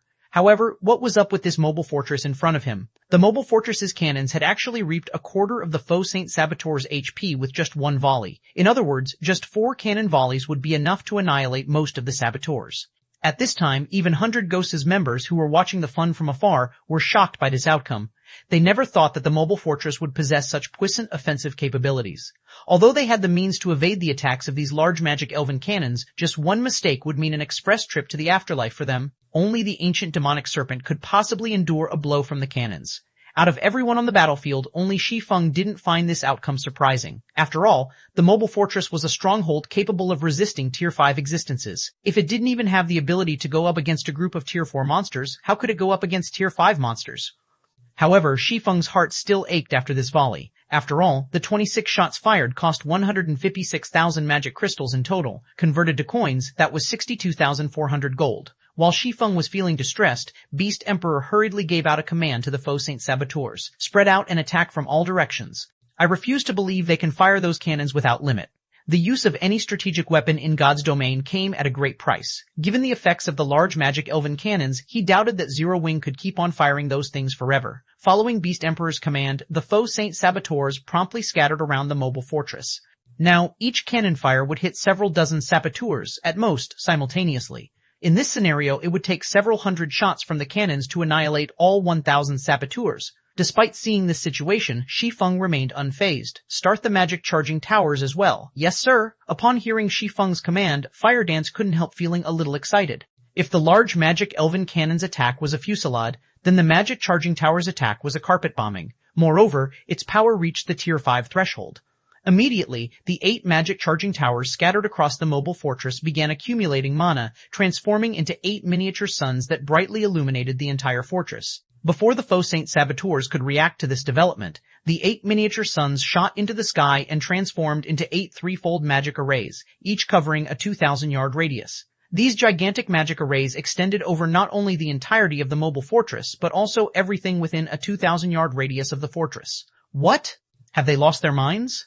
Lu Xingluo was thunderstruck when he saw the 8 gigantic magic arrays in the sky. While he didn't know exactly how powerful these magic arrays were, going by the fact that they had drawn in all mana within a 10,000-yard radius, he could easily imagine how powerful they were. However, these magic arrays didn't cover just the faux Saint Saboteurs. Even the mobile fortress itself lay within the magic array's AoE.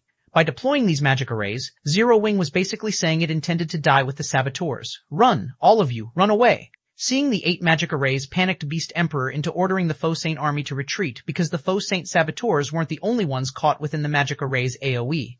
The magic arrays also covered 1/3 of the faux Saint army on the ground. For a time, the Faux Saint saboteurs in the air and the Faux Saint monsters on the ground all could be seen turning around and fleeing. However, the 8 magic arrays in the sky were simply too massive. Before any of the Faux Saint saboteurs could fly more than 1,000 yards away from the mobile fortress, a white light descended from the 8 magic arrays. The next moment, everything within a 2,000-yard radius of the mobile fortress transformed into a world of white, the appearance of this white world bringing silence to the entire battlefield. Meanwhile, this white pillar of light was clearly visible even from tens of thousands of yards away. What's happening over there? That place should be where the secret Covenant Tower is. We can see it all the way from Skyspring City. Just how big is the coverage of that beam? Most players in Skyspring City were ignorant of the battle taking place at the secret Covenant Tower, so they couldn't help growing curious when they saw a white pillar of light suddenly appear in the distance. As for the player forces who knew of the battle, because of their insufficient strength, they could only spectate from a safe distance. Shortly afterward, the light pillar gradually dissipated. The Faux Saint army on the ground had also disappeared, and in their place were craters several dozen meters deep. As for the mythic-ranked Faux Saint saboteurs in the air, they fell to the ground one after another at this time.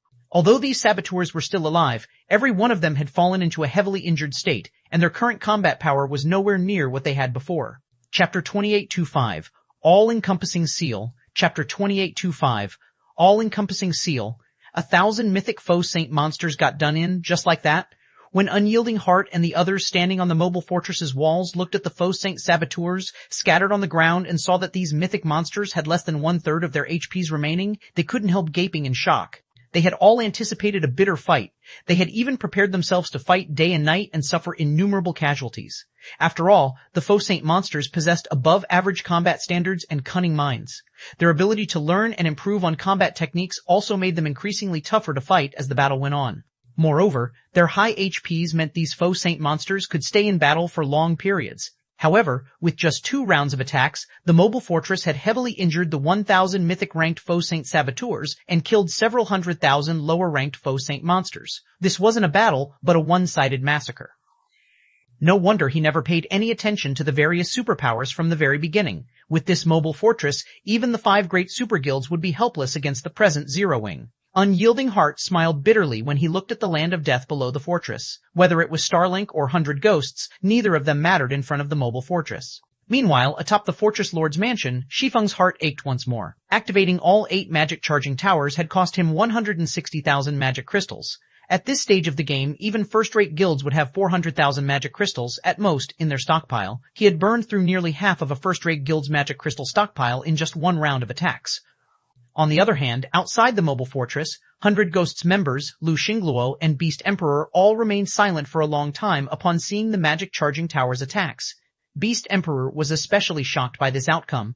Originally, he thought that with his army of 1,000,000 Faux Saint monsters, he could trample over the entire Twin Towers kingdom, that nobody short of the kingdom's NPC army would be a match for his army. Yet now, as for 100 Ghosts members, they also felt pressured by this outcome. After all, the mythic-ranked Faux Saint saboteurs had survived the mobile fortress's attacks due only to their high HP. If players like themselves were to suffer a hit from one of these attacks, they would die without question. At this time, Jade Leaf turned to Windshadow and said, "Elder Windshadow, this mobile fortress is too powerful. If we charge in blindly, I'm afraid our chances are slim." In air combat, the ancient demonic serpent was indeed powerful. It could even go up against a handful of Faux Saint saboteurs simultaneously and still hold the upper hand. However, even if the ancient demonic serpent could survive the mobile fortress's heaven-defying blow, they, the Flying Mount's passengers, would most definitely be reduced to ashes.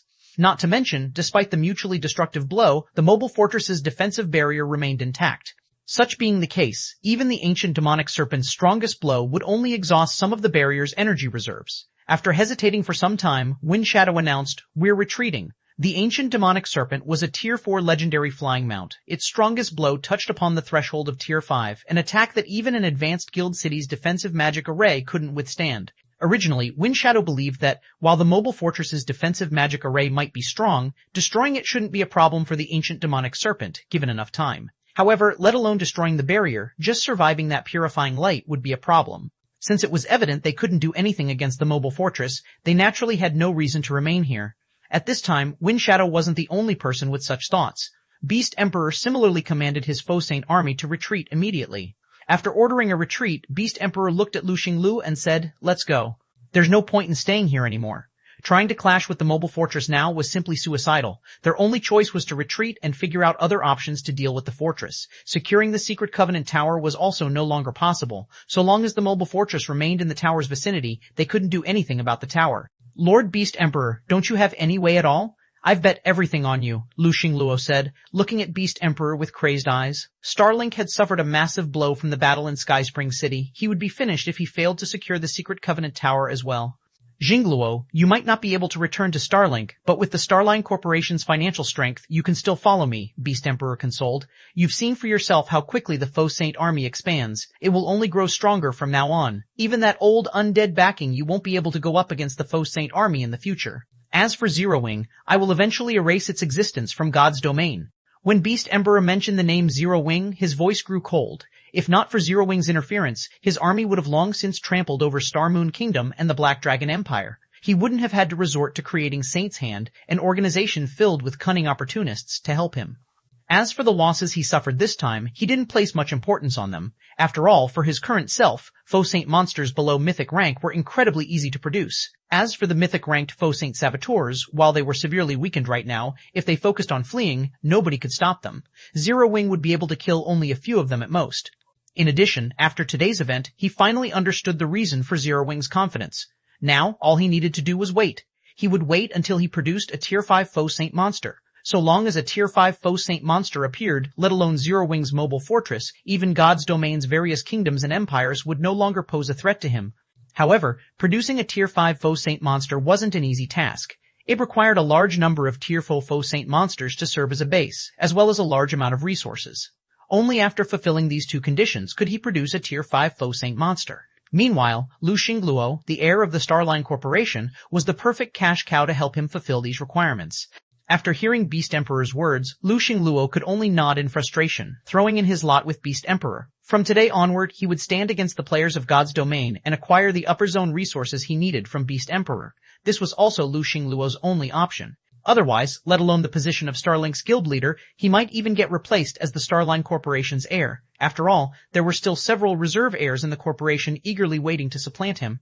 Upon seeing the distant Darkfire Crow and ancient demonic serpent turning around and leaving, Firedance smiled and said, "Guild leader, it seems they plan to retreat." She found their enemy's decision to retreat reasonable. After all, anyone would lose the will to fight after witnessing that devastating blow. Unfortunately, they couldn't deal any additional damage to the Faux Saint army. Although the mobile fortress possessed incredible offensive capabilities, it had no means to seal its opponents in place. It would also be foolish to leave the safety of the fortress to pursue the Faux Saint monsters. This was most likely what Lu Xingluo and the others hoped to see the most. Leave? Since they're already here, then they shouldn't think of leaving. Shi Feng smiled when he saw the retreating figures of Beast Emperor and 100 Ghosts members. He then took out 3,000 mana stones he had synthesized beforehand and injected them into the core of the unsealed world mirror. An invisible ripple of energy immediately spread rapidly from the mobile fortress to the surroundings. A moment later, a dense layer of mist formed around the edges of the map of the secret Covenant Tower. If one looked at the map from the outside, the inside of the map would appear illusory, like it was completely isolated from the outside world. Chapter 2826, Slaughter Time. Chapter 2826, Slaughter Time, a map seal? Lu Xingluo's complexion darkened when he saw the scenery in the distance blur. The mobile fortress was an unshakable existence at this stage of the game. If they couldn't leave this place now, only death awaited them. How ruthless of Black Flame. He's actually thinking of keeping all of us here? Looking at the dense mist enveloping the entire map, Beast Emperor sneered. However, he must be dreaming if he thinks he can stop us with such a wide seal. In God's domain, the larger the area a magic barrier covered, the weaker it would be. While the map-wide barrier Zero Wing deployed might seem spectacular, only a fool would think that it could stop a force of 1,000 mythic-ranked Faux Saint saboteurs. After saying so, Beast Emperor had a small number of saboteurs in relatively good condition move ahead of the army and fly straight toward the mist. Meanwhile, sharing similar thoughts with Beast Emperor, 100 Ghosts members remained unfazed even after seeing the whole map getting sealed. They calmly continued flying toward the map's border. Mobile Fortress, Fortress Lord's Mansion, seeing the Faux Saint army and 100 Ghosts members moving farther and farther away, Firedance couldn't help growing anxious. Guild leader, why don't we go after them? If we let them reach the barrier's edge, I'm afraid it'll become very difficult to keep them here. A barrier capable of sealing an entire map was indeed amazing. However, such an extensive barrier definitely couldn't rival the Mobile Fortress's barrier in terms of defensive capabilities. The seal would most likely break after a few attacks from the Faux Saint monsters. Smiling, Shi Feng shook his head and said, "No, let them run for a while longer. We'll first clean up the nearby Faux Saint saboteurs, have Unyielding Heart and Illusory Words start moving as well. Also, have the Elven Cannons keep an eye on the Faux Saint army. If those monsters think of coming back, strike them down immediately." Other people might not understand the effects of the World Mirror, but he did. Including the 2 additional crystalline mirrors he had obtained after killing those 3 NPCs from the Secret Hand Association, he now had 6 of the 12 mirrors that made up the World Mirror. Although he still couldn't utilize many of the World Mirror's functions since it was incomplete, he could isolate an entire map. Even Tier 5 existences would have great difficulty breaking out of this isolated region. While the Faux Saint army indeed possessed great numbers, the quality of its combatants was severely inadequate. It would need over an hour of continuous attacking to deplete the World Mirror's energy reserves. 1 hour was more than enough for Zero Wing to do a lot of things. Moreover, even if they couldn't finish off the Faux Saint army within 1 hour, he could simply inject another 3,000 mana stones to replenish the World Mirror's energy. Unlike defensive magic arrays, the World Mirror did not have a cooldown for replenishing its energy reserves. The only trade-off was that once the World Mirror was activated, it would remain active until it exhausted all its energy. It couldn't be turned off midway the way defensive magic arrays could.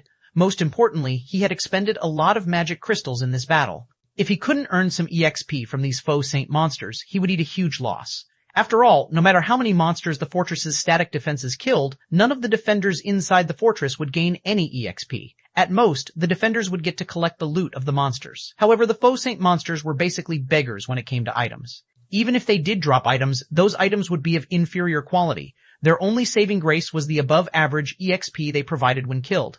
After Shi Feng finished speaking, he flew out of the mobile fortress and chased the fleeing Faux Saint saboteurs. Although the incomplete World Mirror couldn't reduce the basic attributes of the hostile units trapped within it, it did reduce their movement speed and reaction speed.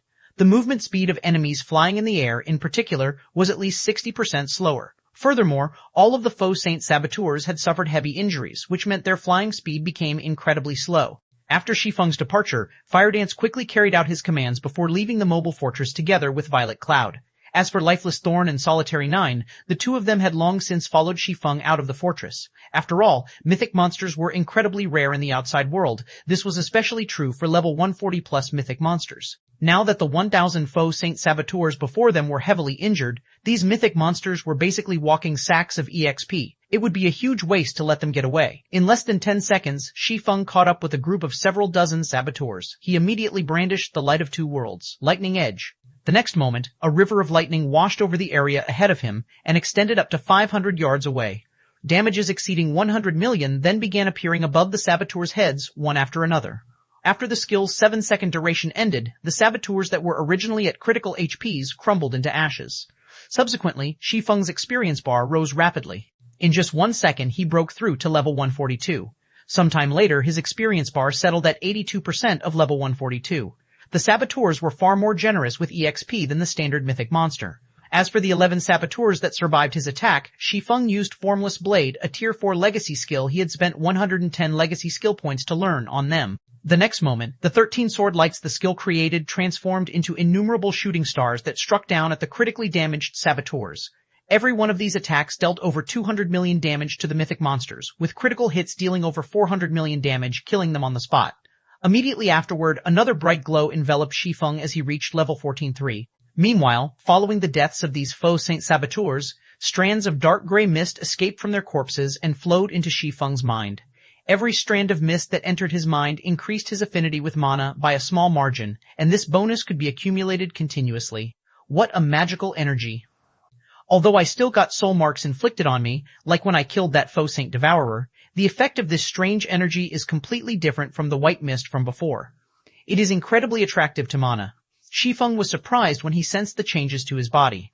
At this moment, Shi Feng wasn't the only person to notice this benefit.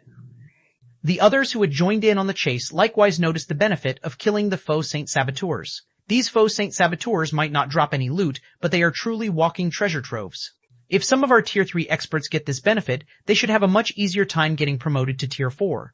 After killing off 2 Faux Saint saboteurs, Unyielding Heart was surprised by the benefit he received. Some distance away, Illusory Words also killed a saboteur and noticed the unexpected benefit. Surprised, she exclaimed, "These saboteurs are probably of greater help to us Tier 4s. If we can continuously boost our mana affinity, we'll understand mana more easily. This will be of great help in breaking through the limits of our mana bodies."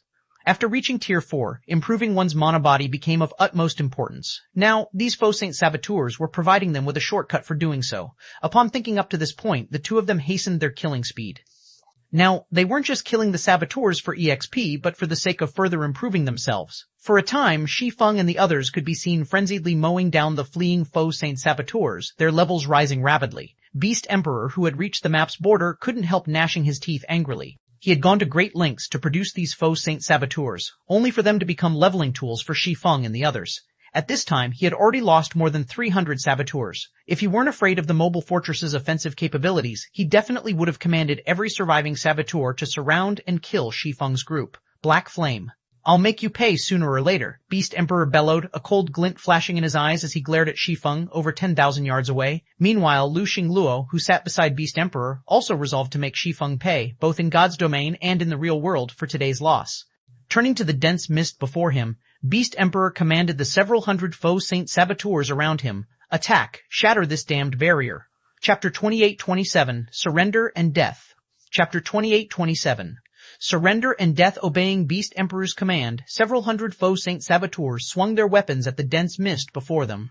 Although these Saboteurs were heavily damaged, with their extraordinary techniques, they still managed to exhibit power at the mythic standard in their attacks. Boom! Every one of the Saboteur's attacks opened a tear in space upon impact, the spatial tears bringing momentary darkness to the area. When the spatial tears disappeared though, both Beast Emperor and Lu Xingluo were thunderstruck.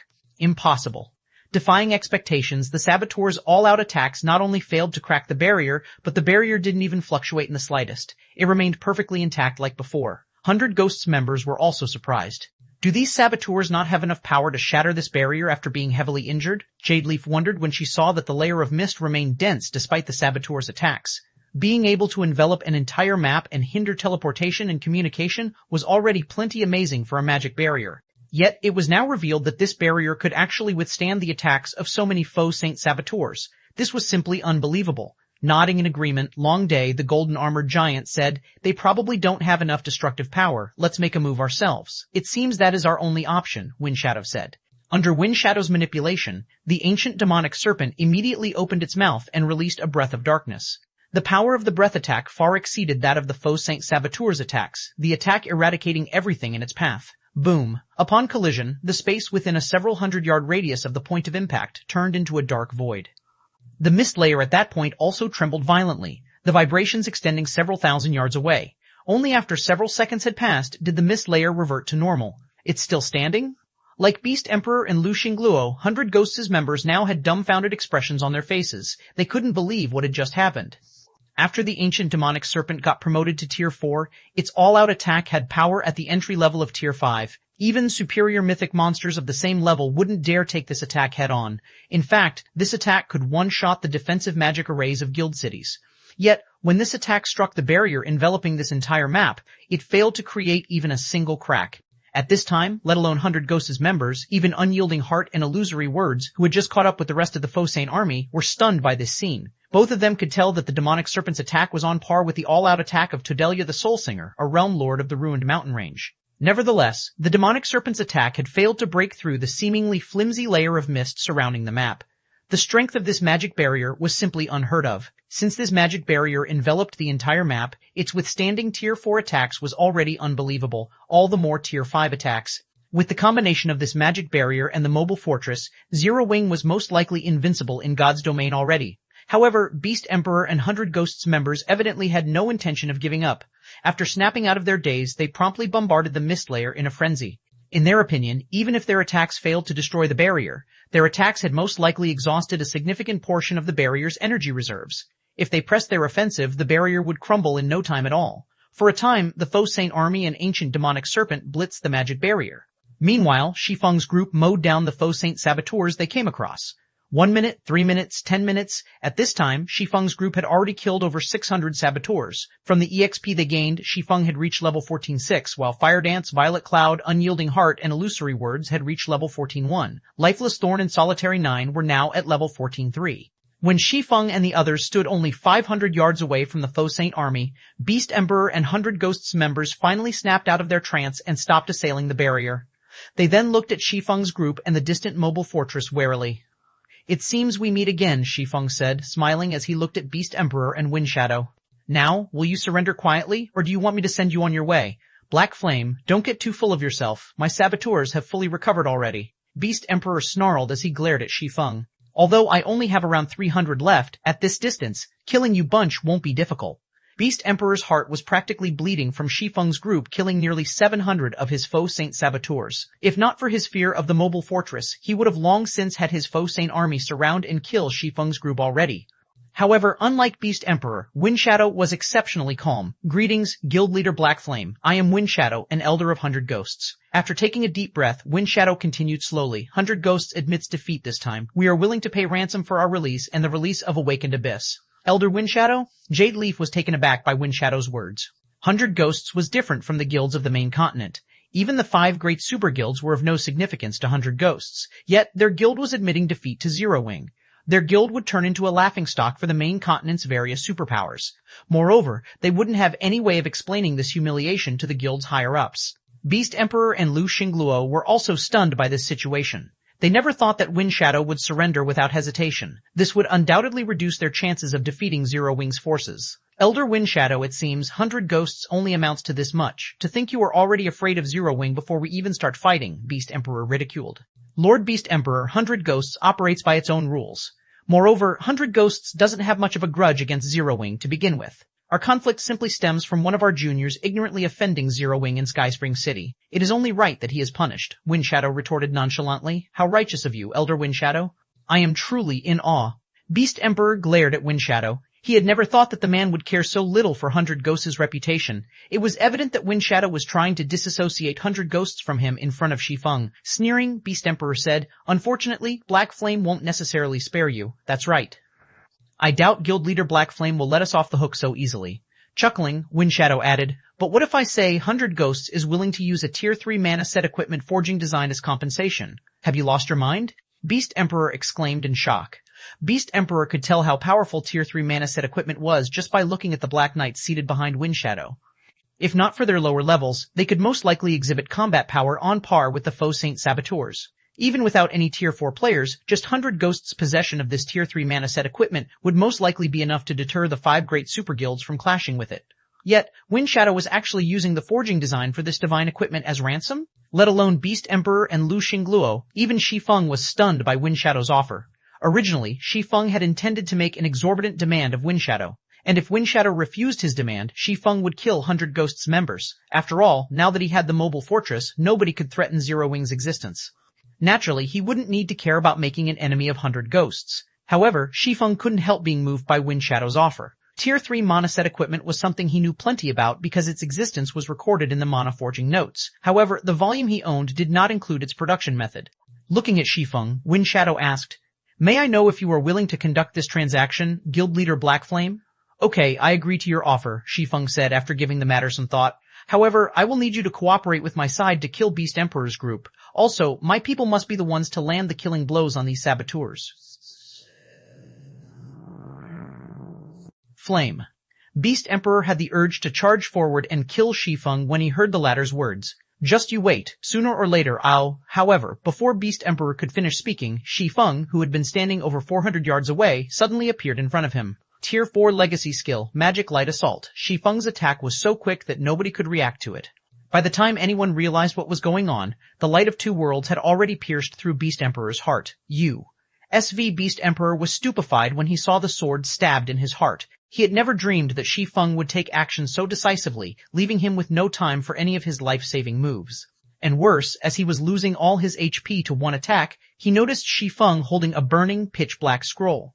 This pitch-black magic scroll was something familiar to dark players like Beast Emperor. It was the Tier 3 magic scroll Abyssal Curse. When activated, the scroll would lock onto a target and increase the target's death penalty by 3 to 5 times for 3 minutes. Lu Xingluo was dumbfounded at this scene. He never thought that Shi Feng would have such a frightening move up his sleeve. He also never thought that Beast Emperor would die, just like that.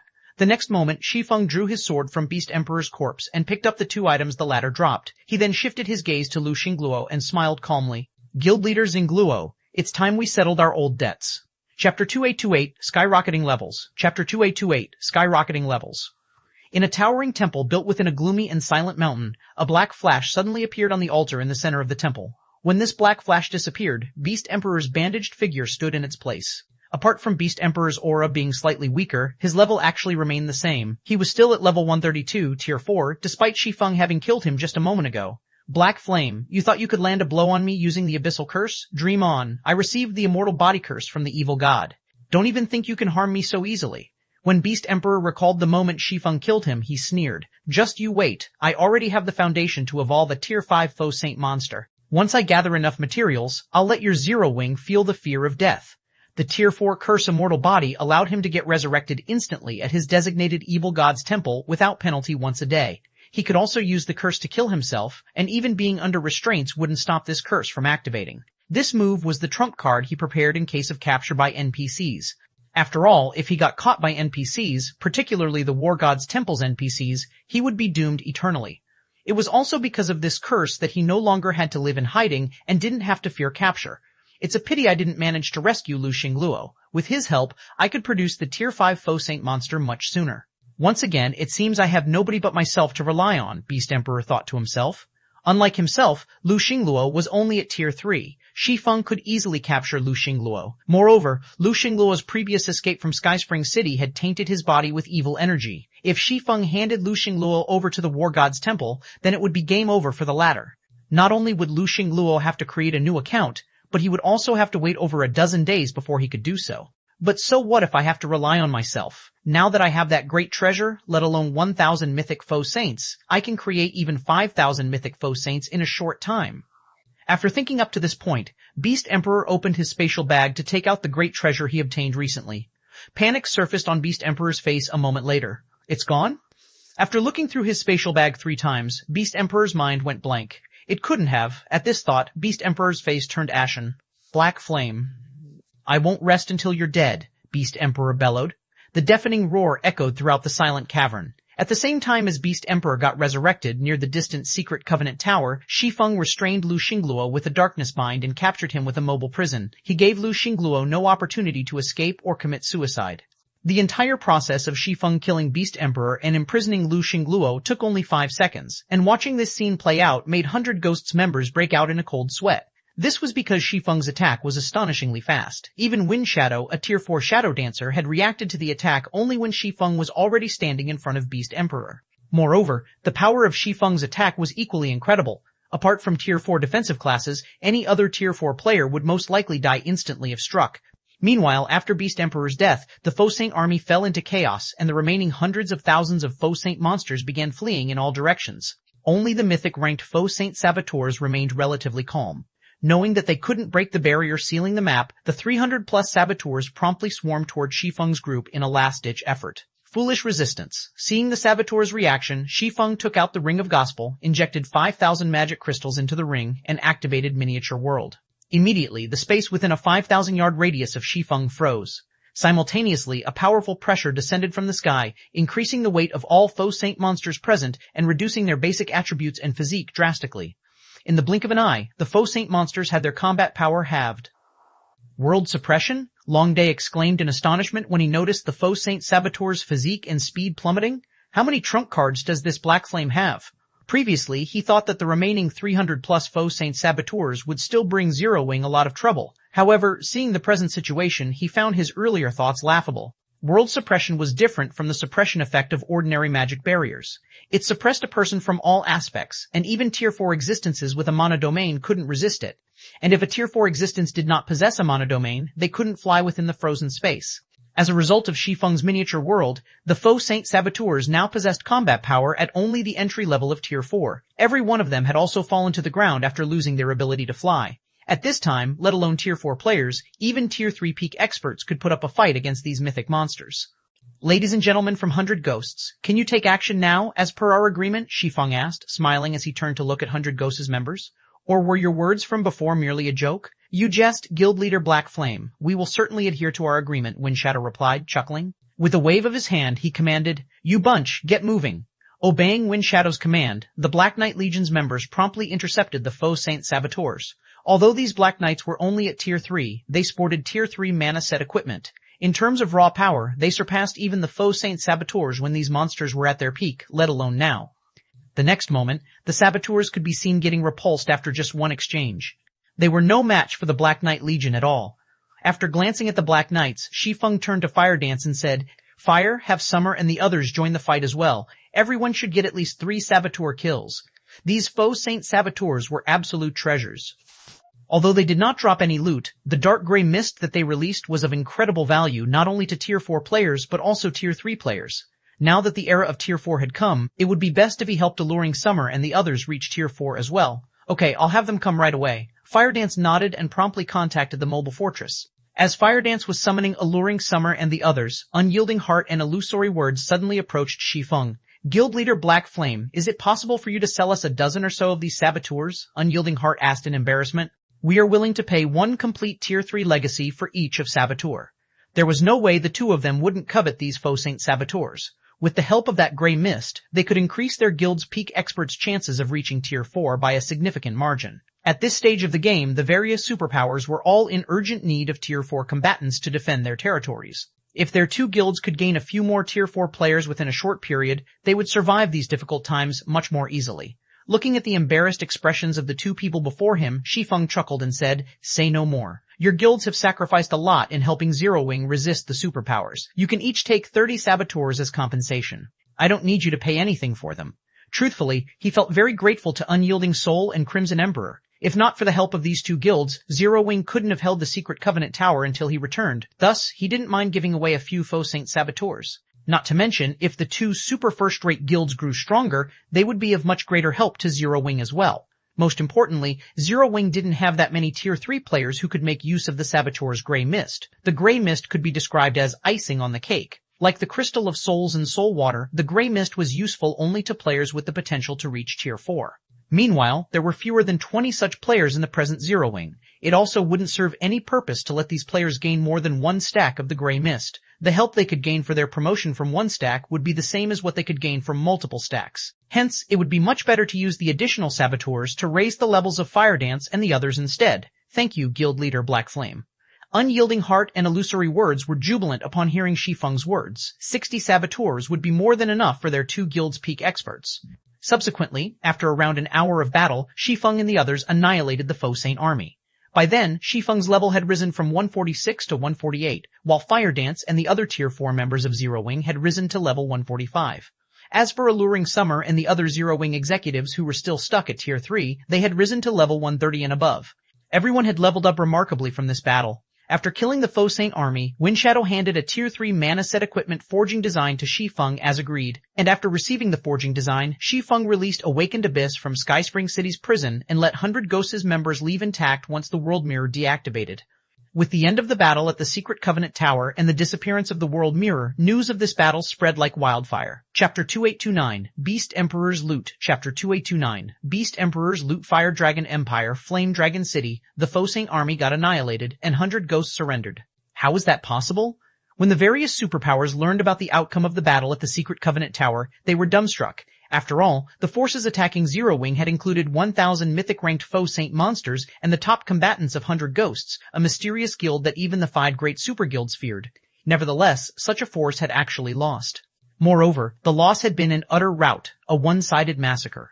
The various superpowers were especially shocked when they saw the video of the purifying light vaporizing a large chunk of the Faux Saint army and heavily injuring every one of the Faux Saint Saboteurs. They felt as if the system was playing a cruel joke on them when they watched this attack.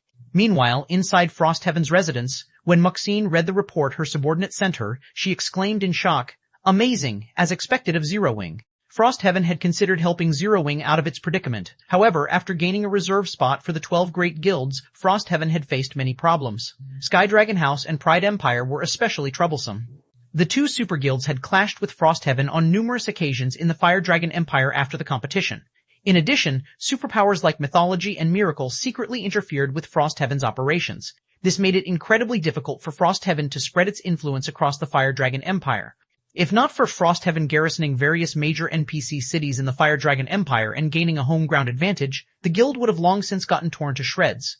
After all, Sky Dragon House and Pride Empire had incredibly deep roots in the Fire Dragon Empire. In fact, some of the Fire Dragon Empire's NPC forces had even allied with the two super guilds.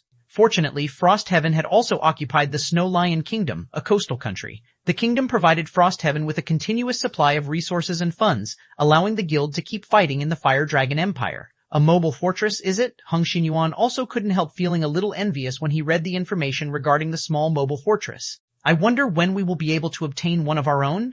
According to the reports, with the offensive and defensive capabilities of the mobile fortress, it could survive in a level 140 plus neutral map. This made it a dream facility of all superpowers at this stage of the game. Not only did level 140 plus neutral maps allow players to level up much more quickly, but they also held various rare resources, legacies, ancient ruins, and even 7 luminaries crystals. Originally, players could acquire 7 luminaries crystals from only a few specific maps. However, all maps above level 140 had a considerable chance of spawning 7 luminaries crystals.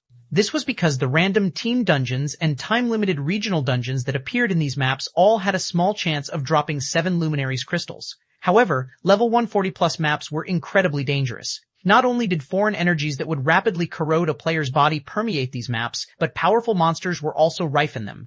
Although level 140 plus maps were not as dangerous as Forbidden Lands, beast tides frequently occurred there, regardless of night and day. Even Tier 4 experts would perish if they accidentally came across one of these beast tides and got surrounded. Most importantly, level 140 plus maps were the main hunting ground of NPCs. Now that Zero Wing had the mobile fortress, Hong Xinyuan could already imagine just how much of an advantage the guild would have in the future. In fact, its complete control over the Secret Covenant Tower already provided it an advantage not even super guilds possessed. At this point, all Zero Wing needed to do was wait until it had a sufficiently large number of Tier 3 players. With ample strength, the guild could begin occupying various resource spots and NPC cities in God's domain. Eventually, Zero Wing might even become an existence rivaling the 5 great super guilds. At the same time, Cold Shadow, in the distant Apocalypse Empire, also received this shocking piece of news. Interesting. Even the Faux Saint Army and 100 Ghosts are helpless against them. Cold Shadow revealed a rare smile on her face when she read the report her subordinate sent her. After suffering such a miserable loss, Lu Xinglua will most likely lose his position as heir. What should we do now, Vice Guild Leader? Whitefeather asked worriedly. The guild leader sent us here to lay a solid foundation on the eastern continent so that we can dominate both continents in the future.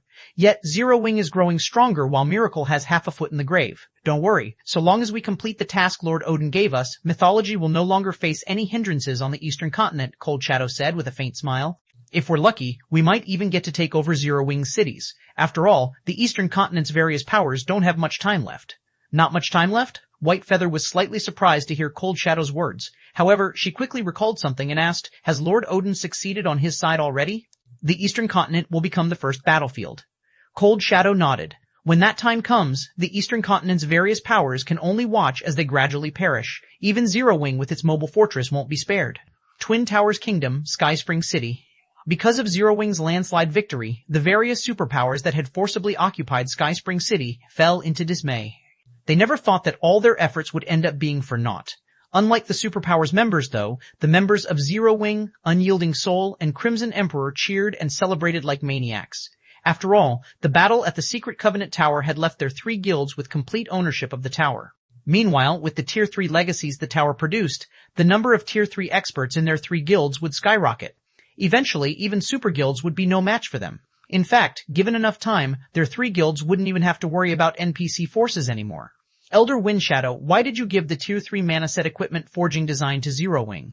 That will just make Zero Wing even stronger and drastically affect our plans. The guild leader will definitely reprimand us once we return, asked Awakened Abyss, who had just been released from Skyspring City's prison. He had been rendered speechless when he heard of Windshadow's actions. The Tier 3 mana set equipment could allow Tier 3 players to combat Tier 4 players. Any guild that could mass-produce this set would become a huge threat in the game.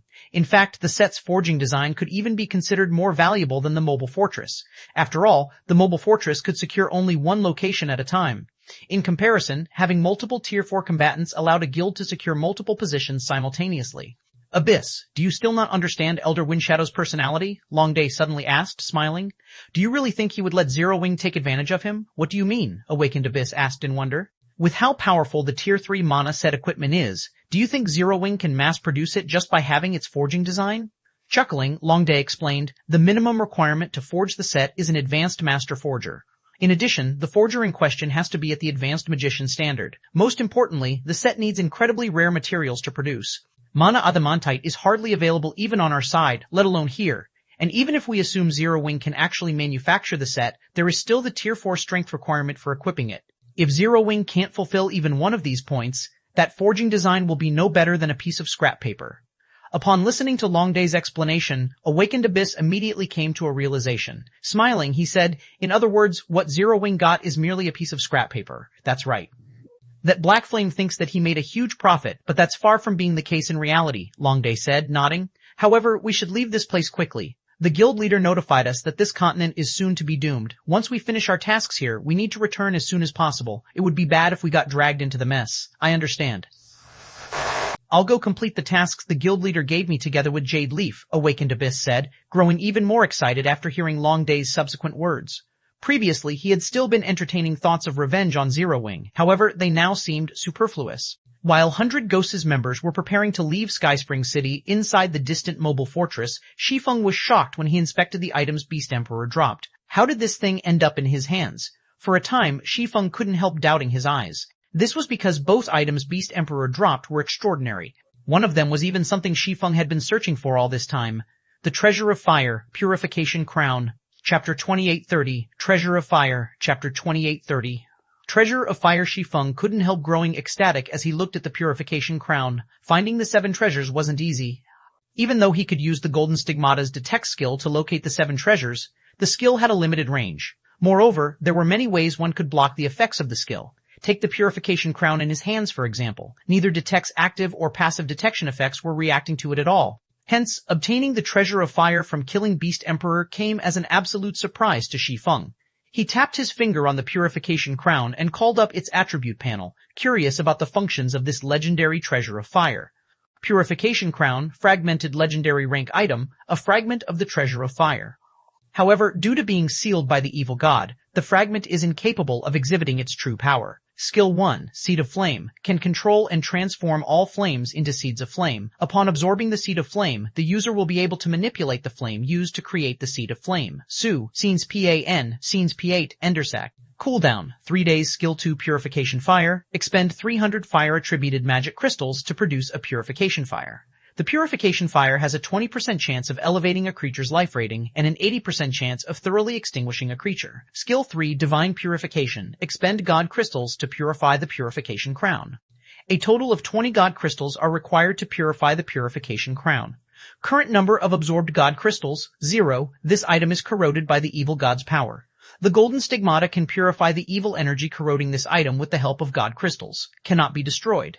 Has a chance of dropping on death. No wonder Beast Emperor was able to create so many mythic faux saints. He's been relying on this crown's ability. Realization dawned upon Shi Feng when he finished reading the Purification Crown's attributes. He had to admit that every one of the 7 treasures was heaven-defying. The Purification Crown's Purification Fire skill was an absolute treasure when it came to elevating a creature's potential. Its only flaw was the 80% chance of causing the death of the target creature. Unless one had already exhausted their latent potential and were still seeking further improvement, making use of the Purification Fire should be their last resort. Only someone like Beast Emperor, who could mass-produce faux saint monsters easily, could use the Purification Crown without worries. So long as he managed to produce even one mythic-ranked faux saint monster, it wouldn't matter even if he expended hundreds of Grand Lord-ranked faux saint monsters in the process. After all, producing Grand Lord-ranked faux saint monsters was an incredibly simple process. The only real problem Beast Emperor had was finding the necessary fire-attributed magic crystals. If the Purification Fire skill required ordinary magic crystals instead, Beast Emperor would have most likely had tens or even hundreds of thousands of mythic-ranked faux saint monsters. This also explained why Beast Emperor had created an organization like Saint's Hand to support him. This Purification Fire really is a gem. Even though its success rate is only 20%, the possibility of elevating a creature's life rating makes the risk completely worthwhile. Shi Feng sighed ruefully as he looked at the effects of the Purification Fire. The term creature did not refer to just faux saint monsters. It encompassed mounts and NPCs. In fact, the Purification Fire worked on players as well, only with significantly diminished effects. At most, it could raise a player's basic attributes and physique. It couldn't help players in getting promoted to Tier 4 or above. However, it was a different story for mounts and NPCs. For mounts and NPCs, improving their life ratings would significantly increase their chances of completing their promotions. At this time, though, Shi Feng dared not experiment with the Purification Fire. At the very least, he wouldn't do so while the skill's success rate was only at 20%. After all, flying mounts and personal guards with high growth potential were not easy to find. If he got unlucky and ended up burning one out of existence, he would definitely die of regret. Subsequently, Shi Feng set his sights on the Purification Crown's first skill. This Seed of Flame is good stuff. A powerful flame might be meaningless for ordinary players, but it was a divine tool for lifestyle players, particularly forgers and alchemists. Having a powerful flame would increase their production success rate considerably. This was especially true for mysterious flames. Even a Tier 1 mysterious flame would be of significant help to players. The only problem was that absorbing a mysterious flame was an excruciatingly painful process, something not just anyone could endure. Moreover, the stronger the mysterious flame, the more painful the absorption process would be. Previously, when Shi Feng had bound the Tier 3 Purple Thunder Flame, he had suffered immensely. Given the level of pain he experienced, he doubted that specialized lifestyle players could absorb a Tier 3 mysterious flame. After all, unlike himself, specialized lifestyle players tended to have less tolerance for pain. However, the Seed of Flame skill could dampen this excruciating absorption process by transforming flames into seeds of flame. Absorbing a Seed of Flame was significantly less painful than absorbing a flame directly. Players would have an easier time taking control over a flame. Of course, the best part about the Seed of Flame skill wasn't the fact that it could turn mysterious flames into seeds of flame. The skill's description clearly stated that it could transform all flames into seeds of flame. Flames didn't refer to just mysterious flames. There were other types of flames, such as the flames spat out by monsters and naturally occurring flames. In other words, the Seed of Flame skill was a heaven-defying skill capable of creating mysterious flames. All Shi Feng needed to do was search for powerful flames and convert them into mysterious flames. However, as the Purification Crown was sealed, the most it could create were Tier 4 mysterious flames. Even so, this was already an incomparably precious ability. In God's domain, the rarity of Tier 3 mysterious flames was on par with that of fragmented legendary items. As for Tier 4 mysterious flames, they were basically the stuff of legends. Nevertheless, the Purification Crown was actually capable of creating Tier 4 mysterious flames. One could see just how heaven-defying this ability was. Of course, finding a flame that could be converted into a Tier 4 mysterious flame wouldn't be an easy task. After all, existences capable of producing such powerful flames weren't a dime a dozen. However, Shi Feng would be satisfied so long as he could produce a couple of Tier 3 mysterious flames. For the candlelight trading firm's lifestyle players, being able to own a Tier 3 mysterious flame was something that only happened in their dreams. Shi Feng took out the Tier 4 Hellfire, an excited expression appearing on his face. I initially planned to wait a little while longer before absorbing this, but I think I can give it a try now. He had been looking forward to absorbing the Hellfire for a long time now. However, he also understood that taking control of a Tier 4 mysterious flame would be unimaginably difficult. The process would have an extremely high demand on his concentration and pain tolerance. If he failed to absorb the Hellfire, he might even suffer a backlash. Hence, after obtaining the Hellfire, he did not dare casually absorb it. Moreover, after he had reached Tier 4, his soul had been strengthened significantly, which allowed him to resist the Soul Chain's threat for a much longer period. There had been no need for him to take such a risk. However, now that he had the Purification Crown, he wouldn't have to worry about the risks of absorbing the Hellfire. Subsequently, Shi Feng used the Purification Crown on the Hellfire. The crown immediately released a dazzling radiance, and a golden mist enveloped the Hellfire. Upon sensing the threat from the Purification Crown, the Hellfire began resisting violently, its aura flaring until it rivaled that of superior mythic monsters. However, the Purification Crown was one of the 7 treasures, an item carefully crafted by the goddess of space, an ancient god. Even if it was only a fragment of the original treasure of fire, its power wasn't something a Tier 4 mysterious flame could resist. 20 seconds later, the Purification Crown devoured the Hellfire completely and transformed it into a dark gray seed of flame. In its current form, the Hellfire's power was drastically suppressed. System, do you wish to absorb the Seed of Hellfire? Absorb. Upon seeing the system prompt, Shi Feng chose to absorb the Tier 4 Seed of Flame without hesitation. Chapter 2831, Tier 4 Mysterious Flames Effects. As soon as Shi Feng chose to absorb the Seed of Flame, the dark gray seed in his palm turned into streaks of light that merged with his body. Immediately afterward, Shi Feng couldn't help gritting his teeth. It hurt so much. The pain he currently felt was far beyond what he had felt when he absorbed the Tier 3 Purple Thunder Flame. It was like his blood was boiling and millions of ants were nibbling at his bones. If not for the recent breakthrough in his concentration, he would have most likely failed to endure this pain. The next moment, a loading bar showing his fusion progress with the Seed of Hellfire appeared before him. The loading bar filled up at a snail's pace, increasing by only 1% every dozen seconds or so. The pain is already so unbearable even with the help of a Seed of Flame. It's no wonder so few players managed to control a Tier 4 mysterious flame in the past. Realization dawned upon Shi Feng as he looked at the slowly rising fusion bar. Any normal person would lose their mind if they had to endure this pain for even a second, yet this pain was only the result of absorbing a Tier 4 Seed of Flame. He couldn't even begin to imagine how much pain directly absorbing a Tier 4 mysterious flame would involve. At this point, Shi Feng suspected that the people who had successfully absorbed Tier 4 mysterious flames in his previous life had done so using special means like he did. After all, he had honed his pain tolerance for 10 years in the game. In this life, he had even developed his concentration beyond what he had in his previous life. Despite that, he still found absorbing even a weakened Tier 4 mysterious flame unbearable. What would it take to absorb an unaltered Tier 4 mysterious flame? 3%, 10%, 30%? Hold on! I must hold on! At this point, Shi Feng was gritting his teeth, and his eyes were bloodshot. His complexion was also unprecedentedly pale. And worse, as the fusion progressed, its rate of increment gradually slowed down. Even after 2 whole hours had gone by, the fusion bar had reached only 73%. In addition, when the fusion crossed 60%, the seed of flame within him began radiating powerful mental assaults every second, battering his sea of consciousness. The subsequent mental assault that hit him at 74% nearly made him collapse. His consciousness began blurring, and he felt as if he was about to lose control of his body. This won't do. I need to think of a way to resist these mental assaults. Otherwise, I won't last until the end. While fusing with a mysterious flame, players had to remain conscious throughout the process. Otherwise, the fusion would be deemed a failure. Upon thinking up to this point, Shi Feng began applying his mental defense technique against the Seed of Flame's mental assaults, gathering his focus into a single point and stealing his mind. While this technique worked wonders initially, after the fusion progress reached 80%, the Seed of Flame seemingly noticed his trick. Immediately afterward, the seed began releasing mental assaults at a much higher rate, going from once per second to twice per second, then even increasing to 3, 4, 5 times per second. The frequency of the mental assaults continuously escalated, the Seed of Flame adamant in breaking Shi Feng's mind. It can even play such a move? Shi Feng was stupefied by this situation. Faced with these high-frequency mental assaults, Shi Feng dared not relax for even a moment. However, maintaining his mental defense technique also made him feel indescribably uncomfortable. This technique was akin to a person flexing their muscles. While one could harden one's muscles by flexing them, it would be exhausting to keep one's muscles flexed for long periods. Likewise, Shi Feng couldn't keep his focus condensed for long periods. Moreover, as his mental defense technique was much more complex than the flexing one's muscles, the time he could maintain it was even shorter. 83%, 87%, 92%, the more frequent the mental assaults were, the less time he had to breathe. At some point, his mind even began feeling suffocated. Is it still not done? Looking at the fusion bar, Shi Feng felt as if he was on the brink of collapse. At this time, his body pains already felt insignificant compared to the mental suffocation.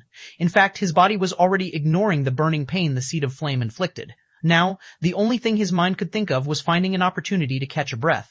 Just when Shi Feng felt as if he would die from suffocation, the system's indifferent voice entered his ears. System. The Hellfire's fusion is complete. The Hellfire is now bound as player Yi Feng's personal property. System, congratulations. You have been tempered by the Hellfire. All basic attributes increased by 300 points. All basic attributes increased by 10%. Physique improved by 20%. Reaction speed improved by 20%. Mental control improved by 40%. Fire and ice resistances plus 150. And control over fire-type mana improved by 20%. Shi Feng inhaled deeply upon hearing the system notification. When air filled his lungs again, he felt revived. After relaxing his mind, he could feel the Hellfire's energy spreading throughout his body. His originally depleted concentration also began recovering crazily. So, this is the power of a Tier 4 mysterious flame.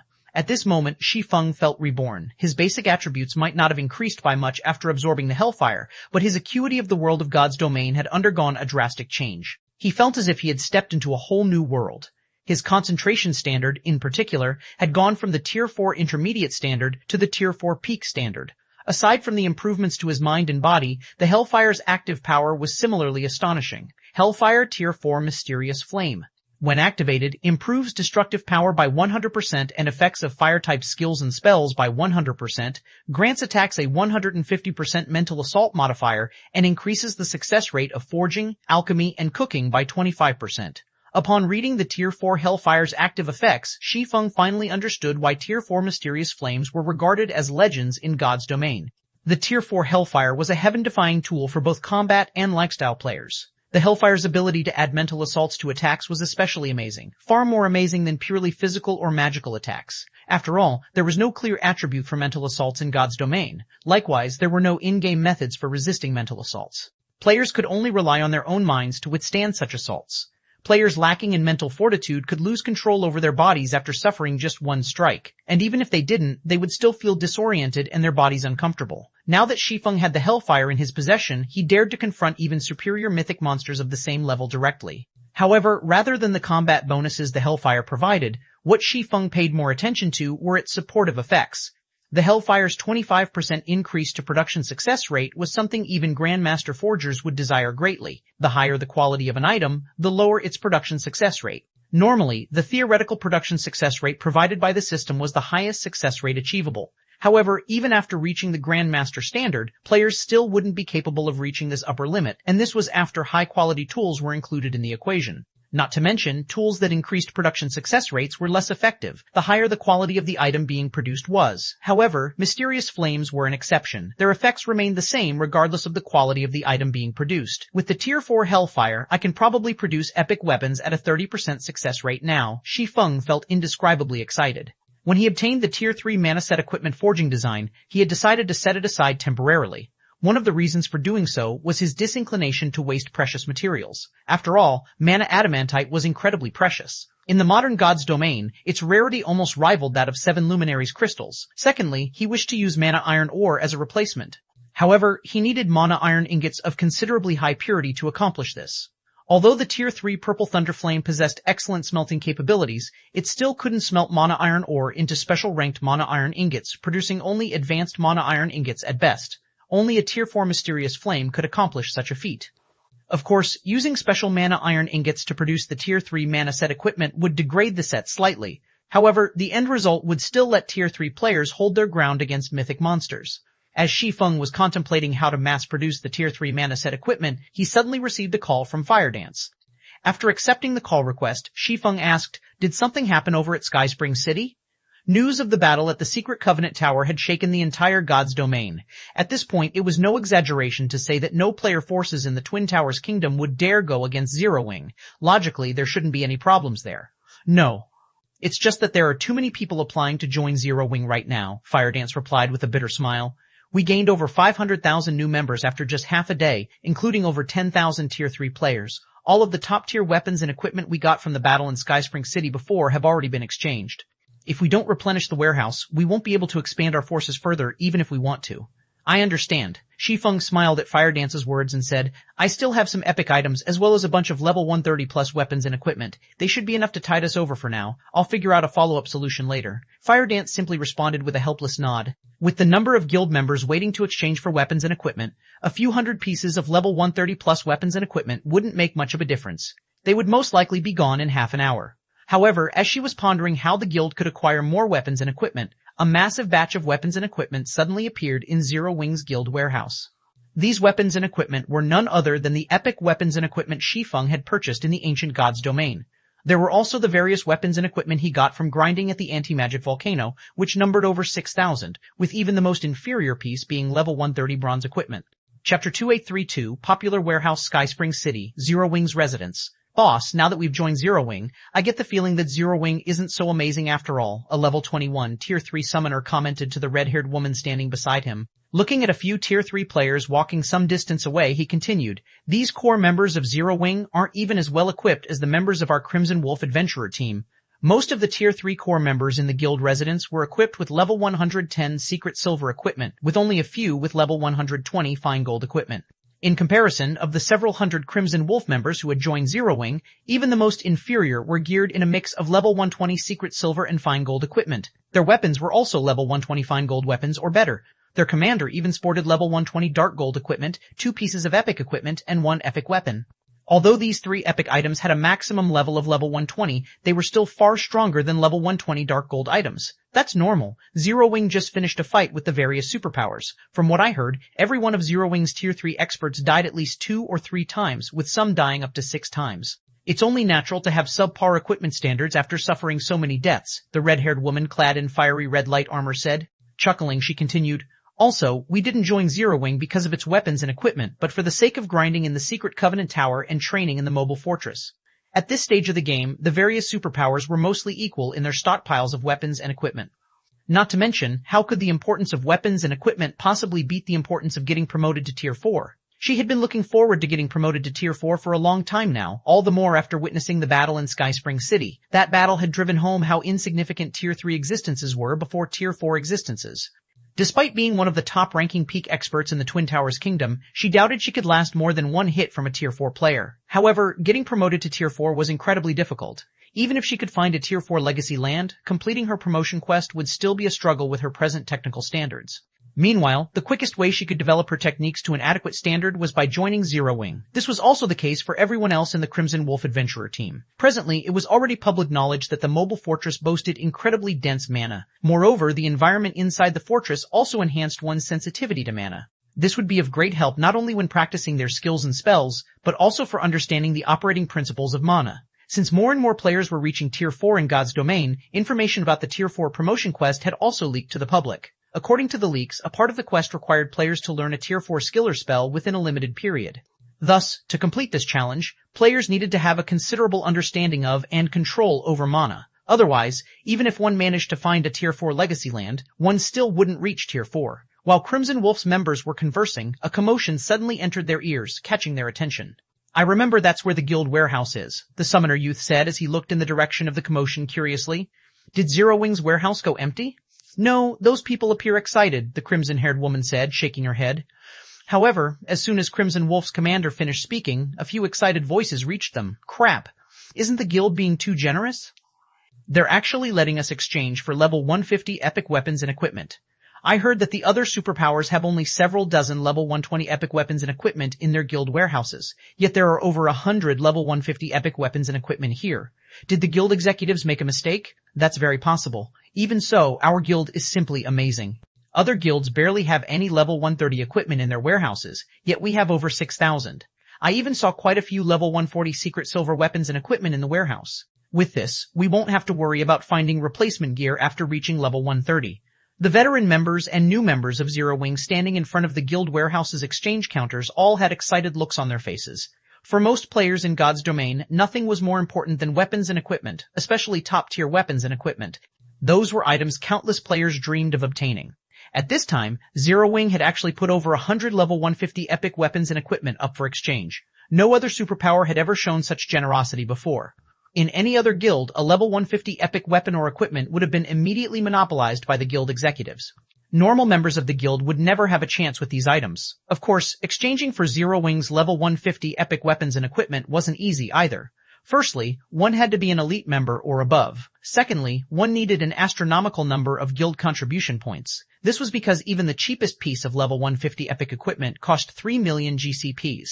According to Zero Wing's internal market, 1 GCP was worth 20 copper coins, thus 3 million GCPs would be worth 6,000 gold coins. Although 6,000 gold was an astronomical price even for level 150 epic equipment, it was nigh impossible to find level 150 epic equipment on the market right now. Guild executives were monopolizing every piece of level 150 epic equipment available. Nevertheless, Zero Wing was allowing even its elite members to exchange for these items. This was undoubtedly a great benefit. "Boss, I take back what I just said. Zero Wing's foundation is insane. If we can exchange for a full set of these epic weapons and equipment, we'll be unstoppable," Crimson Wolf Summoner Youth said. When he saw the large number of level 150 epic weapons and equipment in the guild warehouse, he was similarly astonished. Even the eyes of Crimson Wolf's red-haired commander blazed with passion as she looked at the exchange list before her. "Fire! Notify everyone in the team immediately. Have everyone start accumulating as many GCPs as possible. We need to secure a few of these epic items before the other adventurer teams clear them out," the red-haired woman said to the summoner youth. "Okay, I'll notify them right away." The urgency of the situation spurred the summoner youth to contact the other Crimson Wolf members who had joined Zero Wing as fast as possible. For a time, many of the new members bustled about, every one of these Tier 3 experts adamant in getting a share of those level 150 epic weapons and equipment. Some of the adventurer teams that joined Zero Wing recently even exchanged their level 114 to level 120 top-tier equipment for GCPs. Since the guild purchased weapons and equipment at 10% to 15% below market value, nobody would normally be willing to trade in their old weapons and equipment for GCPs. They would rather slowly accumulate GCPs through guild quests. However, the current situation was different. There were only so many level 150 epic weapons and equipment available for exchange. If they did not secure these items as soon as possible, other people would do so. Meanwhile, trading in weapons and equipment was undoubtedly the quickest way to accumulate several million GCPs. As a result, in just half an hour after Zero Wing's warehouse was updated, it had gained an additional 2,000 level 120 top-tier equipment and 7,000 level 110 top-tier equipment. The guild's equipment crisis got resolved in the blink of an eye. Guild leader, this move of yours worked wonders. With all these adventurer teams contributing their weapons and equipment to us, we should be able to last for a few more days, Firedance said joyfully. It's still too soon to celebrate. Looking at Firedance's excited expression, Shi Feng smiled and said, notify everyone in the guild that the guild will no longer restrict their activity to just the guild cities and secret covenant towers vicinities. Everyone can move freely now. We're lifting the restriction now? Firedance was surprised by Shi Feng's words. Currently, NPC forces were running rampant in the fields, robbing and attacking even the superpowers. Previously, to avoid these predicaments, Zero Wing had chosen to restrict its members' movement to just the guild cities and secret covenant towers vicinities. Removing this restriction now would undoubtedly increase the guild's expenditure. Nodding, Shi Feng said, we have fallen behind the other superpowers in raiding dungeons and acquiring resources. Letting this situation continue will only be detrimental to the guild. Now that the various superpowers no longer dare have designs on the secret covenant tower, there's naturally no need for us to continue hiding. I understand. I'll make the necessary preparations right away, Firedance said. After giving the matter some thought, she found Shi Feng's words reasonable. Now that Zero Wing's existence was unshakable, they indeed didn't have to lie low anymore. Meanwhile, as Firedance was drafting this announcement, Shi Feng finished installing the 6th mirror of the world mirror into the distant Zero Wing City's City Lord's mansion. System, do you wish to bind the world mirror with Zero Wing City? Bind, Shi Feng answered without hesitation. System, world mirror bound successfully. System, congratulations. Zero Wing City has reached the requirement to become a basic main city. Do you wish to upgrade it? Chapter 2833, Promotion to Main City? Seeing the system prompt, Shi Feng chose to upgrade Zero Wing City without hesitation. System, main city upgrade will cost 500,000 gold coins and 200,000 magic crystals. Do you wish to proceed? Proceed.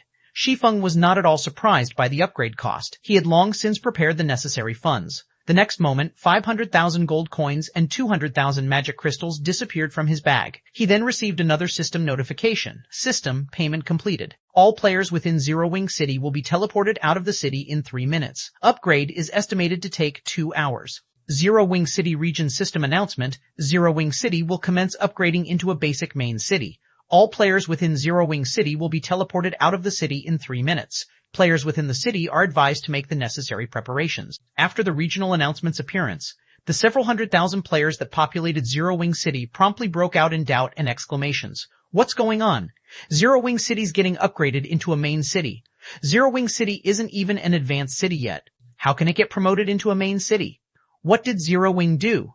The independent players and guild players operating in Zero Wing City were thunderstruck by this unexpected piece of news. This was especially true for the various guild players. They felt as if the system was playing a bad joke on them. Ordinary players might not understand the significance of a main city, but guild players like themselves knew just how difficult it was to raise a guild city's status to main city.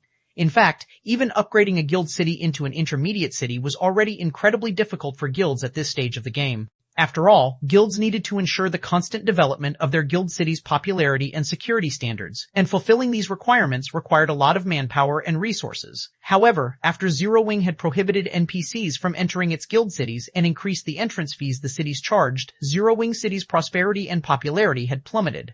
At this point, let alone getting promoted into a main city, even getting promoted to an intermediate city should be impossible. Yet, the system was now telling them that Zero Wing City was already getting upgraded into a main city. This defied credence. However, no matter how much the players inside Zero Wing City refused to believe the system announcement, the system's timer continued counting down the seconds. Eventually, after 3 whole minutes elapsed, every player in the city was teleported out of the city.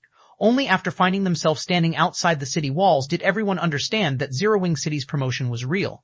This astonishing piece of news quickly reached the ears of Star Moon Kingdom's various powers, and all of these powers were inevitably shocked. In an era where most superpowers did not even possess a single intermediate guild city, Zero Wing had already secured itself a main guild city. This situation was simply unbelievable. When Liang Jing, who was working in Silver Wing City, heard about Zero Wing City's promotion, she hurriedly contacted Shi Feng and asked, Guild leader, what did you do? How did Zero Wing City get promoted into a main city? Currently, even the popular Silver Wing City was still a long ways from becoming an advanced city. She found it simply incredible that Zero Wing City, which was drastically inferior in terms of popularity, could become a main city ahead of Silver Wing City. However, while Liang Jing was confused by this unexpected development, she couldn't help growing excited over it as well. After all, Zero Wing's present situation wasn't as rosy as everyone thought. Although the various superpowers had given up on cornering Zero Wing after the battle at the Secret Covenant Tower, they continued to suppress Zero Wing economically. Although Zero Wing indeed possessed combat power surpassing even that of the 5 great super guilds, it was still limited to passive self-defense. The guild couldn't actively wage war against the various superpowers. Not to mention, due to the war of attrition with the various superpowers, Zero Wing was now severely lacking in weapons and equipment. To make matters worse, the income Zero Wing generated from its guild cities continued to decline. After the major system update, maintenance costs for NPCs had increased. Moreover, guilds were now required to pay upkeep for buildings and magic arrays. And although there was the teleportation hall in Silverwing City, most adventurer teams dared not enter Silverwing City at all due to the pressure from the various superpowers. At this point, if not for the huge sum of funds from Crimson Emperor and Unyielding Soul, Zero Wing would have long since gone bankrupt and crumbled. Gaining a main city now would undoubtedly solve Zero Wing's financial problems.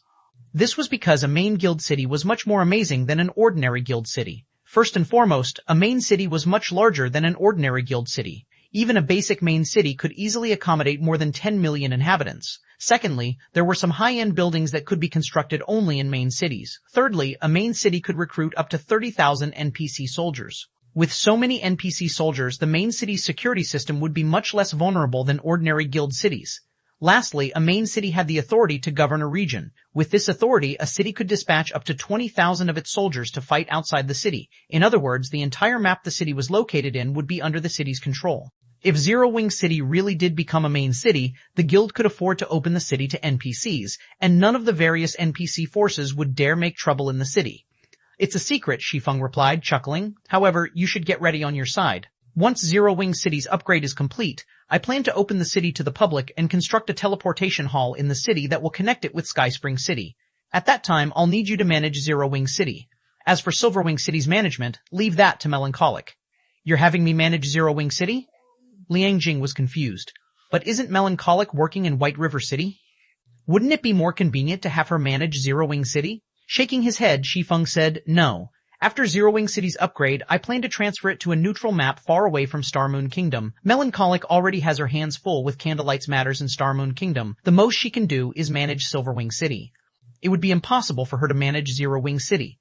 Not only did Melancholic Smile have to manage the Candlelight trading firm, but as an advanced Master Forger, she also had to work on getting promoted to Grandmaster Forger. If she had to manage a main city on top of that, she wouldn't even have time to sleep. After all, a main city had many more things that required management than an ordinary guild city. Just the recruitment and management of the main city's 30,000 NPC soldiers would be more than enough to keep a person occupied. Zero Wing City's manager would have to assign daily tasks to these soldiers, as well as constantly revise the weapons and equipment configuration of these soldiers, allocating better gear and positions to soldiers who performed well, and so on. From his experience as a guild leader in his previous life, Shi Feng understood just how tedious it was to manage a main guild city. In the past, it was precisely because he had to devote a significant portion of his time to handling guild affairs that he failed to reach Tier 4. Hence, in this life he had pushed all these tasks to other people while he focused on improving himself. Otherwise, he wouldn't have achieved his current combat power. You're also going to move the city? Liang Jing's breathing quickened when she heard Shi Feng's words. Just the fact that Zero Wing City was getting promoted into a main city was already plenty shocking. If Shi Feng could also move the city to a neutral map, Zero Wing would be rich. So I need you to begin the necessary preparations now. You'll probably be very busy afterward, Shi Feng said, nodding. Simultaneously, a hint of anticipation appeared in his eyes. Currently, of Zero Wing's 3 guild cities, Stone Forest City in the Dark Knight Empire and Silverwing City in the Orc Empire, held strategic locations. In the case of Stone Forest City, it was necessary to stop the Dark World's invasion. As for Silverwing City, it served as a barrier to the Foe Saint Army's expansion. Hence, both cities should not be moved unless absolutely necessary. This left Zero Wing City as the only option to use as a foothold in high-level neutral maps. After all, unlike Stone Forest City and Silverwing City, Zero Wing City didn't counter any player forces. Moreover, Zero Wing City's position in Star Moon Kingdom no longer brought much value to the guild. 2 hours went by quickly, and an entirely new Zero Wing City came into view. Immediately afterward, Shi Feng arrived in the City Lord's Mansion's core control room and injected 5,000 mana stones into the world mirror. He then transferred Zero Wing City to a level 140 neutral map, leaving the excited crowd outside the city dumbfounded. Chapter 2834, New Zero Wing City. The city disappeared? What's going on? Wasn't Zero Wing supposed to get promoted into a main city? The players gathered at the Witch's Hill were inevitably confused when they saw Zero Wing City disappear all of a sudden. It just vanished into thin air. Did Zero Wing transfer the city elsewhere? That shouldn't be possible, right? This is a main city we're talking about. I looked into it before. If a main city will relocate within the borders of a country, transferring it requires not only an advanced city transfer order but also the permission of the host country. This is because a main city is deeply involved in the governance of the region it is in. A heated debate promptly arose over Zero Wing City's disappearance. Starmoon Kingdom's various powers, in particular, were nervous. After all, Zero Wing would automatically gain the ruling rights of whichever location Zero Wing City was transferred to. If this location happened to fall within their territory, they would have to say goodbye to their territory. Meanwhile, as Starmoon Kingdom's various players and powers were discussing this matter, level 140 neutral map, Arctic Canyon, a majestic and wealthy city suddenly appeared on a cliff near the coast of this map, instantly occupying nearly half of the 20,000-yard coastline. The city faced a boundless, snowy forest and had its back to the frozen sea. It's finally my turn to control this region in this life. Shi Feng couldn't help being a little excited as he looked at the ocean view outside the city. The Arctic Canyon was a level 140 to level 160 neutral map, one of the few neutral maps on the main continent connected to the sea. The Sea of Death was near the Arctic Canyon, and by crossing the Sea of Death, one could reach the western continent.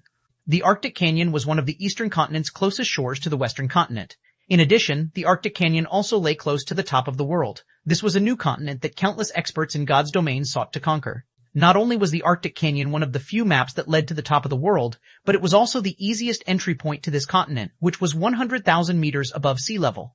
In the past, every inch of land in the Arctic Canyon was worth its weight in gold. It was a place where the various superpowers sought to establish a foothold, no matter the cost. However, as most of the Arctic Canyon's terrain was uneven, the map could house only a limited number of guild cities, especially guild cities at the main city standard. The Arctic Canyon could house 4 main cities and 22 ordinary guild cities at most. Guild towns couldn't survive in this place at all. Even if the town received protection from a Tier 5 player, the Blizzard tier would still reduce it to a pile of ruins in an instant. For a shelter to survive here, it would need to be at the advanced city standard at a minimum. With such limited space, first-rate guilds and weaker would be dreaming if they thought they could establish a foothold here. In fact, most superpowers failed to do so in Shi Feng's previous life. The 4 plots of land that could house main cities, in particular, were so heavily contested that even the 5 great superguilds met with failure. In the end, the 5 great superguilds had to share 2 of these lands, while the various superpowers shared the remaining 2. Yet, Shi Feng had now claimed the Arctic Canyon's best plot of land for himself. How could he not be excited by this situation? After all, any player that had reached level 150, Tier 4 would have to visit the top of the world. This was because this new continent held plenty of ancient treasures and legacies, all of which were crucial for these players to further improve themselves. Back then, the top of the world was such a tempting place that even Tier 3 players had come to challenge it. Unfortunately, due to the top of the world being too distant from Starmoon Kingdom, it had been completely outside Shadow's sphere of development. Hence, Shi Feng never actually set foot into the top of the world in the past. He had only ever heard stories about it. The Arctic Canyon, though, was a place he had visited in his previous life. This was because the Arctic Canyon served as a trade hub for the 2 main continents. Over 20% of the ships traveling between the 2 continents would stop at the Arctic Canyon. After all, not everyone had a flying mount, and neither was everyone capable of reaching Tier 4. The intercontinental magic arrays available had also been monopolized by the various superpowers. As a result, most trades conducted between the 2 continents were still seaborne. With this place serving as Zero Wing's base, the guild would no longer have to worry about matters relating to funds, resources, and leveling up. Even the various superpowers working together wouldn't be able to suppress Zero Wing. Next up is to set up the 12-array magic world. Shifting his gaze to the control room's core magic array, Shi Feng took out various materials he had prepared beforehand. Apart from some basic materials, the 12-array magic world also required 300,000 magic crystals, 107 luminaries crystals, and 200 magic elven stones to set up. Once operational, the magic array would need 800 mana stones every day to maintain it. Even with the Philosopher's Stone's alchemical synthesis, it would still cost 40,000 magic crystals daily. Just its maintenance could already bankrupt the average first-rate guild.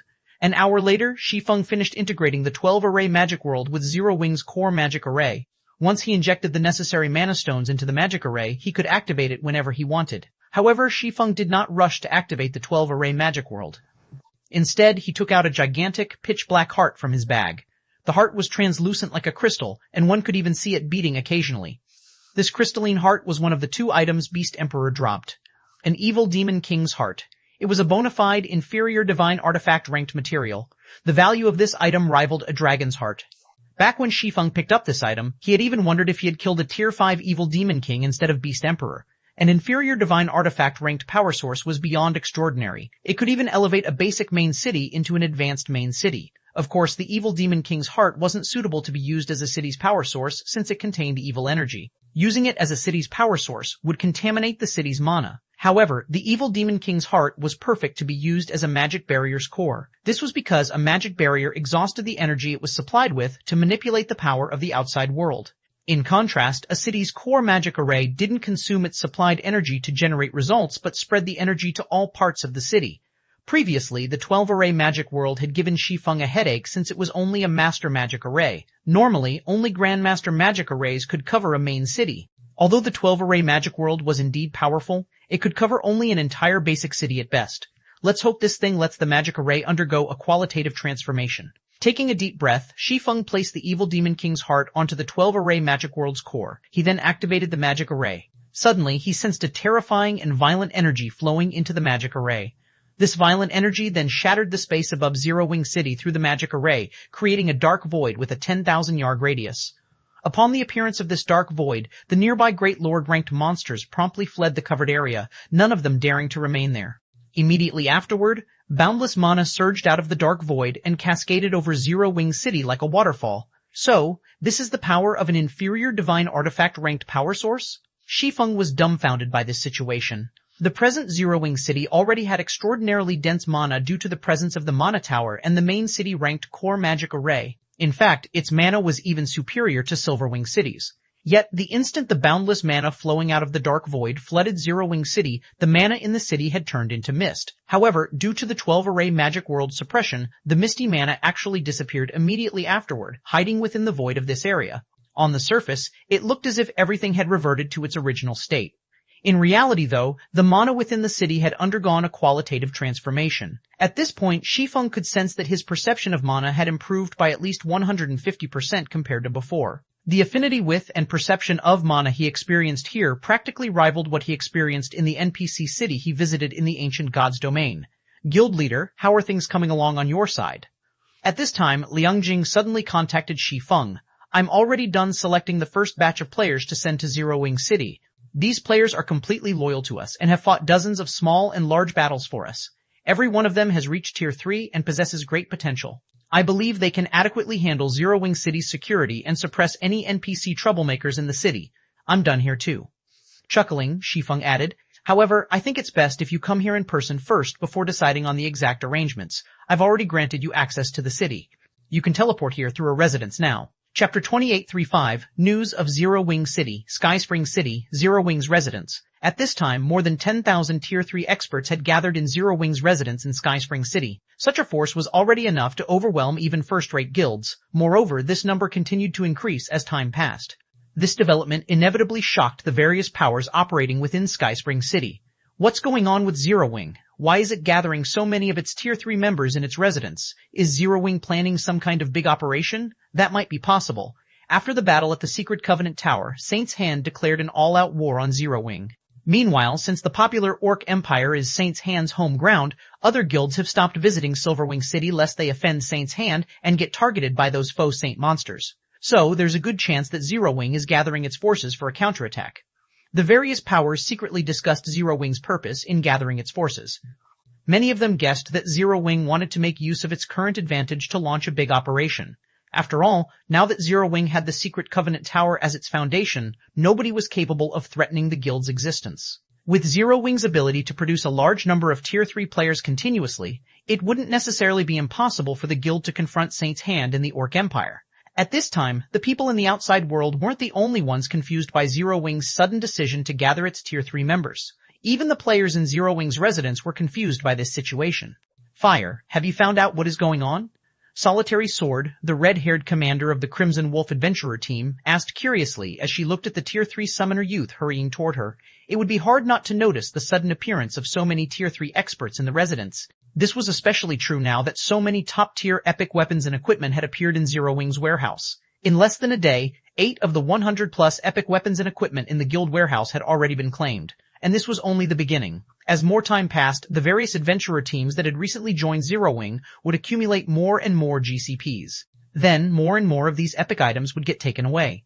Although she had already managed to exchange for an epic headgear for swordsman, she still had her eyes on an epic weapon. So long as she could obtain this weapon, her combat power would definitely undergo a qualitative transformation. If all of these many Tier 3 experts who had suddenly appeared in the residence were aiming at the epic weapons and equipment, the competition would intensify sharply. Boss, I asked around. I even asked some of the adventurer teams I have friendly relations with. However, none of them know what's going on. Even the guild's core members have no clue about this situation, the summoner youth replied, shaking his head. However, I did find out why so many Tier 3 members have gathered in Skyspring City. It seems there's an emergency summons from the guild leader's assistant. Also, the ones summoned are all veteran members of the guild. The guild specifically summoned these core members? Solitary Sword frowned at this information. If that's the case, the guild is most likely undertaking a large-scale operation. Guilds would generally award a generous amount of contribution points to members who participated in their large-scale operations. Now that Zero Wing was gathering its veteran Tier 3 members for a large-scale operation, the competition for the epic weapons and equipment would undoubtedly intensify. While Solitary Sword worried over this situation, a large group of players suddenly entered the guild residence. Not only did none of these people wear Zero Wing's emblem, but they all exuded astonishingly powerful auras. The man leading the group even had an oppressive aura that verged on the aura of Tier 4 players. Why is Heaven's Blade's vice commander here? I heard rumors stating that Heaven's Blade became Zero Wing's subsidiary after the incident on Dragonheart Island. It seems these rumors were actually true. The arrival of Heaven's Blade's Tier 3 experts in Zero Wing's residence stunned the players idling around outside the residence. The various guild players were especially shocked. Although Heaven's Blade was only an adventurer team, it possessed incredible fame. The adventurer team even had 3 domain realm experts. Moreover, many superpowers in God's domain had tried recruiting Heaven's Blade, but the adventurer team had refused all the invitations it received. Yet, Heaven's Blade now appeared in Zero Wing's residence. Given the rumors surrounding the two organizations, Heaven's Blade's arrival was basically a declaration that the adventurer team now belonged to Zero Wing. This was absolutely bad news for the various guilds. Thus far, Zero Wing could only remain on the defensive due to a lack of manpower. However, things would definitely change now that Heaven's Blade had come under Zero Wing. Vice Commander, Zero Wing really is amazing. It already has so many Tier 3 experts now. At this rate, it won't be long before Zero Wing overtakes the various superpowers in this regard, Cleansing Flame said, sighing ruefully as she took in her surroundings. She had heard something of the battle that had taken place at the Secret Covenant Tower. At one point in the past, Heaven's Blade had been in existence that could contend against the various superpowers. At that time, the adventurer team had more experts than Zero Wing. Now, Zero Wing had become a true behemoth. Despite not being an actual superpower, it had already surpassed the various superpowers. Chuckling at Cleansing Flame's words, Divine Shadow said, "All right, let's hurry up. We shouldn't make Guild Leader Black Flame wait for too long." Nodding, Cleansing Flame quickly followed Divine Shadow to the residence's guild hall. Personally, she was very curious about why Shi Feng had suddenly called for Heaven's Blade's top combatants this time. Logically, with the number of Tier 3 experts Zero Wing had assembled in Skyspring City, it shouldn't lack manpower here. In fact, the guild should be sending more manpower to Dragonheart Island instead. After all, the exploration of the World Tower's 4th underground floor wasn't an easy task. Shortly afterward, Divine Shadow and Cleansing Flame reached the top floor meeting room of Zero Wing's residence. At this time, the executives of Zero Wing and the Asura Adventurer team had long been waiting here. The arrival of Heaven's Blade's members confused these executives. However, as Zero Wing's and Asura's executives wondered why Shi Feng had invited Heaven's Blade's members, Shi Feng and Liang Jing also entered the room. After taking his seat, Shi Feng scanned the crowd before him and said, "Sorry for the long wait." At Shi Feng's words, everyone in the room fell silent and looked at Shi Feng with curious eyes. Liang Jing. Seeing everyone's confusion, Shi Feng chuckled and said, "Brief everyone about the specifics of the situation." In response, Liang Jing stepped up to the table and opened the booklet she held. After taking a deep breath, she said, "Everyone, I believe you should know by now that Zero Wing City has been upgraded into a main city. The reason we have gathered you here today is to discuss Zero Wing City's future development." Zero Wing City's future development? Divine Shadow found Liang Jing's explanation strange. If today's meeting was about Zero Wing City's future development, there should be no reason for the guild to invite Heaven's Blade to attend. After all, this was Zero Wing's internal matter. It should have nothing to do with an affiliated adventurer team. That's right. Nodding, Liang Jing said, "Before this, everyone has been wondering where Zero Wing City went. Now, I can tell everyone that Zero Wing City is currently located in the Arctic Canyon, a level 140 neutral map." After saying so, Liang Jing shared the specifics regarding the Arctic Canyon through the conference table's virtual interface. These are the Arctic Canyon's details. Feel free to study them. At Liang Jing's words, everyone promptly opened the file they received and began reading up on Arctic Canyon. After a short silence, gasps sounded in the room one after another. Chapter 2836, Zero Wing's New Benefits? The information Liang Jing provided was very detailed. According to the information, the Arctic Canyon had its back to the ocean and also served as the entrance to the top of the world. These 2 points aside, just the fact that Tier 4 legacy lands spawned in the Arctic Canyon was already more than enough to drive countless Tier 3 players wild. When everyone in the room finished reading the information provided, they could already imagine the sensation Zero Wing City would cause throughout God's domain as soon as it opened to the public. It wouldn't even be strange if Zero Wing City became the most popular city in the game. At this time, let alone Zero Wing's members, even Heaven's Blade's Divine Shadow couldn't help gazing at the information before him with passionate eyes. Although the World Tower's 4th underground floor was a good place to search for Tier 4 legacy lands, it was still significantly inferior to the Arctic Canyon. This was because the fortresses on the 4th floor were far from comparable to an actual city. Unlike fortresses, cities were made as rest areas for players. Cities addressed the various needs of players, such as providing a place for trade in the form of an auction house. Fortresses did not possess such functions. After reading the information, Firedance turned to Shi Feng and asked, "Guild leader, do you mean to close Zero Wing City's access to the public and have us monopolize the map for now?" Upon hearing Firedance's words, everyone else looked at Shi Feng curiously as well. Since today's meeting was to discuss Zero Wing City's future development, the best option would definitely be opening the city to the public right off the bat. This way, the city could rake in a fortune just from entrance fees alone. After all, with Zero Wing City's advantages, it would instantly become the most popular city in God's domain, surpassing even imperial capitals. It would become a mecca for countless Tier 3 experts. However, if Shi Feng had decided to simply open Zero Wing City to the public, there would be no point in gathering them here today. He could do so on his own volition. That's right. Now that we have secured such a big advantage, we naturally have to use it to benefit ourselves. Only after we have grown stronger will we open Zero Wing City to the public, Shi Feng said, nodding. It's just that operating a main city costs a lot. If it were an ordinary guild city, just the maintenance cost of 30,000 NPC soldiers could bankrupt several first-rate guilds. Moreover, he had enhanced the city with the 12-array magic world, further increasing the city's demand for magic crystals. Hence, he had no choice but to give up on his plan to limit access to the guild's several thousand core members. After all, a measly few thousand players could hardly cover the expenditure of such a main city. In that case, we might as well give access to all guild members. Of course, we will also have to charge an adequate fee since running a closed city is a losing business, Flying Shadow suggested. That won't do. Shaking his head, Blackie said, "We have a lot of people joining Zero Wing recently. If the various powers successfully sneak some of their members into our guild, we'll suffer a huge loss." Everyone in the room nodded in agreement with Blackie. Currently, many guilds had already begun sneaking their members into Zero Wing just because of the benefits offered by the mobile fortress and the secret Covenant Tower. To counter this problem, Firedance had deliberately made core membership a requirement for entering the mobile fortress.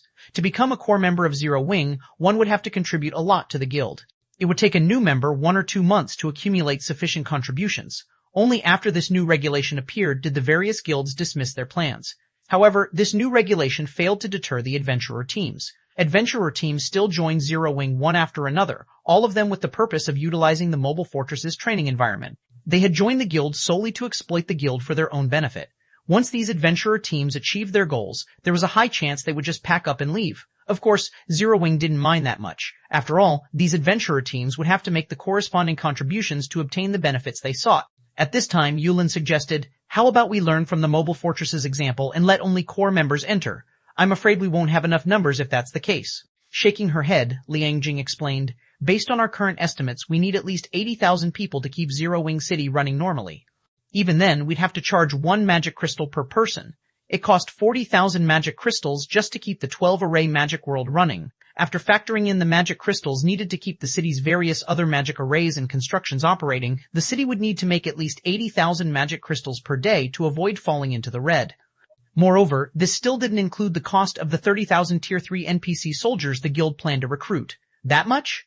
Yulin was slightly surprised. A daily operational cost of 80,000 magic crystals was something even the various superpowers would find hard to stomach, especially since this was only one city they were talking about.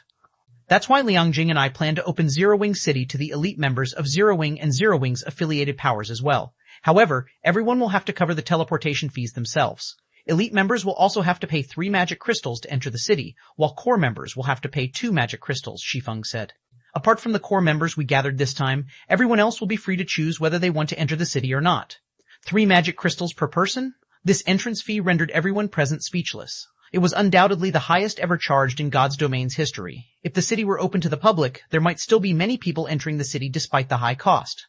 However, if access was limited to guild members, the number of players entering the city would be minimal. After all, players had far too few sources of magic crystals. For the average player, they could obtain magic crystals only by harvesting ores, doing quests, opening treasure chests, and raiding large-scale team dungeons. It was almost impossible for them to obtain magic crystals through standard grinding. If a player was merely seeking to level up, they would be much better off heading to the Secret Covenant Tower instead of the Arctic Canyon. As for those trying to find Tier 4 legacy lands, to put it bluntly, how many players in Zero Wing were actually confident of completing their Tier 4 promotion quests? Tier 4 legacy lands were necessary for the guild, not for the guild's members. If the average guild member found a Tier 4 legacy land, they would, at best, receive a reward from the guild. However, if obtaining this reward meant having to explore a level 140 neutral map and pay an entrance fee of 3 magic crystals, very few people would accept such a business proposition. After listening to Shi Feng's words, Cleansing Flame turned to Divine Shadow and asked quietly, "Vice Commander, should the two of us head to Zero Wing City and take a look first? Although we brought only core members with us this time, it would still be a considerable cost if all 2,000 of them enter the city. It would be a lie to say that they weren't tempted by the prospect of finding Tier 4 legacy lands. However, Heaven's Blade had already suffered a major loss due to its previous disbandment. Apart from some fixed assets, Heaven's Blade didn't have much resources left, and just maintaining the adventurer team's daily operation was a struggle. If they splurged their precious magic crystals now, they would be putting the cart before the horse. After all, magic crystals were different from ancient coins and standard coins. While purchasing magic crystals in small quantities was possible, purchasing them in bulk was absolutely impossible. At this stage of the game, due to the high demand for magic crystals, even the 5 great super guilds had begun publicly purchasing magic crystals. Yet, they only managed to purchase the crystals in small quantities from independent players seeking to earn credits. None of the various guilds or adventurer teams' members would be dumb enough to trade magic crystals for credits. We'll do that, Divine Shadow said, nodding. If the Arctic Canyon is better, we can shift our base of operations to Zero Wing City instead of continuing our struggle with the various superpowers on Dragonheart Island. Shortly after Shi Feng and the others concluded their meeting, Zero Wing suddenly announced a new guild benefit on its notice board. The announcement included information on Zero Wing City's current location and the qualifications and cost of entering the city. A sensation immediately spread within the guild. Can this be considered a benefit? Although Zero Wing City's location is good, the guild is charging elite members 3 magic crystals to enter. Isn't the guild just trying to harvest us for magic crystals? That's right. That's a level 140 neutral map we're talking about. Our average level is only level 122. Even Tier 3 players will have difficulty killing the monsters in the Arctic Canyon. If the guild really wants to give us a new benefit, it should let us enter for free. However, the Arctic Canyon is an unexplored neutral map. There will be plenty of treasure chests and dungeons waiting for us. We also won't have to worry about competing with the members of the other powers. Exploring the Arctic Canyon will definitely be more profitable than exploring level 130 neutral maps. For a time, Zero Wing's members debated heatedly among themselves. While some felt that the entrance fee was too much, others felt that the benefits they could gain from the Arctic Canyon were worth the cost. Boss, should we head to Zero Wing City? The Tier 3 Summoner Youth from the Crimson Wolf Adventurer team asked Solitary Sword. Many of our team's members are planning to head to the Secret Covenant Tower to grind for levels first. They think that there's no need to explore the Arctic Canyon for now. Of course, why wouldn't we go? Solitary Sword said with a faint smile. I've always been thinking of finding a Tier 4 legacy land. Now that there's an opportunity before me, why wouldn't I take it? Besides, I'm curious to see what the guild's main city looks like. It's just 3 magic crystals. It's not like we're going to be operating out of Zero Wing City. Subsequently, Solitary Sword went to Skyspring City's teleportation hall together with several dozen of her Tier 3 companions. At this time, hardly any players could be seen teleporting from Skyspring City to Zero Wing City. The majority of Zero Wing's elite members didn't have much of a desire to visit Zero Wing City. Compared to spending 3 magic crystals to go sightseeing in Zero Wing City, they would rather spend 1 magic crystal to enter the Secret Covenant Tower and grind for levels. Shortly afterward, the teleportation hall's teleportation array leading to Zero Wing City flashed. The several hundred members standing on the teleportation array then disappeared and reappeared in the distant Zero Wing City's teleportation hall in the blink of an eye. Chapter 2837, Holy Land Zero Wing City, Teleportation Hall. Accompanied by a bright flash, several hundred players suddenly appeared on one of the teleportation arrays in the teleportation hall. With the arrival of these players, the teleportation array, which was the size of a basketball court, instantly became overcrowded. However, despite this uncomfortable situation, none of the people present raised a fuss. On the contrary, they all stood blankly on the spot as if petrified. How is this possible? How can the mana here feel so dense? Cleansing Flame, who stood among the crowd, was shocked and confused when she sensed the mana surrounding her. The ambient mana clearly wasn't a mist, yet she felt as if she had sunk into a lake the instant she arrived. This was the first time she found mana heavy. Even mana that had taken on a mist form could not compare to the density of the mana she was experiencing. The two were worlds apart from each other.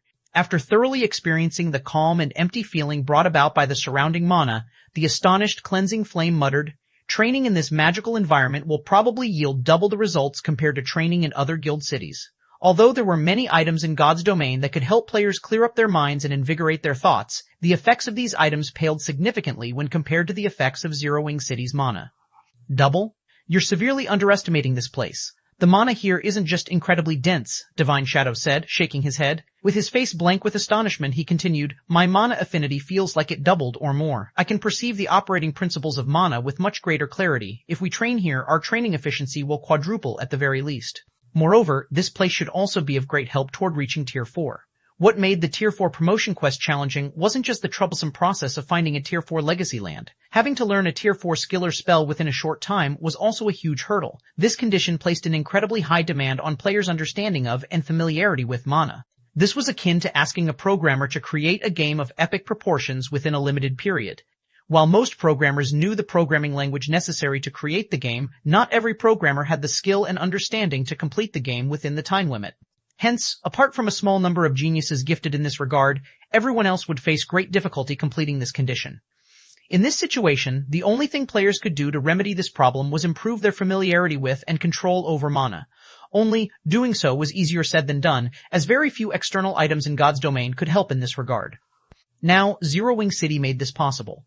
Upon hearing Divine Shadow's words, Cleansing Flame also focused on her affinity with the surrounding mana. Immediately afterward, an indescribable sense of shock overwhelmed her. At this time, her perception of the operating principles of mana had undergone a massive transformation. Previously, whenever she tried perceiving the operating principles of mana, it was as if a dense layer of fog hindered her perception. Without assistance from legacies and graphical introductions, she wouldn't have understood anything. Now, when she tried perceiving how mana operated, her perception was no longer as foggy as before. Instead of a dense layer of fog, it was more like a thin gauze hindered her perception. Even without concentrating, she could still perceive the operating principles with great clarity. With this improvement in her perception, she quickly found answers to the problems previously plaguing her. Now, I know why Guild Leader Black Flame dared to collect magic crystals so wantonly and even called this city a guild benefit. When Divine Shadow perceived his improved control over mana, he couldn't help a bitter smile. With the mana density here, he doesn't need to worry about nobody visiting the city at all. In fact, countless Tier 3 experts will probably want to enter the city. The special nature of Zero Wing City's mana simply couldn't be found in any other guild city in God's domain. This was especially true for the improved perception of the operating principles of mana. This effect could hardly be found anywhere on the continent. It also wasn't something that training could offset. At this time, Divine Shadow wasn't the only person with such thoughts. The other people standing on the teleportation array shared his outlook. Amazing. This is simply amazing. If I can stay here long-term, aside from improving my combat standards, I can probably rapidly unlock my mana body to 100% completion rate too. The Tier 3 summoner youth from Crimson Wolf exclaimed. Although he had already reached Tier 3 for some time now, he was still far from fully unlocking his mana body's potential. Meanwhile, the difference between fully unlocked and partially unlocked mana bodies was significant. Previously, he was already at the brink of despair over fully unlocking his mana body. However, he saw hope again after arriving in Zero Wing City. Moreover, he felt that his odds of success were excellent. So, this is why Zero Wing isn't afraid of making enemies of the various superpowers. With this city, Zero Wing will have to mess up very badly to fail in its development, Solitary Sword said. She too felt incredibly excited when she realized Zero Wing City's benefits. Previously, she had anticipated that Zero Wing City would only provide temporary shelter while she searched for Tier 4 legacy lands. Now, however, she could also use Zero Wing City to improve herself and increase her chances of promotion to Tier 4. After a brief silence, the several hundred players standing on the teleportation array could no longer suppress the restlessness in their hearts. They charged out of the teleportation hall, curious to see what the situation in Zero Wing City was like. As soon as everyone exited the building, they were dumbfounded by the sight that greeted them. Zero Wing City was practically more developed than NPC cities. Not only was the city filled with high-rises, but there were also all sorts of high-end buildings. Most importantly, this city had a battle arena. This was a place where players could conduct PvP to their heart's content. Originally, the battle arena held very little attraction for Tier 3 players. This was because the battle arena provided very little benefit to Tier 3 players, apart from the opportunity to spar against powerful experts. Only Tier 2 players and below preferred to visit the battle arena for sparring. In the present Zero Wing City, however, the battle arena had undoubtedly become the place everyone paid most attention to. All of the new arrivals in the city wished they could charge into the battle arena and start sparring immediately. As more and more players arrived in Zero Wing City, news about the city quickly spread in Zero Wing's guild channel. In less than half an hour, Zero Wing's elite members started flocking to Skyspring City like a bunch of madmen, crowding the city's teleportation hall. Many of these elite members had to wait for several dozen minutes before they could teleport to Zero Wing City. Naturally, the mass gathering of Zero Wing's elite members resulted in information about Zero Wing City reaching the ears of the various powers and independent players. The various powers couldn't help wishing they could head to Zero Wing City and take a look at the situation there for themselves. Unfortunately, with Zero Wing's regulations, they could only watch from the sidelines. Contact Zero Wing immediately. Tell them that the Wind Valley Guild is willing to partner with them so long as they open Zero Wing City to us. Contact Zero Wing and say that the Draconic Adventurer team is willing to join Zero Wing, but Zero Wing must make all our members elite members. For a time, various guilds contacted Zero Wing for partnership, while adventurer teams sought to join the guild as a whole. There were even superpowers that made overtures to Zero Wing. Guild leader, over 40 first-rate guilds and 200 adventurer teams have contacted us already. We even received calls from 5 superpowers. All of them are either looking to form partnerships or join us with the condition of receiving access to Zero Wing City. Firedance reported excitedly when she read the statistical data her subordinate sent her. Some guilds are even willing to pay an entrance fee of 10 magic crystals per player. According to our current estimates, we can get an additional 500,000 players entering the city. Should we let them in? If they charged 10 magic crystals per person, they could gain an additional income of 5 million magic crystals per day. Even superpowers would go crazy from jealousy if they saw Zero Wing City raking in so many magic crystals. After all, the average superpower would have a stockpile of only several million magic crystals at this stage of the game, while Zero Wing City could earn that amount every day. Now still isn't the time to let them enter the city, Shi Feng said, shaking his head. However, you can tell them that Zero Wing is willing to conduct some preliminary partnerships. We will offer 1 million entry slots for now.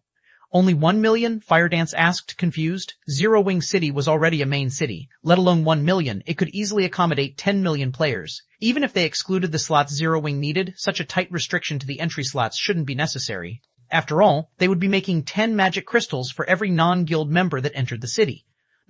Any guild that has signed a strategic alliance or resource alliance with Zero Wing can purchase these slots, Shi Feng said, nodding. We will auction off these slots through candlelight, with a starting bid of 10 magic crystals per slot. Auction? Firedance's eyes lit up in realization when she heard Shi Feng's words. I understand. I'll notify them now. Chapter 2838, Astonishing News, Orc Empire, Crimson Flame Fortress, How Arrogant of Zero Wing. Aren't they afraid of suffering a backlash for pulling such a stunt? Snowscar, who was now a level 130 Tier 4 Berserker, sneered as he looked at the information displayed on the conference table. They probably aren't aware that Saint's Hand has already established a city in the Black Hills, together with over a dozen superpowers. This was a level 130 neutral map connected to the Valley of Death, a forbidden land. Meanwhile, the Valley of Death was also the map that current players had the best chances of exploring successfully. Although the Forbidden Land was dangerous, according to the reports of the Tier 4 experts who had explored it already, the number of Tier 4 legacy lands appearing inside far exceeded that of other places. There were also plenty of ancient ruins hidden in the map, which were of significant help with getting promoted to Tier 4. In fact, even Tier 4 players could reap a lot of benefits from these ancient ruins. In response to Snowscar's words, Jing Yang, who was now a level 131, Tier 4 Great Wizard, turned to the woman exuding a heroic and charming aura seated at the table's seat of honor. In a respectful tone, he said, Vice Guild Leader, Saint's Hand has sent us an invitation as well. They say they will offer us 10% of their new city's shares once it is constructed. However, we will need to garrison the city with 1 Tier 4 player and 20,000 Tier 3 players in return. How calculative of Saint's Hand. They must be aiming to have us help them deal with Zero Wing in the Orc Empire, a level 128 Tier 4 female assassin said, smirking. However, if they want to use us as pawns, don't you think that the price they're offering is too low? Snowscar also nodded in agreement with the female assassin. The Blackwater Guild was no longer the same as it was before. Under Xuanwu Chisa's lead, the guild had grown to a point where it could rival even super guilds.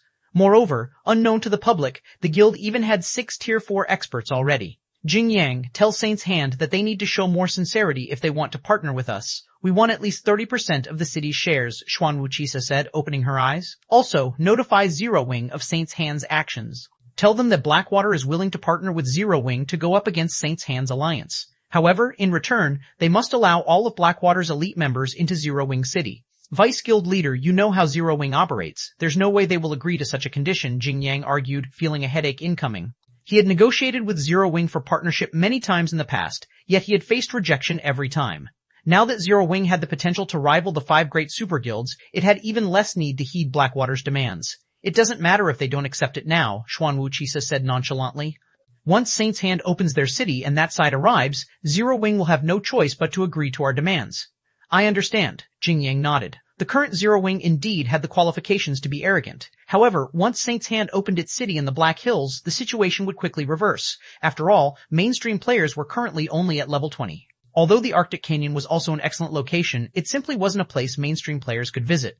At most, they could only make use of Zero Wing City's incredible mana environment. Not to mention, Saint's Hand's alliance consisted of more than a dozen superpowers. With the manpower and resources available to them, the alliance would soon become an existence that even the 5 great super guilds had to be wary of. At that time, Zero Wing's advantage in Tier 4 players would also disappear. However, Saint's Hand's alliance still wasn't the biggest problem Zero Wing would have to face, but the world-shattering war looming over the main continent.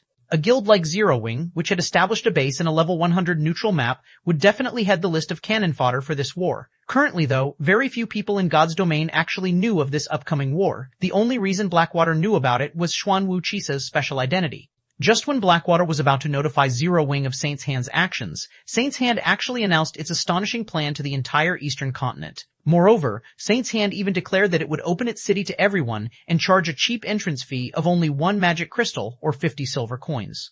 As soon as this news came out, many of the first-rate powers considering partnering with Zero Wing promptly changed their minds. After all, although Zero Wing City possessed an excellent environment, the entrance fee it charged was simply beyond the various first-rate powers' means, not to mention the city's entry slots would be auctioned. In other words, the entry slots wouldn't cost just 10 magic crystals.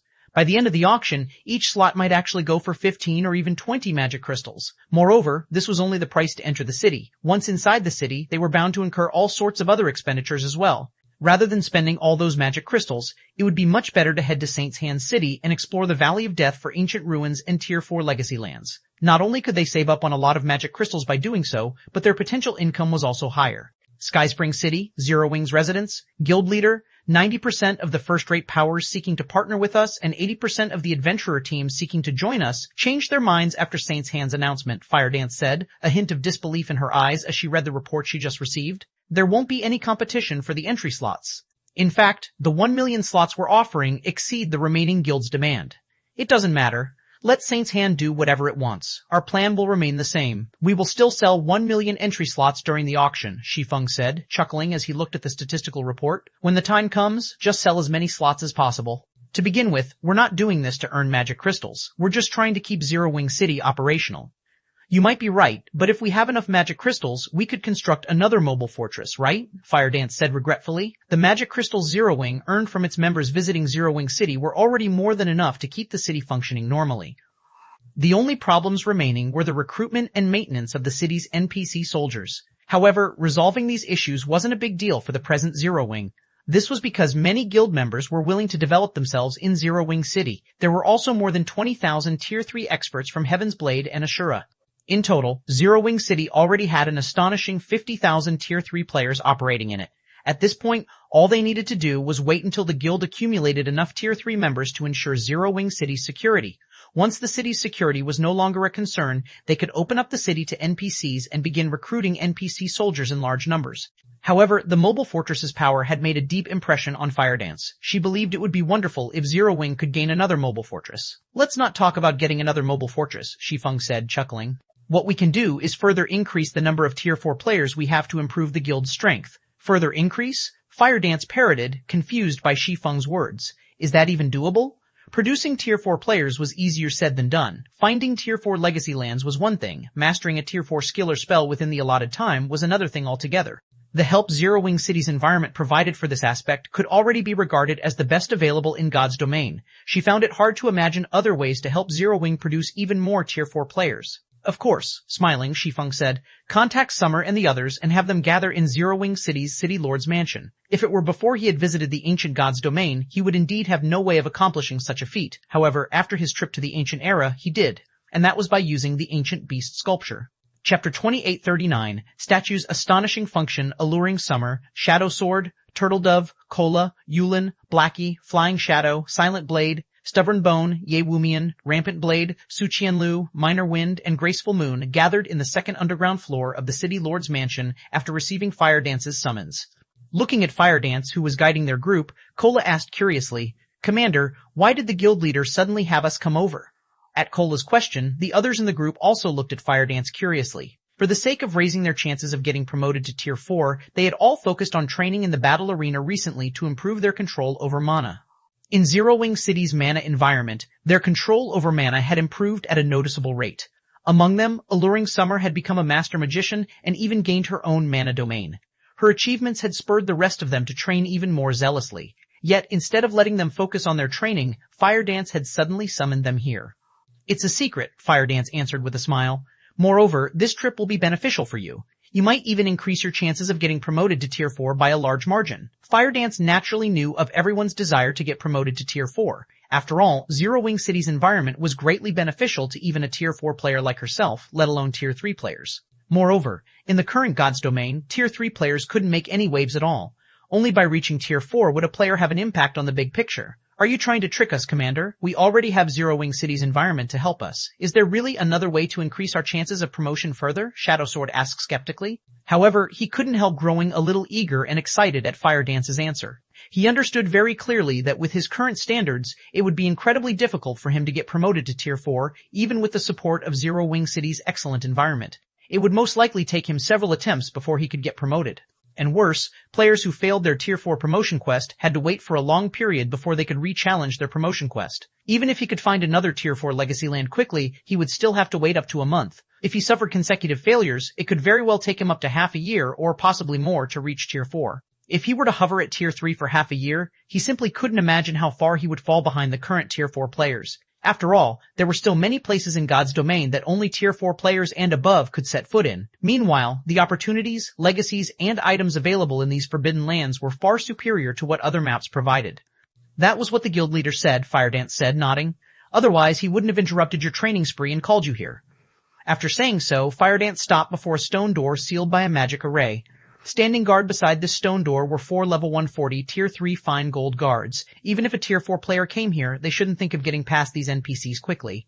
When the 4 NPCs saw Fire Dance, they promptly removed the seal on the stone door. Subsequently, the stone door parted slowly, revealing a room the size of a basketball court. Many magic arrays isolated the room. Even if a Tier 4 player made a ruckus inside the room, their actions would go unnoticed in the outside world. Shi Feng was waiting inside the isolated room.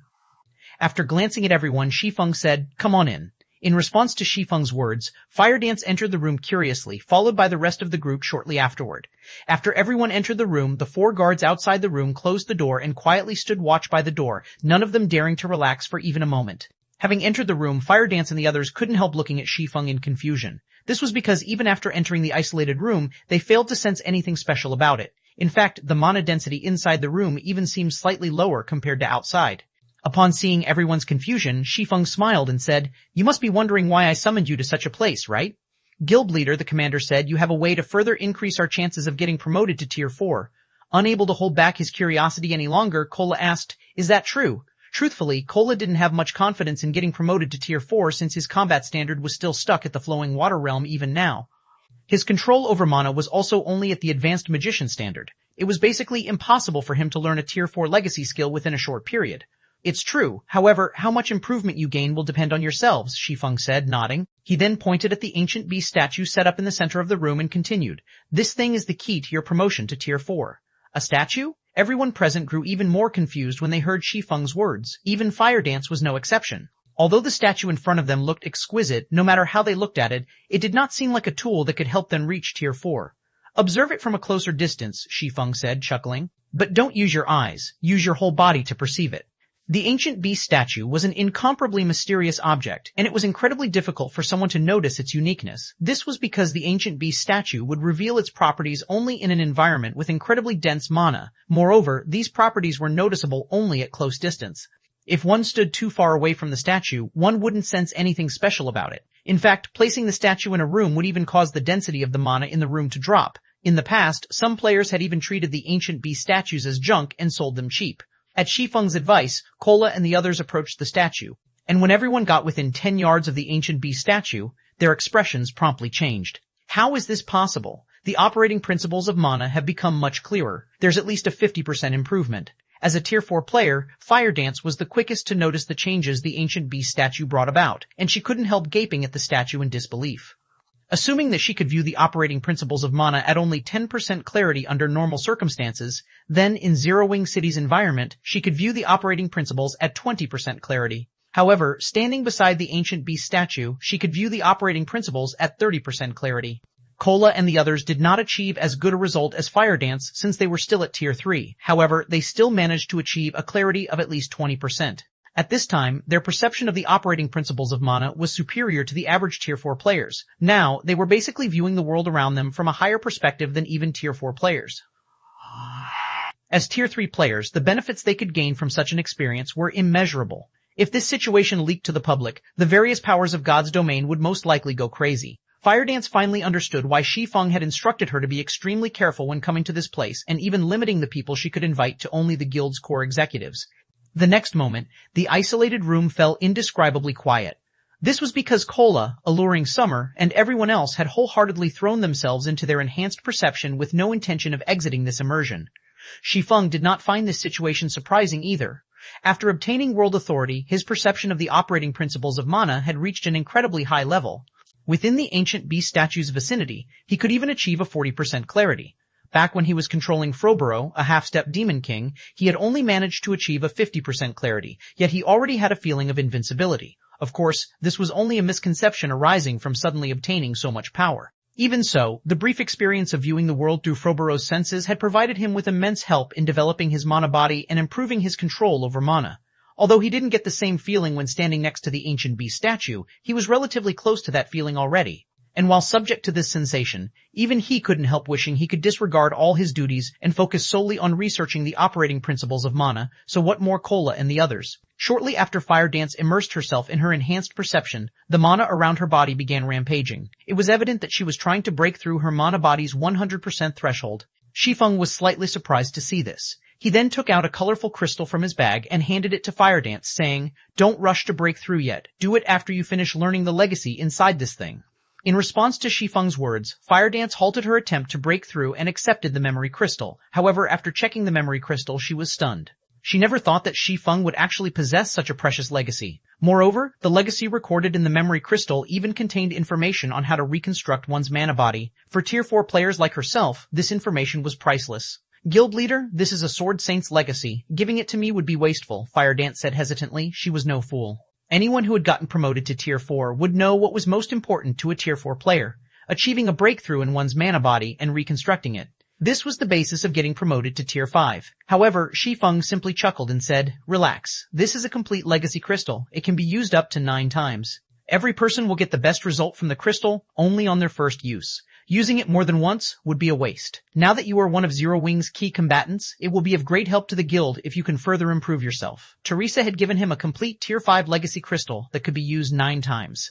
And although it was a Sword Saint's legacy, as the swordsman and assassin classes were both physical classes, an assassin could still gain significant help from the legacy. If Fire Dance could elevate her mana body's potential to 105% due to this legacy crystal, it would be of significant help to the present Zero Wing. Since Shi Feng wasn't accepting any argument, Fire Dance eventually gritted her teeth and activated the memory crystal. After all, what Shi Feng said was true. There were significant differences even between Tier 4 players. Take Violet Cloud, for example. Because she had long since broken through her mana body's 100% threshold, her combat power had surpassed Fire Dance's by a large margin as soon as she reached Tier 4. If Fire Dance could break through the 100% threshold now, she would be able to hold her ground even against monstrously strong Tier 4 experts. Immediately, the colorful crystal in Fire Dance's hand released several streaks of light that flowed straight into her eyes. Simultaneously, a large amount of information was transmitted directly into her brain. Chapter 2840, Consecutive Breakthroughs. Chapter 2840, Consecutive Breakthroughs. As information from the Sword Saint's legacy flooded Fire Dance's mind, the mana she exuded strengthened and weakened in intervals. It was evident that she had received a lot of inspiration from the legacy. Both her control over mana and understanding of mana rose at a visible rate. Seeing this development, Shi Feng couldn't help growing envious. Truthfully, he had constantly been thinking of using the Sword Saint's legacy himself ever since he received it. However, he also understood that he wouldn't benefit much from it. This was because the current bottleneck he faced wasn't related to mana but his concentration. To raise the strength of his mana body to a whole new level, he needed to raise his concentration to a point where he could control his mana body with a 3-fold manipulation method. Hence, using the Sword Saint's legacy now would simply be a waste. I should start training and adapting to a 3-fold manipulation method as well. Shi Feng smiled involuntarily when he saw everyone in the room improving rapidly. Then, he sat down and began his own training. Back when he was in the ancient god's domain, his concentration standard had only been at the Tier 4 intermediate standard. Among Tier 4 existences, that wasn't anything to brag about. However, merging with the Tier 4 Hellfire had thoroughly tempered his concentration. He now estimated that his concentration was at the Tier 4 peak standard already. He should be only one step away from reaching the Tier 5 standard and achieving world creation. Of course, just elevating his concentration standard to Tier 5 wouldn't be enough to achieve world creation. He would still need to become a Grandmaster Magician first. This was also the main reason many players and NPCs couldn't achieve world creation even after reaching Tier 5. After all, becoming a Grandmaster Magician was incredibly challenging. Generally, most people capable of becoming a Grandmaster Magician were lifestyle Grandmasters. Yet, most of these lifestyle Grandmasters were unsuited for combat and were incapable of reaching Tier 5, only reaching Tier 4 at best. This situation was especially obvious among players. In the past, over 70% of experts that had achieved world creation were lifestyle Grandmasters stuck at Tier 4, and many experts who had risen to Tier 5 couldn't help envying those players. After all, the disparity in combat power between individuals with and without world creation was like the difference between heaven and earth. Even at Tier 5, world creation could still influence a battle, following which, time passed swiftly. In the blink of an eye, half a day had gone by already. Amid Shi Feng's repeated attempts at executing a threefold manipulation method, the mana fire dance exuded suddenly skyrocketed in intensity. Her rapid transformation even kicked up a mana storm, the phenomenon startling everyone in the room. "What's going on with Bissie's fire? The mana she's exuding is so powerful," Flying Shadow exclaimed. He was thunderstruck when he saw the white mist wreathing Fire Dance's body. "She should have broken through her mana body's limits," Turtledove said enviously. "No, this shouldn't be just a simple breakthrough," Alluring Summer said, shaking her head. "I've broken through the 100% threshold as well, yet compared to Fire Dance right now, the phenomenon my breakthrough created was much weaker. Even if she achieved her breakthrough at Tier 4, the reaction shouldn't be so exaggerated." Alluring Summer had much greater authority when talking about breaking through the mana body's limits, since she had unlocked her mana body to 102% potential already. Back when Alluring Summer broke through, her mana body had indeed undergone a qualitative transformation and provoked a powerful reaction in her surroundings. However, that reaction was much more subdued than Fire Dance's. At this time, the mana surrounding Fire Dance was already almost liquid. Even if Alluring Summer factored in the special environment of this room and the fact that Fire Dance was at Tier 4, a breakthrough in the mana body's limits still shouldn't generate such a powerful reaction. Several more minutes later, Fire Dance finally stabilized her mana, and an excited expression immediately appeared on her face. "Guild Leader, I succeeded," Fire Dance said as she looked at Shi Feng excitedly. "My mana body is currently at a 107% completion rate. If you give me a little more time, I can even reach 110%. She had heard plenty regarding the mana body from Shi Feng. According to him, after breaking through the 100% threshold, the mana body would see further qualitative transformations at the 105% and 110% thresholds. Although she had yet to reach a 110% completion rate, with the information the Sword Saint's legacy provided and the Ancient Beast statue's effect, she was now confident of reaching that threshold. At that time, her combat power would definitely surpass Violet Cloud's. After all, Violet Cloud's mana body was only at a 108% completion rate right now. "You reached 107% on the first breakthrough?" Shi Feng was shocked. Normally, a player couldn't reach or exceed 107.5% on their first breakthrough. Even Violet Cloud was no exception. After all, players would need to overhaul the method they used to manipulate their mana body to reach this threshold. Nevertheless, Fire Dance had skated through this process. The improvement she achieved was beyond remarkable. That Sword Saint had a very thorough understanding of the mana body. His explanations were also simple to understand. "It's a pity that I'm not a swordsman myself. Otherwise, I would have improved even more," Fire Dance said regretfully. "If this legacy is given to Shadow Sword and the others, they should have a very easy time breaking through the 110% threshold. If you used it, you would probably achieve even more astonishing results, Guild Leader.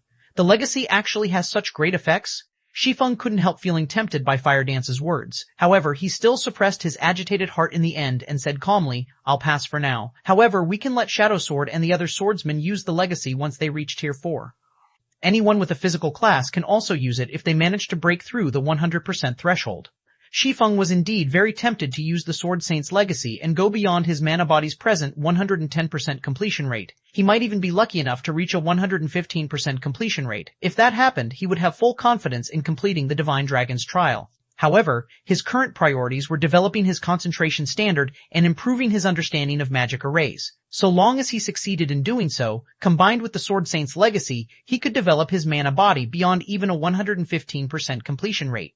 In fact, once he reached level 150, he could even start trying to create a personalized mana body. After all, not every Tier 5 expert in the past had started creating personalized mana bodies only after exceeding the 110% completion rate. Many of these Tier 5 experts had tried and succeeded even at 109% and 110%. This was because there was no integral connection between a mana body's completion rate and the creation of a personalized mana body.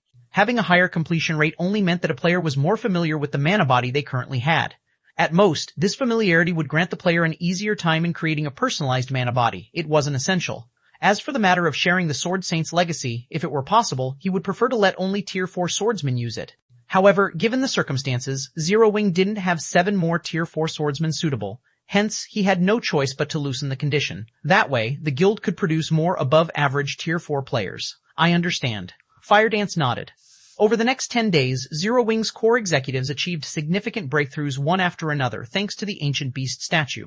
In addition, as the guild had discovered quite a number of Tier 4 legacy lands in the Arctic Canyon, everyone began challenging their Tier 4 promotion quests. As for Firedance, after reaching a 110% completion rate with her mana body, she led an exploration team into the Arctic Canyon, drastically increasing Zero Wing's income, particularly of top-tier level 130+ equipment and materials.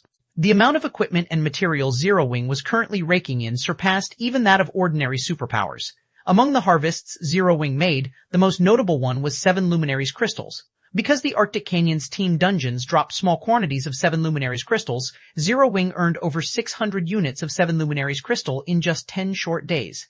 Even Shi Feng was astonished by this harvest. He never thought that the Arctic Canyon would be so rich in resources. Firedance's team was responsible for more than half of the 7 Luminaries crystals earned. At this time, he could already foresee that once Zero Wing gained more and more Tier 4 players, the guild's income of 7 Luminaries crystals would reach staggering levels.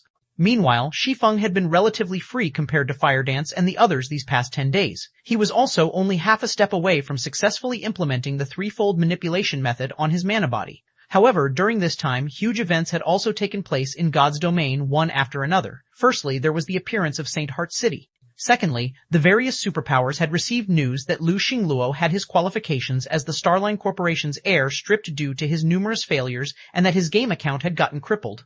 This unexpected development placed heavy pressure on the heirs of the major corporations leading the various superpowers. Thirdly, the first batch of players belonging to Zero Wing's allies had entered Zero Wing City. When these 20,000 players entered the city, Zero Wing's allies instantly understood Zero Wing City's value. For a time, Zero Wing City's entry slots enjoyed even greater popularity. However, the best piece of news for Zero Wing was Gentle Snow, Aqua Rose, Zhao Yuru, Yan Tianqing, and Yi Luofei's successful promotion to Tier 4. Their success had instantly boosted Zero Wing's overall combat power by a large margin, and exploring the Arctic Canyon became a lot easier. Zero Wing City, Candlelight Trading Firm, Special Forging Room, sure enough, breaching the Grandmaster Magician threshold isn't an easy task. A pale-faced Shi Feng smiled bitterly as he looked at the Tier 3 mana set equipment he had just produced. After several days of research, he concluded that only 2 methods would let him achieve threefold manipulation, developing his concentration to the Tier 5 standard and becoming a Grandmaster Magician. For the time being, developing his concentration to the Tier 5 standard was nigh impossible since it required fortuitous encounters and undergoing tempering. This left him with raising his magician rank. Producing Tier 3 mana set equipment was one of the ways that could help him do so, because the most difficult aspect of producing the set was engraving its magic array. Although the system deemed the set's magic array as only a master magic array, it rivaled even grandmaster magic arrays in complexity. If he could successfully engrave the entire magic array in one go, he wouldn't be far off from becoming a Grandmaster Magician. Unfortunately, even after working for several days consecutively and producing more than 200 sets of Tier 3 mana set equipment, he still couldn't engrave the set's magic array in one go. He felt as if an invisible barrier was preventing him from advancing. Meanwhile, Shi Feng also happened to reach level 150, the threshold where he could get promoted to Tier 5. Guild leader, you previously asked the Boulder Corporation to look into Phoenix Rain's little sister, right? At this time, Liang Jing suddenly contacted Shi Feng. They just sent back news that Phoenix Rain's little sister should be staying in Haitian City's upper zone.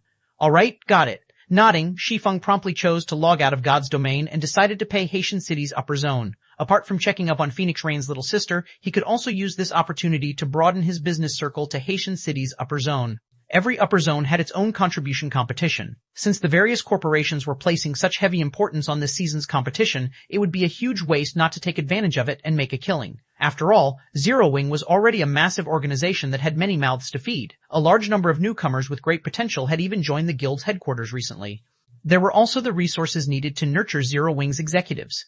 With all the guild's resource requirements, simply relying on the 5 States Corporation would be far from enough. Chapter 2841, Mental Strength Training House, Haitian City, Upper Zone. A luxury hovercar slowly landed in front of the Upper Zone's entrance. A man and a woman then got out of the car, their appearance instantly attracting the hundreds of teenage boys and girls waiting by the entrance. This man and woman were none other than Shi Feng and Muxin. However, all of the teenagers focused on Muxin, their eyes filled with surprise and confusion. Why is the Boulder Corporation's heir here at Haitian City's Upper Zone? Could she be transferring to our Upper Zone? That's impossible. I heard that Muxin broke through recently and acquired Grade 1 authority in Yuantian City's Upper Zone. Moreover, not only does she have the Boulder Corporation's full support, but the base layer's supervisor is also quite supportive of her. At this rate, she might enter the middle layer of Yuantian City's Upper Zone. Why would she want to come to our Upper Zone? The teenage boys and girls began a heated discussion among themselves when they saw Muxin. They couldn't understand why a big shot like her would suddenly come to Haitian City's Upper Zone. Muxin, on the other hand, paid no attention to the teenagers discussing her. She behaved as if these people did not exist at all. Why are there so many people taking Haitian City's test? It's more than 10 times the number I saw at Yuantian City, Shi Feng asked, astonished when he saw the crowd thronging the entrance. When he took the test to enter Yuantian City's Upper Zone, there had only been several dozen other people taking the test with him. Such a huge difference between upper zones was incredible. Haitian City's Upper Zone is more populous than Yuantian City's Upper Zone. It was also constructed a little earlier. Looking at the teenagers waiting by the entrance, Muxin shook her head and explained, however, these people aren't talents the Green God Company is nurturing internally. They were born inside Haitian City's Upper Zone. Also, this place is holding its annual evaluation, which is why so many people are here. The corporations behind these people will use the test results to determine their future successors and daily resource allocations. For these people, this period will most likely be the most competitive period of their lives. At this point, a hint of frustration darkened Muxin's eyes. It was precisely because of this competition that her relationship with Karui wasn't particularly good. Compared to life in the outside world, life in an upper zone was much harsher. I see, so that's why these children have such astonishing physical fitness, Shi Feng commented. When he looked at the teenagers before him, he couldn't help sighing ruefully. He had to admit that the Upper Zone's children were indeed amazing. From what he could see, every one of these teenagers could easily beat up martial artists below the master standard. This wasn't a standard the youths born and living in the outside world could match. Having such amazing physical fitness at such a young age, these teenagers would become even more amazing once they entered God's domain. Let alone reaching Tier 4, they could very well reach Tier 5. At this moment, Shi Feng finally understood why the various superpowers had so many Tier 4 and Tier 5 experts. He could produce many Tier 4 experts just from the group of youngsters in front of him. Let's hurry inside. Taking a look at the time, Muxin said, if we wait until the mental path activates, like last time, it'll be even more difficult to find that girl you mentioned. After all, we are residents of Yuantian City's Upper Zone, not of Haitian City's Upper Zone. Shi Feng nodded in response and followed Muxin straight into Haitian City's Upper Zone. Although a person could freely visit all upper zones once they had a registered ID, the upper zones operated like independent organizations and competed with each other. In fact, some of the tasks the Green God Company assigned to the various upper zones were dependent on the performance of each upper zone. Hence, the residents of every upper zone were somewhat hostile toward the residents of other upper zones. Under normal circumstances, an upper zone's resident wouldn't visit another upper zone. After all, one mistake could easily result in a fight. Upon seeing Muxin and Shi Feng walking straight into the upper zone, the teenagers standing by the entrance couldn't help envying them. This was because people older than 20 who could enter the upper zone directly had already obtained IDs in the upper zone. These people wouldn't have to struggle to enter the upper zone, unlike themselves. Who's that man? Why is a person like Muxin escorting him? He might be the son of some big shot living on the middle layer. Otherwise, why would someone of Muxin's standing guide him? Damn it. This is too enviable. If I were the son or nephew of a mental strength master, I wouldn't have to struggle here so desperately. I could even enter one of the middle layer's mansions for training. At this time, the teenagers waiting by the entrance couldn't help gazing at Shi Feng with jealous eyes. As children of major corporations, they might be objects of envy for the people living in the outside world, but they were nothing in the upper zone. Only the big shots living in the upper zone's middle layer would garner respect from the upper zone's residents. After entering Haitian City's upper zone, Shi Feng found that this place was indeed more populous than Yuantian City's upper zone. In fact, one could even consider it more prosperous. Not only were there high-rises all over the upper zone, but there was also something called the Mental Strength Training House here.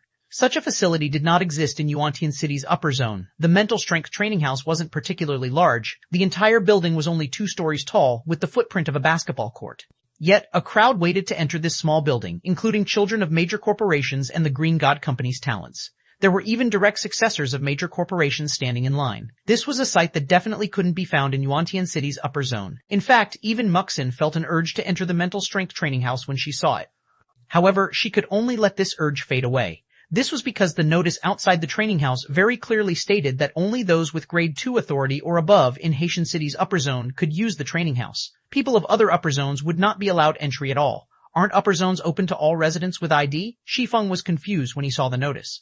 Why is there such a rule in Haitian City's upper zone? Isn't this unfair to people of other upper zones? The upper zone placed extreme importance on mental strength. One could easily imagine how attractive a place capable of helping a person improve their mental strength would be for the residents of the various upper zones. There's no helping this. The mental strength training house is a resource. Haitian City's upper zone won after competing with the other upper zones.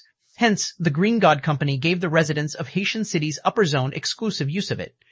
It is also why many more corporations are willing to invest in Haitian City compared to the other upper zones, Muxin said, shaking her head.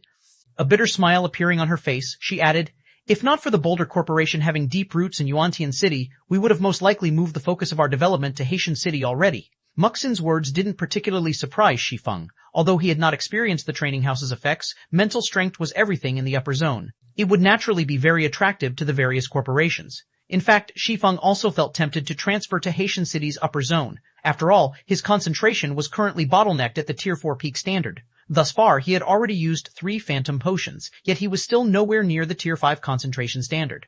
While Shi Feng and Muxin were conversing, an argument suddenly broke out in front of the training house. "Lu Tiandi, I've already said my adventurer team will never join you." A fair-skinned girl sporting a double ponytail and wearing light blue sportswear glared at a handsome and dapper young man in his early 20s, her eyes blazing with indescribable rage. However, the young man in question paid no heed to the girl's anger at all. Instead, a robust, middle-aged man standing beside him smiled and said, "Miss Ji Luorong, you are free to refuse my young master's invitation, but if you do, you can forget about obtaining resources from anyone in this upper zone from now on. You should understand very clearly that my young master has the power to blacklist you. You." None of the people present dared to refute the middle-aged man's words. In fact, nobody stepped forward to champion the girl. This was because Lu Tiandi was the Starline Corporation's new heir. With the Starline Corporation's influence in Haitian City's upper zone, it would be child's play for it to prevent the upper zone's residents from selling resources to a specific individual. Looking at the girl named Ji Luorong, the middle-aged man chuckled and said, "Miss Ji, I advise you to listen obediently to my young master's words and have your entire adventurer team join us. Otherwise, you shouldn't think of staying in Haitian City's upper zone anymore because nobody here will sell you any resources. You shouldn't even think of asking your older sister for help either." At the middle-aged man's words, many of the corporate children present looked at Ji Luorong sympathetically. In Haitian City's upper zone, even major corporations wouldn't dare to offend the Starline Corporation outright, let alone an individual with no background.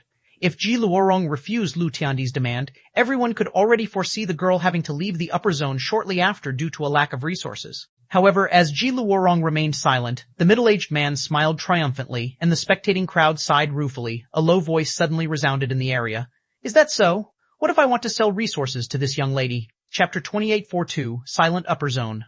A deathly silence suddenly fell over the area as everyone turned toward the voice's origin. What entered everyone's sight was an ordinary-looking young man clad in dark gray casual wear. Besides his ordinary appearance, the young man also felt no different from an ordinary passerby. This person was none other than Shi Feng. Although he had grown a lot taller as his physical fitness improved, he still couldn't change his plain appearance. Who is that guy? Isn't he a little too courageous? That guy is dead for sure. Even the successors of the other major corporations here wouldn't dare blatantly refute Lu Tiandi's words. Could this guy be a newcomer to the upper zone? The gathered people were astonished as they looked at Shi Feng. They never imagined that such an ignorant person could exist in Haitian City's upper zone. If it were the Starline Corporation of the past, there would still be many people who would dare go against it. They definitely wouldn't let Lu Tiandi, who was merely the corporation's heir, act so arrogantly. Even Lu Jingluo, the corporation's previous heir, hadn't dared behave like Lu Tiandi was behaving now. However, Lu Tiandi's background was different from Lu Jingluo's. Lu Tiandi had caught the eye of one of the middle layer's big shots at a young age and had been secretly nurtured by this big shot since then. Only after Lu Tiandi had replaced Lu Jingluo as the Starline Corporation's new successor had this matter gotten exposed. Due to this revelation, the Starline Corporation's status in Haitian City's upper zone had instantly skyrocketed. Now, even the other major corporations operating in the base layer had no choice but to tuck their tails in front of the Starline Corporation. Otherwise, Yi Kui, Lu Tiandi's butler, wouldn't have dared to be so arrogant, openly making such a bold statement in public.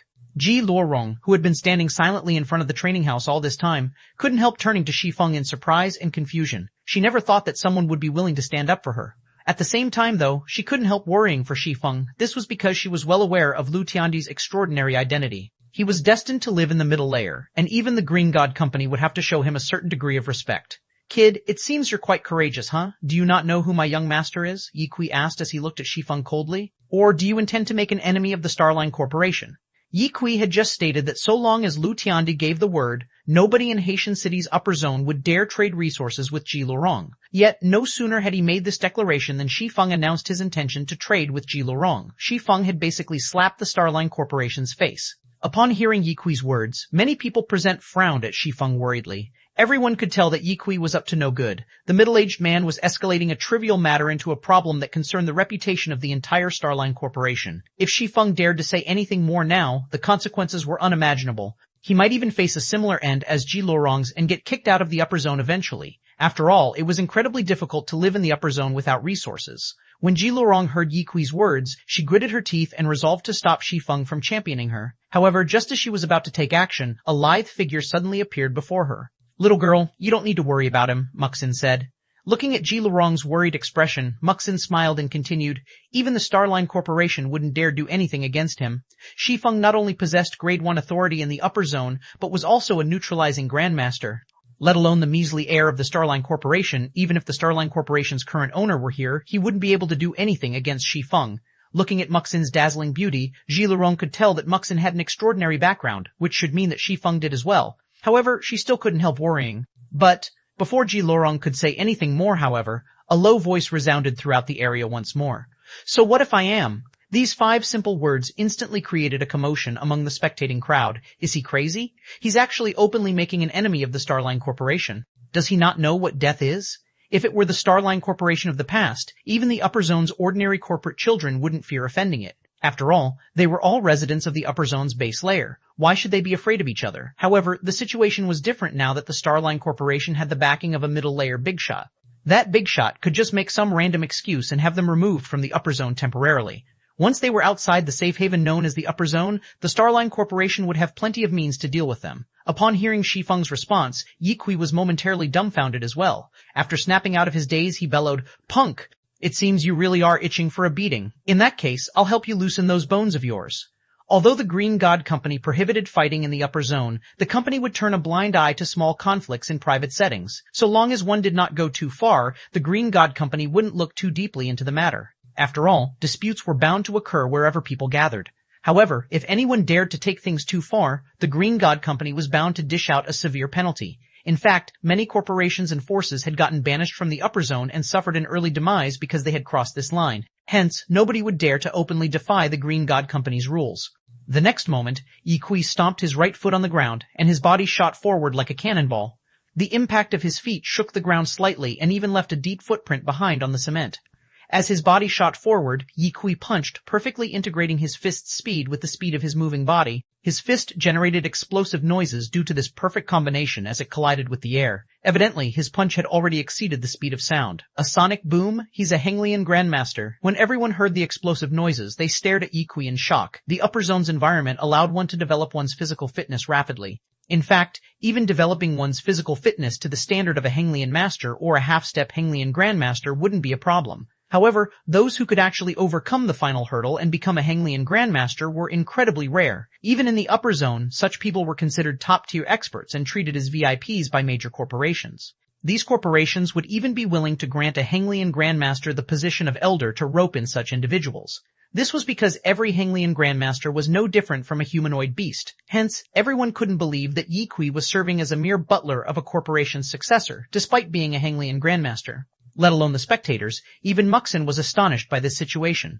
Only 2 people weren't surprised by this situation, Lu Tiandi and Ji Luorong. "It's over." Ji Luorong reflexively shut her eyes at this sight. She had found out that Yi Kui was a Henglian Grandmaster only because Yi Kui himself had revealed his strength to her during one of their previous meetings. Hence, she knew that Yi Kui wasn't just an ordinary butler, but was also a terrifying bodyguard.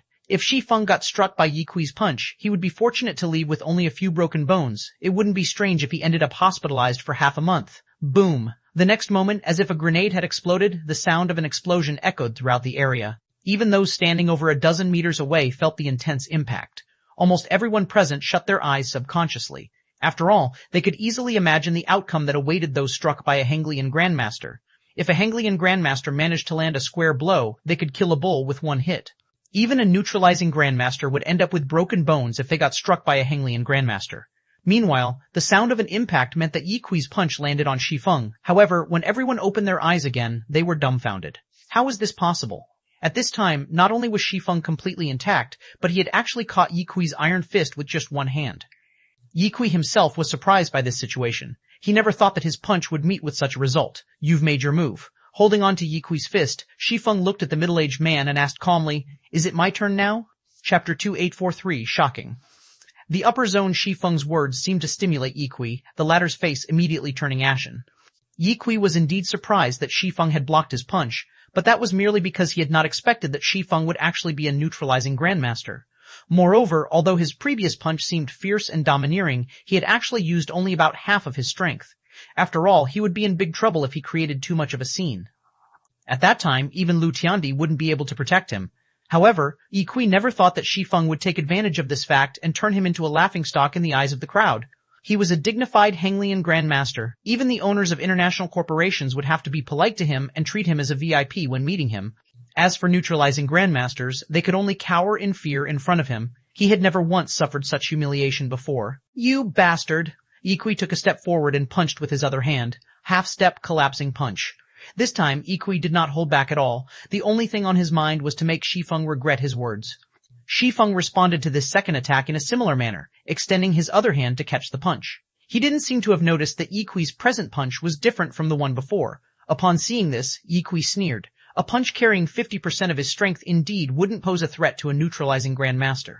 A neutralizing Grandmaster could easily block the attack by relying on technique. However, it was a different story for a punch carrying his full strength. A neutralizing Grandmaster who tried blocking such an attack would definitely end up with broken bones. Yet, Shi Feng was ignorantly trying to receive his punch using the exact same method. Boom. A loud explosion rang out as Yi Kui's fist collided with Shi Feng's palm.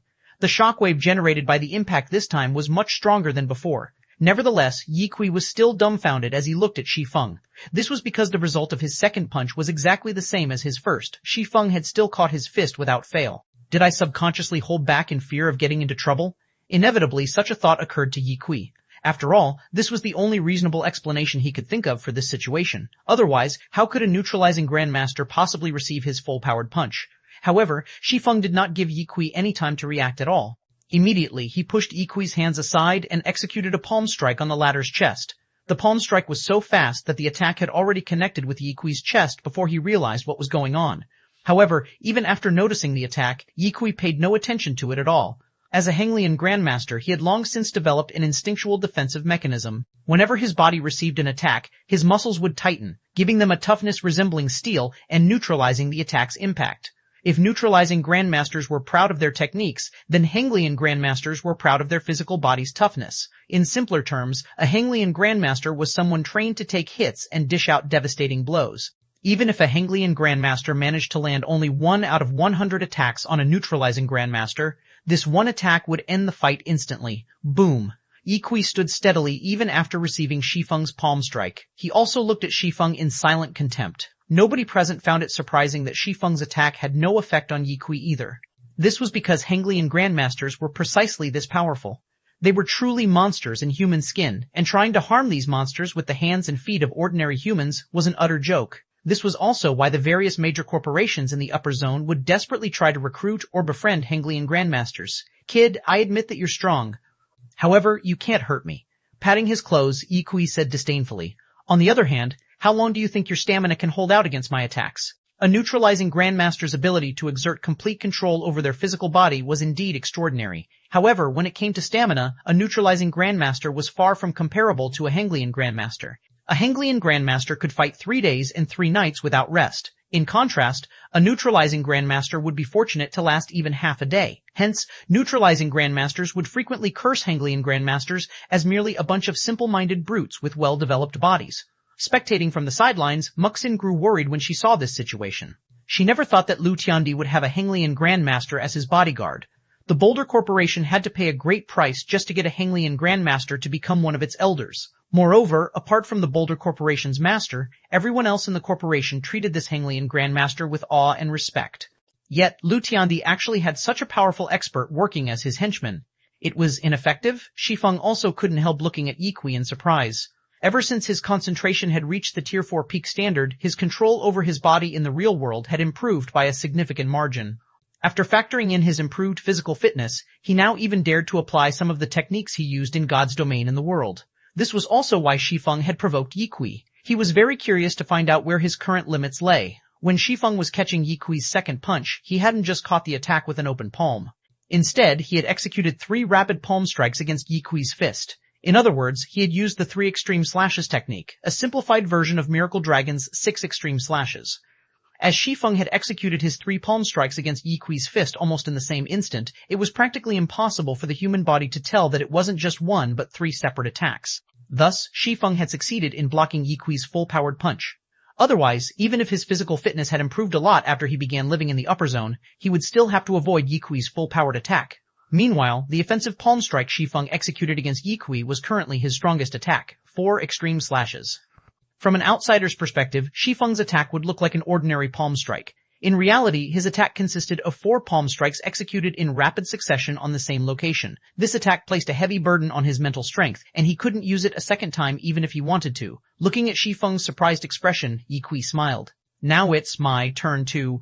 Just when Yi Kui thought to attack again, his body suddenly stiffened and he collapsed to the ground willy-nilly. His breathing became stifled and he had difficulty even speaking. In fact, even his vision started to blur. These abrupt changes discombobulated Yi Kui. He couldn't understand what was happening at all. What the hell did you do to me? Struggling to lift his head, Yi Kui gaped at Shi Feng in confusion. He simply couldn't wrap his mind around how Shi Feng had managed to injure him so severely with just a palm strike. Now, he found even standing up from the ground difficult. The spectators were likewise surprised when they saw Yi Kui collapse to the ground. He defeated a Henglian Grandmaster in 1 strike? Who is this guy? At this time, the onlookers eyed Shi Feng as if he were a monster. They even began wondering whether the scene before them was staged. After all, who could possibly believe that a Henglian Grandmaster would fall from just 1 palm strike? I think I know who he is. Some time ago, 2 people managed to pass Yuantian City's mental path together. One of these people was even someone the Boulder Corporation brought in using its reserve slots. According to the rumors, that person was Zero Wing's guild leader, Black Flame. Although this guy looks different from God's Domain's Black Flame, they should be the same person. What? He's the guy responsible for dragging down the Starline Corporation's Lu Jingluo? Among the crowd, some people who kept tabs on Yuantian City's upper zone recognized Shi Feng. For a time, the street bubbled with commotion. Nobody had thought that Black Flame, the mythical sword emperor of God's Domain, would actually appear in their upper zone. Moreover, the man had even defeated a Henglian Grandmaster with a single palm strike. His strength was simply terrifying. So, he is the Black Flame Big Sis told me about? Ji Lurong gaped in shock as she looked at Shi Feng. After all, Black Flame was currently rumored to be the strongest person in God's Domain right now. He was in existence even the 5 great super guilds had to tiptoe around. Chapter 2844, God's Domain's Black Flame. So, that's why he dared to stand against Lu Tiandi. He's the one responsible for Lu Xingluo's removal. Lu Tiandi will probably have to tread cautiously around him. Amazing, as expected of Black Flame. I never thought that he would be the person who received Grade 1 authority in Yuantian City recently. It seems Lu Tiandi has met his match. Everybody present knew of Black Flame, but they did not know much about Black Flame's identity in the real world. After all, they had many things they needed to handle. How could they possibly have the time to look into the real-world identity of every famous expert in God's Domain? Only if they were particularly interested in a specific person would they spend some money to commission a detailed investigation. Not to mention, Black Flame was someone who had never publicly declared his God's Domain identity in the real world. This made it even more difficult to investigate his situation. Only superpowers that paid close attention to Zero Wing would know of Black Flame's identity. While most people did not know of Black Flame's identity in the real world, it was a different story for the name Black Flame itself. This name was far too well known in God's Domain. Not only was this name involved in many iconic battles in the game, but it was also behind the creation of many miracles. In fact, many of Black Flame's battle videos had circulated through the various kingdoms and empires forums and were regarded as a paradigm for swordsmen. It wouldn't be an exaggeration to say that almost every player operating on the Eastern continent would know Black Flame's name. Needless to say, residents of upper zones like themselves, who were expert players in God's Domain, would definitely know of Black Flame. Although Zero Wing started out as a guild with no backing or background, it was now publicly recognized as a superpower. Compared to the various superpowers that had relied on powerful organizations to gain their strength, the influence Zero Wing had over the public was many times greater. In fact, Zero Wing's influence over the virtual gaming industry almost rivaled the 5 great superguilds already. Zero Wing had already become an absolute titan in God's domain. Thus, Ji Lurong felt like she was dreaming when she looked at Shi Feng. While the onlookers were discussing quietly among themselves, Lu Tiandi, who had been silently spectating the situation all this time, suddenly approached Shi Feng. "It seems I have been impolite. I didn't think that you would be Zero Wing's guild leader, Black Flame," Lu Tiandi said as he looked at Shi Feng with a friendly smile. He also gave off an indescribably calm feeling, betraying no anger over Shi Feng having heavily injured his butler. "Hello, my name is Lu Tiandi, the current guild leader of Starlink. You have truly helped me a bunch by defeating Lu Xinglo, guild leader Black Flame. Otherwise, I would most likely have to expend a lot of time and effort to take over Starlink. No need for thanks." "You and I are not allies," Shi Feng retorted nonchalantly. Others might not know about Lu Tiandi, but Shi Feng had a very deep understanding of him. This was because Lu Tiandi had been a well-known Tier 6 God-ranked expert in the past. However, he had not joined any guild. Instead, he had led an adventurer team while working under Starlink. Although Lu Tiandi appeared friendly on the surface, he was deep down a very conniving person. He had toyed with many powers in the past. These powers had worked for Lu Tiandi only to get backstabbed. For this reason, many superpowers had detested Lu Tiandi. However, because of Lu Tiandi's extraordinary strength and his tremorous clown adventurer team, one of God's domain's 7 great dark adventurer teams, none of the various superpowers could do anything against him. "Guild leader Black Flame, must you be so unapproachable?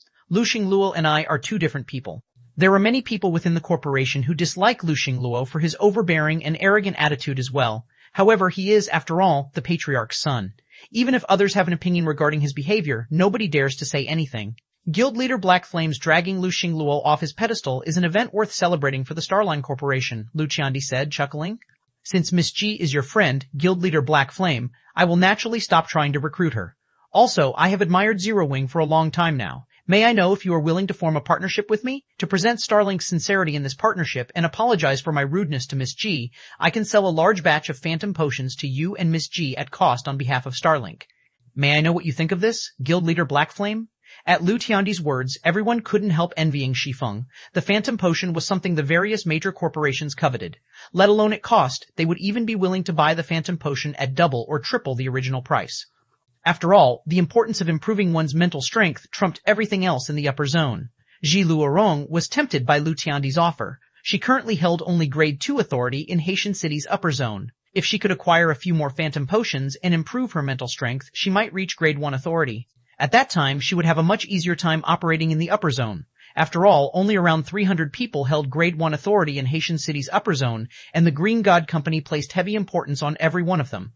At that time, even if a corporation in the upper zone wished to target her, they would face incredible difficulty. She also wouldn't be tight for resources, as the tasks offered to Grade 1 authority holders would sometimes award phantom potions. "Thank you for your goodwill, Guild Leader Lu, but Zero Wing already has its own collaborators. Currently, Zero Wing has no plans to cooperate with more guilds, so there is nothing I can do about this," Shi Feng said, directly rejecting Lu Tiandi's offer. "If there is nothing else, we will be taking our leave now. If that's the case, then it truly is a pity." Sighing, Lu Tiandi said, "If you have any intentions of forming a partnership in the future, feel free to contact me anytime, Guild Leader Black Flame." Shi Feng responded to these words with just a polite smile. He then turned around and left the training house together with Ji Luorong and Muxin.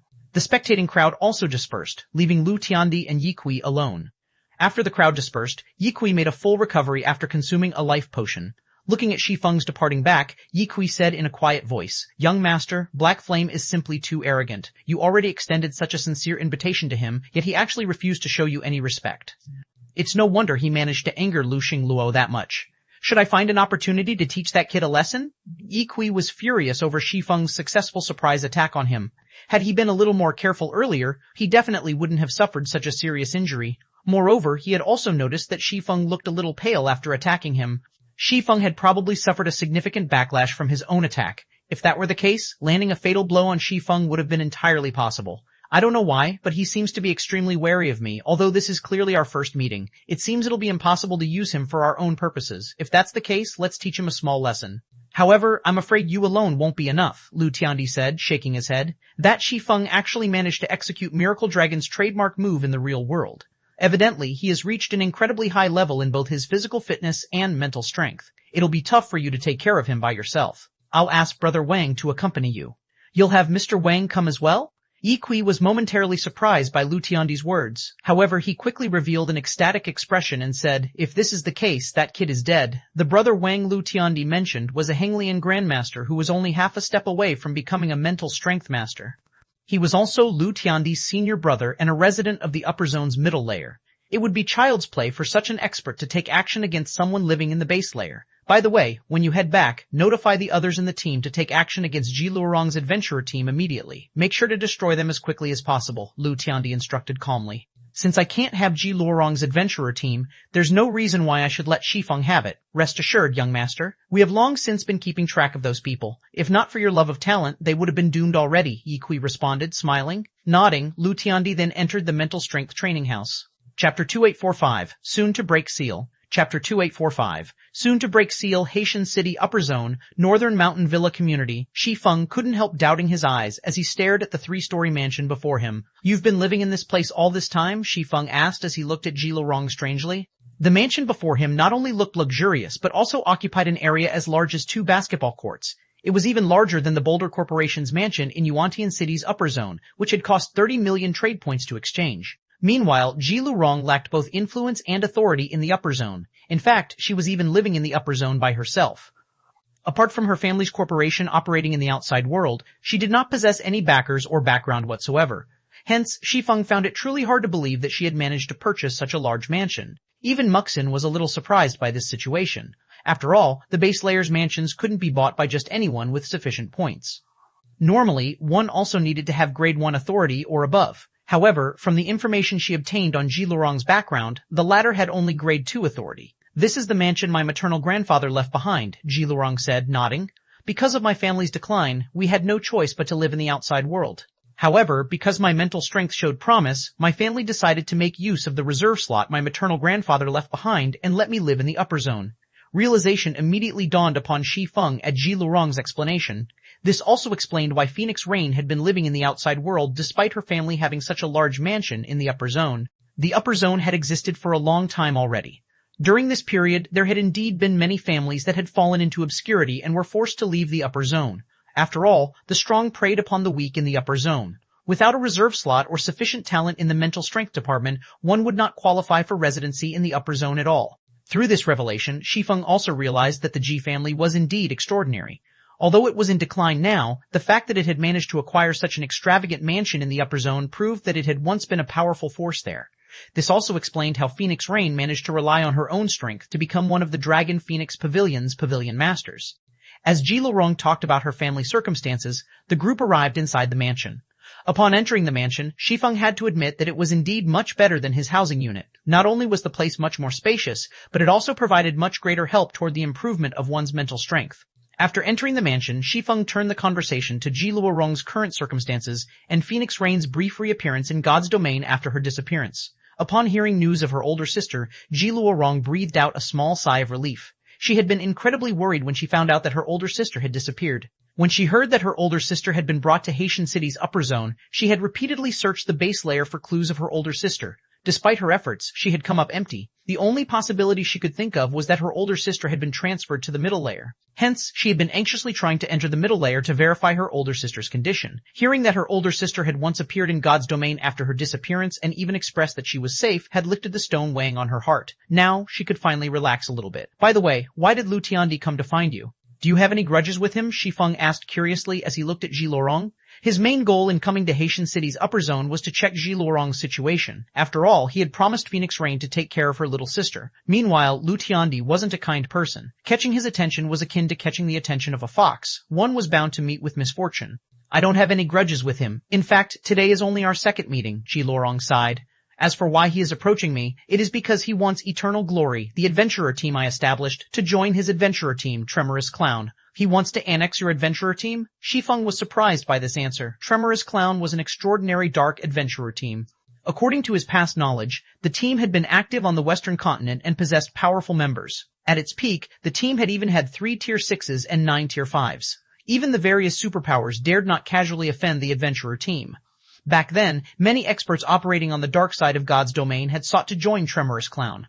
However, only a small minority had succeeded because Tremorous Clown's entry requirement was Tier 4. Normally, only peak experts who had reached Tier 4 could join the team. Shi Feng also knew a little about Ji Lorong's adventurer team since Ji Lorong had also been relatively famous in the past.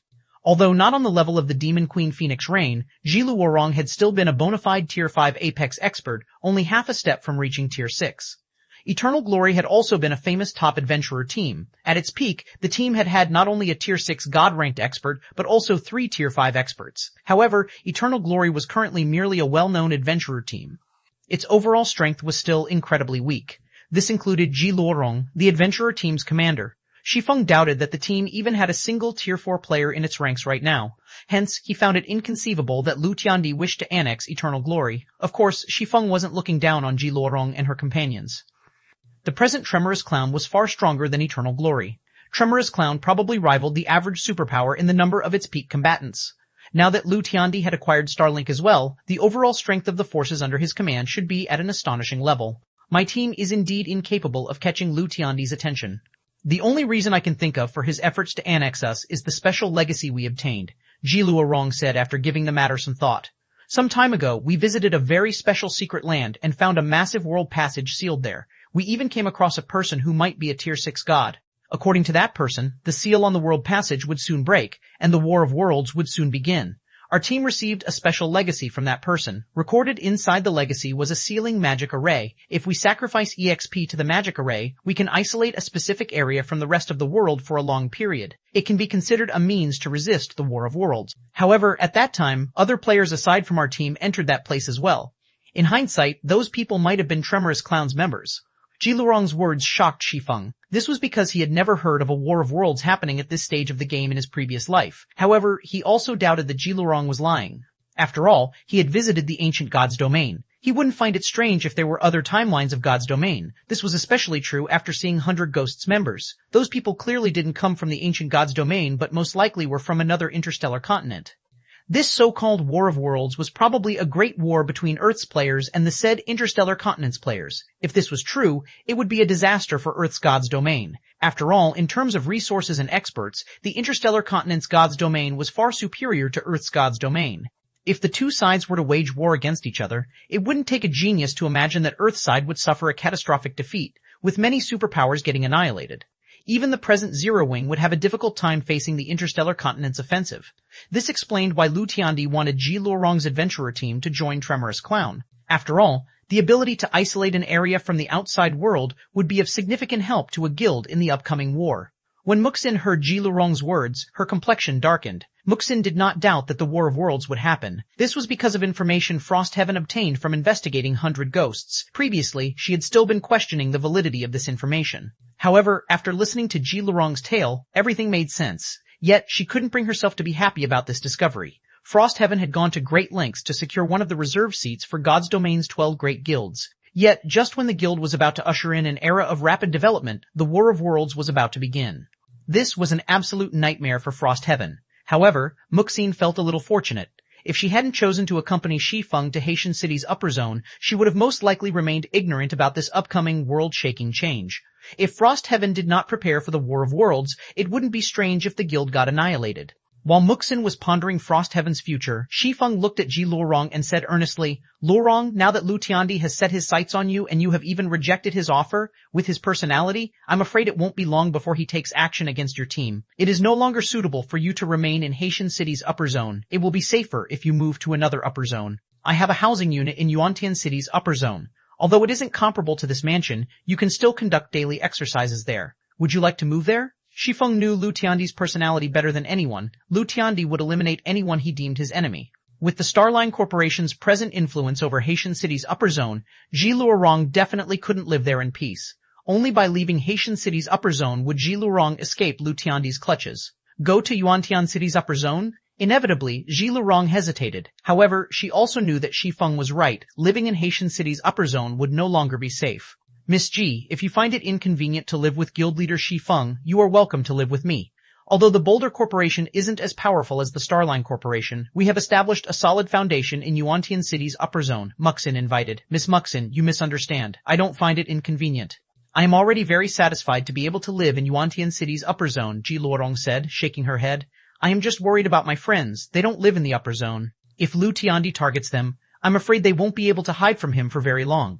If it were before, when God's domain still didn't hold such great importance to the various corporations, she wouldn't have to worry about the Starline Corporation secretly taking action against her companions. However, the situation was different now. Because of the extreme importance the Green God Company placed on God's domain, the various major corporations now prioritized the game. It wouldn't be strange if they took action against individuals in the real world. In response to Ji Luorong's worries, Shi Feng chuckled and said, "That is simple. Just have your friends head to Zero Wing's headquarters. I'll have everything arranged for their stay." He very much welcomed alliances with experts. Meanwhile, Eternal Glory had plenty of experts in its ranks. Once these players grew up, they would become formidable allies. Sheltering Eternal Glory's members now would only benefit Zero Wing. Moreover, Lei Bao was currently at the half-step Henglian Grandmaster standard already. There was also Fire Dance, who was not much inferior to Lei Bao.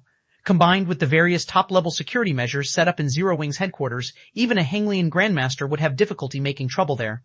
After hearing Shi Feng's words, Ji Luorong couldn't help rejoicing. Excitedly she said, "I assure you that they will listen to all of Zero Wing's arrangements during their stay." The fact that her adventurer team's members could stay in Zero Wing's headquarters was definitely good news. After all, the present Zero Wing was already very strong. Moreover, the various major corporations hadn't been able to do anything against the guild thus far. Hence, her companions should be relatively safe once they moved to its headquarters. After ending her conversation with Shi Feng, Ji Luorong promptly contacted her companions and had them hurry to Zero Wing's headquarters immediately. Chapter 2846, Frightening Headquarters. The sun was setting, and the sky was growing darker. Originally, this was a time when countless office workers would be getting off work and going home. However, the lights of Zero Wing Tower remained brightly lit. Compared to the buildings around it, the tower looked much livelier, with many people coming and going from it. There was even a long queue of young men and women waiting outside the entrance to take the basic tests for joining Zero Wing. At this time, a group of several dozen people of various origins and clad in diverse styles suddenly appeared in front of the tower and quietly studied the tall building before them with curious expressions. "So, this is Zero Wing's headquarters?" A young man with freckles on his face said in disdain as he looked at the line of young men and women waiting outside the building. "I really wonder what's gotten into the commander. Why does she want us to train in Zero Wing's headquarters all of a sudden? Although Zero Wing is a powerful guild in God's domain, the number of peak experts it actually has isn't a lot. These people trying to join Zero Wing are obviously newbies as well. I bet they can't clear the trial tower's 3rd floor. Yet, the commander actually wants us to train with Zero Wing?" None of the group objected to the youth's derisive remarks. It was evident that they agreed with him. As people who had chosen to join an adventurer team, the thing they disliked the most was being tied down by various restrictions. Hence, they also held players who joined guilds in extreme contempt, considering guild players to be basically weaklings who feared the strong but bullied the weak.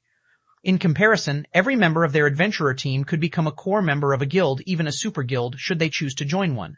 This was because they had honed their combat techniques through fighting powerful monsters and various outdoor PvPs without relying on any background or backer. They were completely different from the experts pampered and cultivated by guilds. Moreover, they were also incredibly strong in real-world combat, much stronger than the fighting champions frequently mentioned on TV. This was also why they felt that going out of their way to train with Zero Wing was a complete waste of their time. However, the middle-aged man leading the group shot a glance at the freckled youth and said coldly, "Enough, Tiantong. This is the commander's order. Either you go to Zero Wing or leave the team. Do you wish to leave the team?" The freckled youth named Tiantong no longer dared complain. Although he was still unreconciled to the situation, he did not dare defy the middle-aged man. Similarly, everyone else in the group held their tongue, nobody daring to voice any opinions. This was because this middle-aged man wearing a black shirt was not only Crimson Mask, the Eternal Glory Adventurer team's vice commander, but also the strongest person in the Adventurer team. He was so powerful that even if everyone in their Adventurer team, including their commander Ji Luorong, banded together, they would just barely be able to hold their ground against him. On the Western continent, he was also known to many as Crimson Mask, the Demon. In one instance, in order to save a companion cornered by a large guild, he had charged into a map sealed off by an army of 10,000 all by himself. This army had over 1,000 Tier 3 experts, yet not only had this 10,000-man army gotten routed, but none of the 10,000 players had managed to leave the map alive either. After this battle, the nickname Crimson Mask the Demon began to spread across the continent. As a result, Eternal Glory had a much easier time operating out in the fields. Moreover, Crimson Mask possessed an extraordinary identity even in the real world. He used to be very famous in the bodyguard industry. Many international corporations had sought to employ him. However, for some reason he had suddenly retired as a bodyguard to become a full-time gamer, thoroughly investing his life in God's domain. As for his decision to join Eternal Glory, which had been a weak adventure routine back then, that had simply been an accident. After seeing that everyone had quieted down, Crimson Mask nodded and led the group into Zero Wing Tower's lobby. As soon as Crimson Mask and the others entered the lobby, a beautiful woman with shoulder-length hair and sportswear approached their group. The core member's emblem pinned on her top indicated that she was a member of Zero Wing. When this woman appeared, Eternal Glory's members automatically raised their guard. The expression of Crimson Mask in particular turned grave when he saw her. This was because the pressure and presence this woman gave off were simply too powerful. Although the woman did not exude any kind of aura, they couldn't help feeling nervous for some reason when standing in her presence. Faced with this feeling, ordinary people would most likely think nothing of it. However, as players who had fought in numerous life and death battles in God's domain, Eternal Glory's members had long since honed their intuition beyond that of ordinary people. Anyone capable of making them feel nervous definitely wasn't an ordinary person. Eyeing the woman approaching them, Crimson Mask inwardly calculated his chances of winning should he fight her. However, after a round of careful observation, he was surprised to conclude that he had only an even chance of victory, and this was only because his physique was stronger. Could she be Fire Dance, the commander of Zero Wing's main force? No matter how Crimson Mask thought about the situation, this was the only possibility he could think of. Otherwise, he couldn't explain why this woman before him gave him such immense pressure. "You must be Eternal Glory's members, right?" the woman said, smiling as she scanned the group before her. "You can call me Turtle Dove. I've already heard about your situation from the guild leader. Since you have come to Zero Wing, you can treat Zero Wing as your home from now on. Your rooms are ready, so you can go there and rest whenever you want." After saying so, Turtle Dove led Crimson Mask and the others toward the elevator to the residential area. Turtle Dove? While following after Turtle Dove, Crimson Mask and the others revealed confused expressions. This was especially true for Crimson Mask. Before going to Zero Wing's headquarters, he had looked into the peak experts under Zero Wing's command. However, there was no one named Turtle Dove on the list. Even Tier 4 experts don't give off such powerful mental pressure. Could she be one of the trump cards Zero Wing is secretly cultivating? Tiantong was also inwardly surprised when he looked at Turtle Dove. Tiantong had met many experts, but this was the first time he had come across someone capable of giving such powerful pressure in the real world. Moreover, this was merely a pressure Turtle Dove was radiating subconsciously. Only those who had experienced countless harsh battles and training would develop such a temperament and aura. This was something even Crimson Mask had yet to accomplish even now. Crimson Mask was incredibly strong. He could defeat even master martial artists in a few moves. Despite his strength, Tiantong had never felt such pressure coming from the middle-aged man. As the group was waiting to enter the spacious elevator, two men walked out of it. These two men were clad in sportswear similar to Turtle Dove's. They also wore the emblem for Zero Wing's core members on their tops. The instant these two young men appeared, Crimson Mask and the others broke out in a cold sweat. This was because, in their eyes, the two men that just exited the elevator were no different from beasts. Even someone with dull senses would feel a chill crawl down their spine when bathed in the violent auras and oppressive feeling the two men exuded. Moreover, the two were incredibly fit as well. In fact, they were even superior to Crimson Mask. However, the presence of these two young men did not cause any of the Zero Wing members nearby any trouble. Instead, these Zero Wing members acted as if they did not see these two people, with some of them even chatting and laughing among themselves. What's wrong with these people? Tiantong was flabbergasted when he saw the behavior of the Zero Wing members around him. Can they not sense this oppressive feeling at all?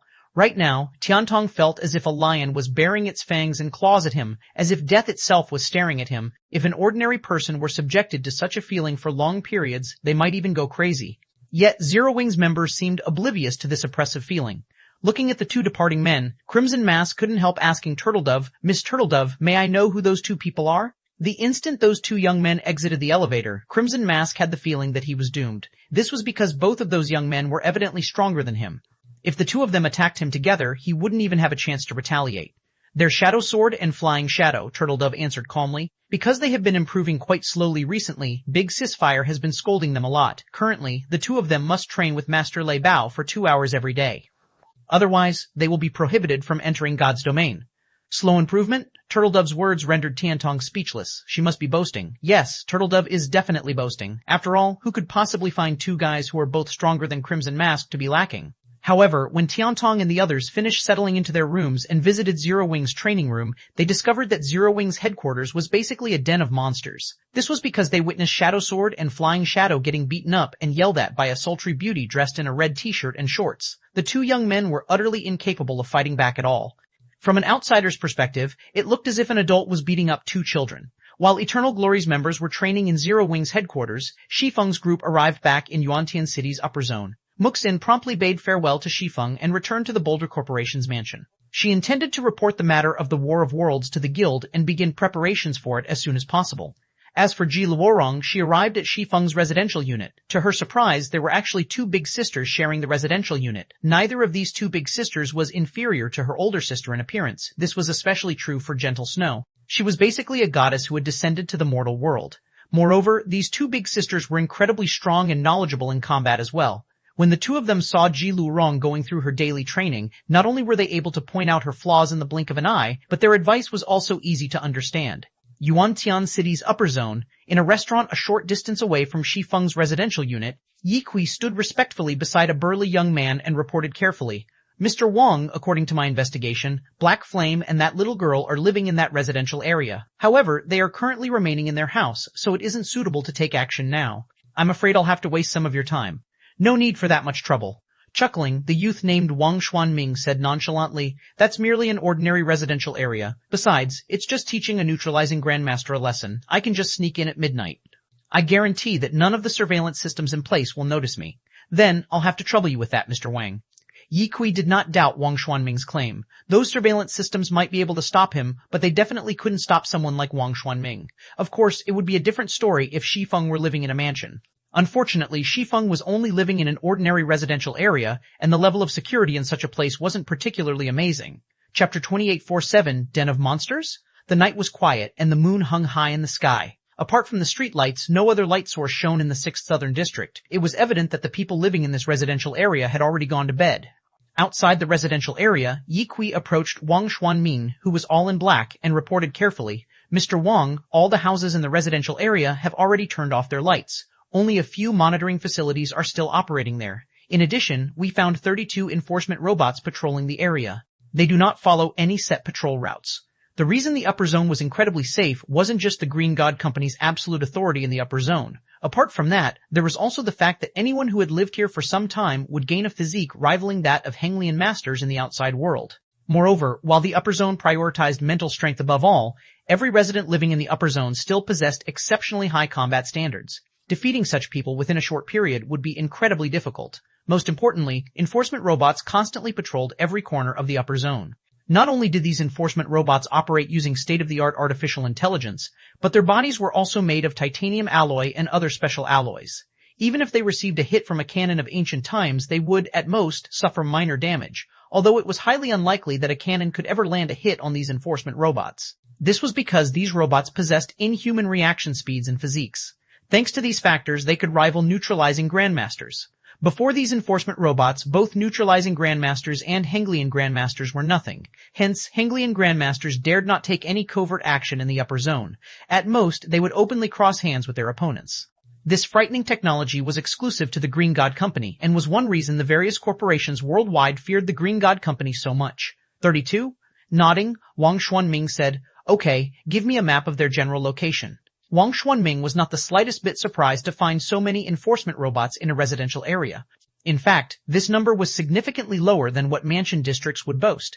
Even an ordinary mansion district would have at least 200 enforcement robots on patrol at all times. The security there was truly impeccable. It was only because Shi Feng was living in an ordinary residential area that Wang Xuanming had an opportunity to take action. Even then, Wang Xuanming was only confident of teaching Shi Feng a small lesson and heavily injuring him. This was because these enforcement robots were incredibly fast. The first enforcement robot would arrive within 8 seconds of the moment he broke into Shi Feng's house. This was also the basic arrangement for ordinary residential areas. Hence, after Wang Xuanming factored in the time he needed to escape, he concluded that he only had a very short time to do battle. If he delayed too long and got discovered by an enforcement robot, he shouldn't even think of escaping. As for putting up a fight against the enforcement robots, that was simply suicidal. "These are the locations of the 32 robots 10 seconds ago," Yi Kui said as he transferred the data to Wang Xuanming's quantum watch. Immediately, 32 red dots appeared on the map displayed on Wang Xuanming's watch. After glancing at the map, Wang Xuanming smiled and said, "It seems Sha Chuanying is treating this guy quite well. With this distribution, I'll only have 7 seconds to conclude the operation." 7 seconds? Yi Kui frowned at Wang Xuanming's estimate. "How about I attract the attention of those robots? There might only be a 1-second difference between 7 seconds and 8 seconds, but a Henglian Grandmaster could cross a distance of several dozen meters in 1 second. Hence, 1 second was by no means a short period. Relax. Grinning, Wang Xuanming said, "Let alone this residential area, I've infiltrated even more dangerous places than this in the past. 7 seconds is more than enough for me already. If an ordinary Henglian Grandmaster were taking action, 7 seconds would indeed be insufficient for them to injure a neutralizing Grandmaster and escape without getting caught. Not to mention, Shi Feng was a neutralizing Grandmaster who had achieved an incredibly high standard in his mental strength. The control he had over his body was far superior to the average neutralizing Grandmasters, which would make teaching him a lesson even more difficult. However, this wasn't a problem for Wang Xuanming. After all, he was only half a step away from becoming a mental strength master. The control he could exert over his body was far beyond what an ordinary Henglian Grandmaster like Yi Kui could exert. In a situation where Wang Xuanming fully exerted himself, he would need only 3 seconds to kill a Henglian Grandmaster, let alone a neutralizing Grandmaster. Besides, his goal was only to injure Shi Feng heavily. Yi Kui did not doubt the man in the slightest. After all, not only was Wang Xuanming incredibly famous in Haitian City's upper zone, but Yi Kui had sparred with him before and suffered defeat after exchanging a single punch. Moreover, after that exchange, his entire arm had gone numb and became paralyzed for a short period despite Wang Xuanming holding back. Before that fight, Yi Kui had never thought that it would be possible for a person to possess such incredible strength. Wang Xuanming's strength could practically rival Superman's. With such strength, it would be child's play for Wang Xuanming to teach Shi Feng the lesson. After Wang Xuanming made some basic preparations, he promptly sneaked into the residential area by himself. Wang Xuanming's actions were swift and silent. Despite Yi Kui keeping a close eye on him, the latter disappeared from his sight after just 3 seconds. Did his control over his body improve even further? Yi Kui shuddered involuntarily when Wang Xuanming disappeared into the coverless residential area. This was the first time he had seen someone with such an astonishing grasp of their body and surroundings. If Wang Xuanming decided to take action against him, the consequences would be unprecedented. Yi Kui felt very fortunate that Liu Tiandi had a good relationship with Wang Xuanming. If the two of them were hostile, then as Liu Tiandi's butler cum bodyguard, he would definitely suffer a miserable death. While Yi Kui was in awe of Wang Xuanming's capabilities, Wang Xuanming successfully evaded the enforcement robots one after another and arrived before Shi Feng's residential unit undetected. However, Wang Xuanming did not rush to break into the house. Instead, he hid in a corner and silently observed his surroundings, then inspected the distribution of the 32 enforcement robots. He was being so cautious because the only way he could enter the house was by breaking down the door. Hacking the lock system was simply impossible. Meanwhile, the moment he broke down the door, the nearby enforcement robots would take action. Hence, he needed to have a precise grasp of his timing and plan his escape route first. Otherwise, he would definitely get caught. There are 3 escape routes. So long as I can teach that Shi Feng a lesson in 5 seconds, I can get out of this residential area scot-free. After planning his escape routes on his quantum watch and conducting some mental simulations, Wang Xuanming set his sights on the nearby door. He then put on the helmet he carried, thoroughly concealing his identity. And as soon as he finished mentally preparing himself, he strode forward silently and arrived in front of the door in the blink of an eye. Subsequently, he kicked the door without hesitation. The door deformed, smashed open in an instant. Immediately afterward, the alarm in the house rang, and 6 enforcement robots received the alert almost simultaneously. These 6 enforcement robots then dashed straight for Shi Feng's house. Meanwhile, Shi Feng, who was logged into God's domain, also received the intruder alert as soon as the alarm sounded and logged out of the game immediately. His reaction speed was so fast that he completed the entire process in just 1 second. However, for a Henglian Grandmaster, 1 second was a long time. Even though the house had a 200 square meter footprint, Wang Xuanming still passed through the long corridor and arrived in the middle of the living room in just 1 second. The next moment, just as Wang Xuanming entered the 60 square meter living room and was about to charge toward Shi Feng's bedroom, he was stunned. This was because he discovered a woman with silky, waist-length hair sitting on the living room sofa. Wearing a snow-white nightgown, she quietly regarded Wang Xuanming with eyes that carried neither joy nor sorrow. Looking at the absolute beauty before him, Wang Xuanming smiled and said, "Miss, it's bad for your skin to stay up this late." Wang Xuanming did not stay surprised for long. This was because the information he had acquired had indicated that Shi Feng was living together with 2 women, who appeared to be Zero Wing's Vice Guild leaders. As Wang Xuanming spoke, he did not stop his feet at all. In just a few steps, he had already arrived before Gentle Snow. Immediately afterward, he executed footwork and split his body into 3 afterimages. These 3 afterimages then executed a chop at Gentle Snow simultaneously, the chops breaking the sound barrier. Rest up for a week. The 3 chops Wang Xuanming executed were lightning fast. Facing this move, even a neutralizing Grandmaster would barely manage to stop 2 of the blows. The next moment, the 3 chops could be seen landing on Gentle Snow's body simultaneously. However, the instant his hand hit Gentle Snow's body, Wang Xuanming was stunned. An afterimage. Moreover, before Wang Xuanming realized it, another lithe figure had appeared beside him. This figure was none other than Gentle Snow. At this time, Gentle Snow still regarded him with the same emotionless gaze, apparently unaffected by his attack. Damn it, where did that guy find such a monster?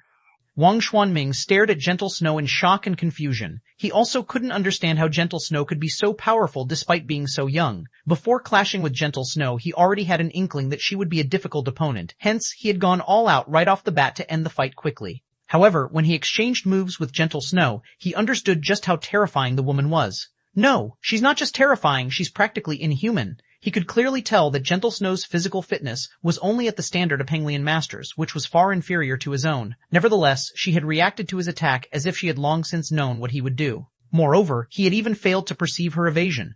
While he was executing his earlier attack, the figure he saw sitting on the sofa had merely been an afterimage his mind had fixated on. The moment he began his attack, Gentle Snow herself had already disappeared from the sofa. The ability to evade a Henglian Grandmaster's mental perception wasn't something that could be gained overnight. It was a high-level technique that had to be cultivated through rigorous training and countless battles involving life and death. While Wang Xuanming might look like a 25-year-old man, he was, in reality, nearing 35 already. Yet, even at his age, he had just barely touched upon the threshold of this technique. In contrast, not only had this young woman before him learned this technique, but she had also mastered it to the point where she could dodge the attack of a half-step mental strength master with ease. Upon thinking up to this point, Wang Xuanming rushed to the door almost immediately. He had no intention of staying here for even a second longer. If he were to clash against such a monster, it would be impossible for him to produce any results within the limited time available. If he stayed any longer, the enforcement robots would catch him. However, when Wang Xuanming reached the entrance, he found another lithe figure standing by the door. This person was none other than Aqua Rose. Scram. Looking at the woman dressed in a light blue nightgown before him, Wang Xuanming grew enraged. Not only had he failed to accomplish his mission, but there was even a monster behind him. If he wasted any more time here, he would definitely fall into the enforcement robot's hands. Hence, Wang Xuanming's first reaction when seeing Aqua Rose was to attack her with everything he had. The next moment, over a dozen fists could be seen punching at Aqua Rose, every punch carrying the full strength of a Henglian Grandmaster. Even a Henglian Grandmaster would suffer internal injuries and lose consciousness if they got hit by such a barrage of punches. However, Wang Xuanming was dumbfounded once he finished executing his attack. When his fists had landed on the woman before him, he felt as if he were shadowboxing. Not only did his attacks fail to repel the woman, but the woman had even moved closer to him. By the time Wang Xuanming had executed well over 100 punches, Aqua Rose stood only half a step away from his 2-meter-tall body, her delicate palm smacking his chest. Despite Aqua Rose only executing a gentle strike, Wang Xuanming felt an intense pain in his chest. The pain was so unbearable that he stumbled 2 steps back. How was this possible? Wang Xuanming gaped at the woman before him in disbelief. A monster. Another monster. At this time, Gentle Snow arrived behind Wang Xuanming and was quietly looking at the burly man.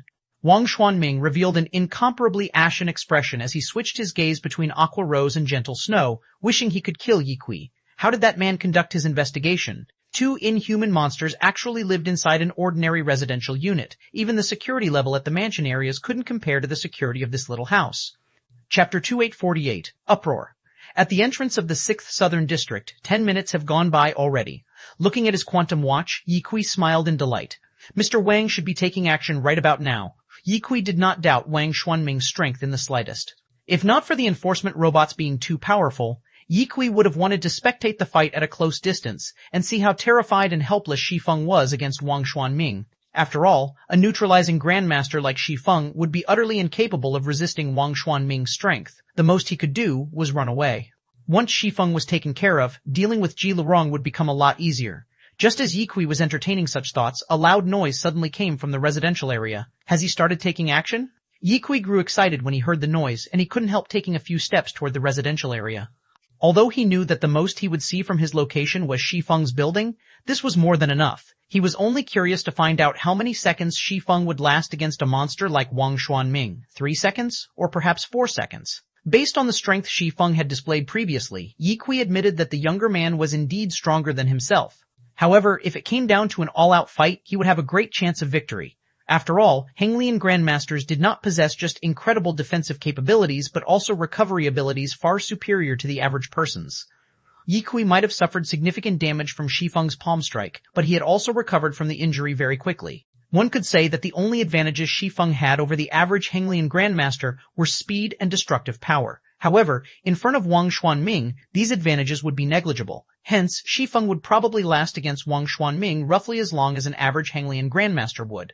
After leaving his hiding spot, Yi Kui immediately noticed Wang Xuanming charging into Shi Feng's house. Wang Xuanming's speed was so fast that Yi Kui didn't even catch a clear sight of him. However, 2 seconds after Wang Xuanming disappeared into the house, he actually reappeared at the entrance. He's done already? Yi Kui was dumbfounded when he saw Wang Xuanming back at the entrance of Shi Feng's house. He never thought that Wang Xuanming would be so powerful as to end the fight in just 1 second. With such strength, calling Wang Xuanming a monster wouldn't be an exaggeration at all. Wang Xuanming was on a whole different level from Hanglian Grandmasters like himself. However, in the next moment, Yi Kui was stunned once more. A woman wearing a light blue nightgown had actually appeared before the entrance without him realizing it. Meanwhile, as if agitated by this woman's appearance, Wang Xuanming promptly launched a flurry of punches at her. Even from several hundred meters away, Yi Kui could clearly sense the terrifying aura Wang Xuanming exuded: madness, violence, destruction. Nobody could possibly survive Wang Xuanming's chaotic punches. Has he lost his mind? Yi Kui was horrified. If Wang Xuanming had simply taught Shi Feng a lesson and landed the latter in the hospital for several months, the Green God Company wouldn't look too deeply into the matter. At most, it would strengthen the residential area's security and give Shi Feng some compensation. However, if Wang Xuanming took a life in the upper zone, he would touch the Green God Company's bottom line. At that time, the company would definitely conduct a thorough investigation into the matter until it found the culprit. Once Wang Xuanming was caught, even the big shots living in the middle layer wouldn't be able to help him. In fact, he might even drag down Lu Tiandi and Yi Kui as accomplices. However, before Yi Kui could recover from his shock, he received yet another jolt. This time, his eyes nearly fell out of their sockets. This was because the woman dressed in a nightgown actually remained unscathed despite facing Wang Xuanming's flurry of punches. She even moved closer and closer to Wang Xuanming and eventually planted a palm on his chest. The instant the woman's blow landed, Wang Xuanming actually stumbled 2 steps back and clutched his chest in pain. He also stared at the woman before him with fear in his eyes. Who is she? Why did such a monster appear in Shi Feng's house? Yi Kui was shocked and confused as he looked at Aqua Rose, who stood in the corridor outside Shi Feng's house. He even rubbed his eyes to make sure he wasn't hallucinating. Wang Xuanming, an incredibly powerful Hanglian Grandmaster, had actually lost to a frail woman. As Yi Kui gaped in shock, Wang Xuanming added to Yi Kui's confusion by charging forward and attacking Aqua Rose once more.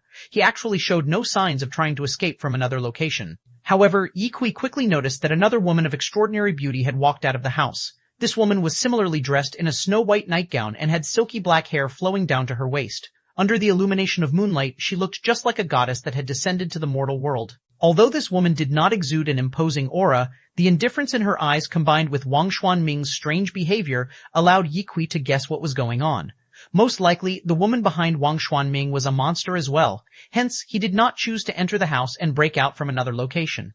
After all, if Wang Xuanming were to fight inside the more spacious house, he would have to face those 2 monstrous women simultaneously. No matter how powerful Wang Xuanming was, he definitely wouldn't have any opportunity to escape under such circumstances. Hence, he could only choose to fight in the narrow hallway and risk a pincer attack. However, contrary to Wang Xuanming's expectations, Gentle Snow had no intention of double-teaming him. She simply stood aside and quietly looked at the broken door, appearing quite bothered about it. In other words, the broken door seemed much more important to Gentle Snow than Wang Xuanming was. On the other side, Aqua Rose treated Wang Xuanming's series of desperate attacks as if they were child's play. Not only did she evade all of them effortlessly, but she also landed another palm strike on Wang Xuanming, aggravating his injuries. Their clash continued for 4 seconds. At this point, Wang Xuanming could no longer stand steadily, so weakened that even a Hanglian Grandmaster could go up against him. Trying to escape in such a condition was a luxury he couldn't afford. Before Wang Xuanming could launch another round of attacks against Aqua Rose, the alerted enforcement robots finally arrived at the scene. After distinguishing everyone's identities, the enforcement robots promptly took Wang Xuanming into custody. Once arrested by the enforcement robots, even a Hanglian Grandmaster would have no chance of putting up a struggle.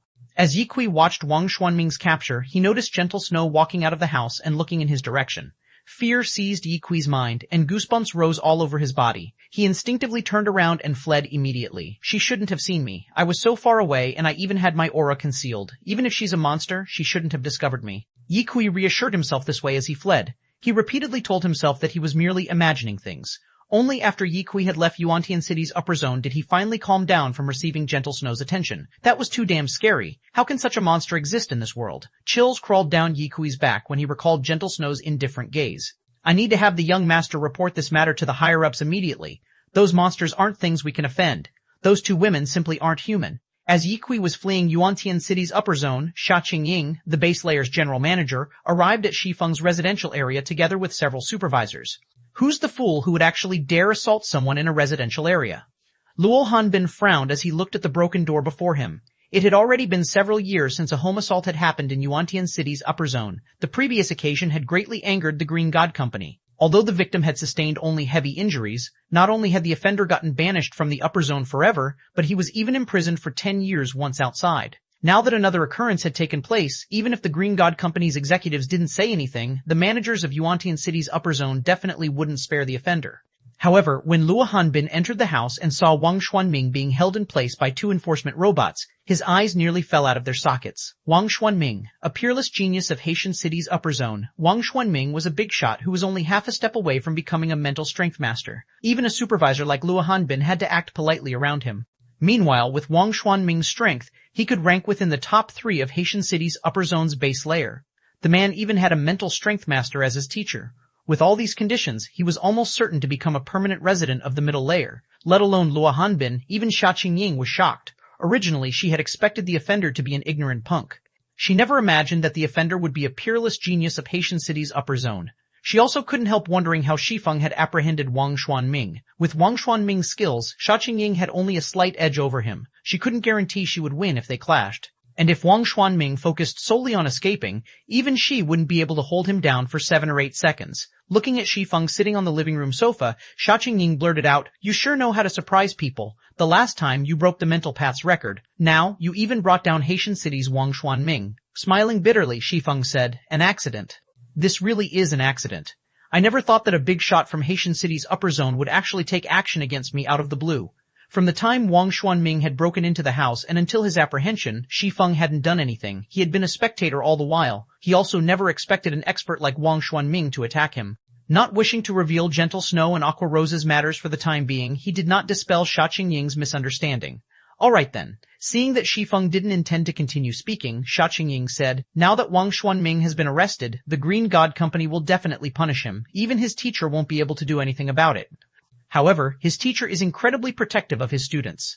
While he might not be able to do anything about Wang Xuanming's punishment, he is sure to pick a fight with you. Although we will strengthen the security of this area, you should still be careful. It's best if you don't leave the residential area for the time being." Even base layer general managers like herself would have a headache dealing with the anger of a mental strength master, let alone Shi Feng, who held only grade 1 authority. "Thank you for your warning, General Manager Xia," Shi Feng said, nodding. Shortly after Xia Qingying's group left with Wang Xuanming, word of Wang Xuanming's assault on Shi Feng's house spread like wildfire. Even though it was already midnight, everyone in Yuantian City's upper zone still quickly received news of it. Chapter 2849, Hong Xinyuan's Choice. In one of Yuantian City's upper zone's mansion districts, Uncle Hong, did something happen? "Why did you suddenly call for me?" Muxine asked in confusion as she looked at Hong Xinyuan, who was standing by a French window and looking at the night view outside. She was just about to explore an ancient ruin. She had gathered her subordinates already. If she were lucky, she might discover a Tier 4 legacy land or a legacy guidance there. These things were incredibly important for the current Frost Heaven. The War of Worlds would be starting soon. Although her investigation had turned up very little information about the war, she had managed to deduce that they would face players of another world. At that time, the only options left for them would be to conquer or be conquered. It would be different from when players of other worlds entered the main continent. There would be no third option available to them. Hence, Frost Heaven needed to make as many preparations as possible before the War of Worlds began. Naturally, increasing the number of Tier 4 players the guild had was a top priority. Karui, who stood beside Muxin, was also confused by Hong Xinyuan's summons. She had just fallen asleep, yet before she could get any rest, she was rudely roused out of bed. Hence, she was still incredibly sleepy and wanted nothing more than to crawl back into her bed right now. "Take a look for yourselves," Hong Xinyuan said as he passed a document to Muxin and Karui. The document was none other than a summary of Wang Xinyuan's home assault in the 6th Southern District. How is this possible?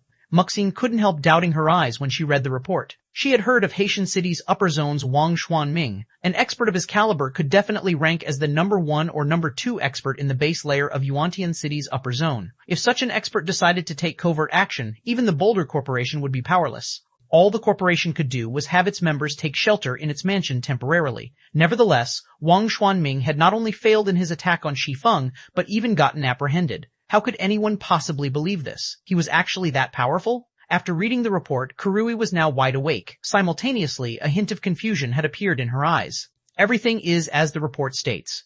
Looking at Muxin's surprised expression, Hong Xinyuan said, I have to admit that I indeed underestimated Shi Feng. It seems that he has kept a lot more secrets than we thought.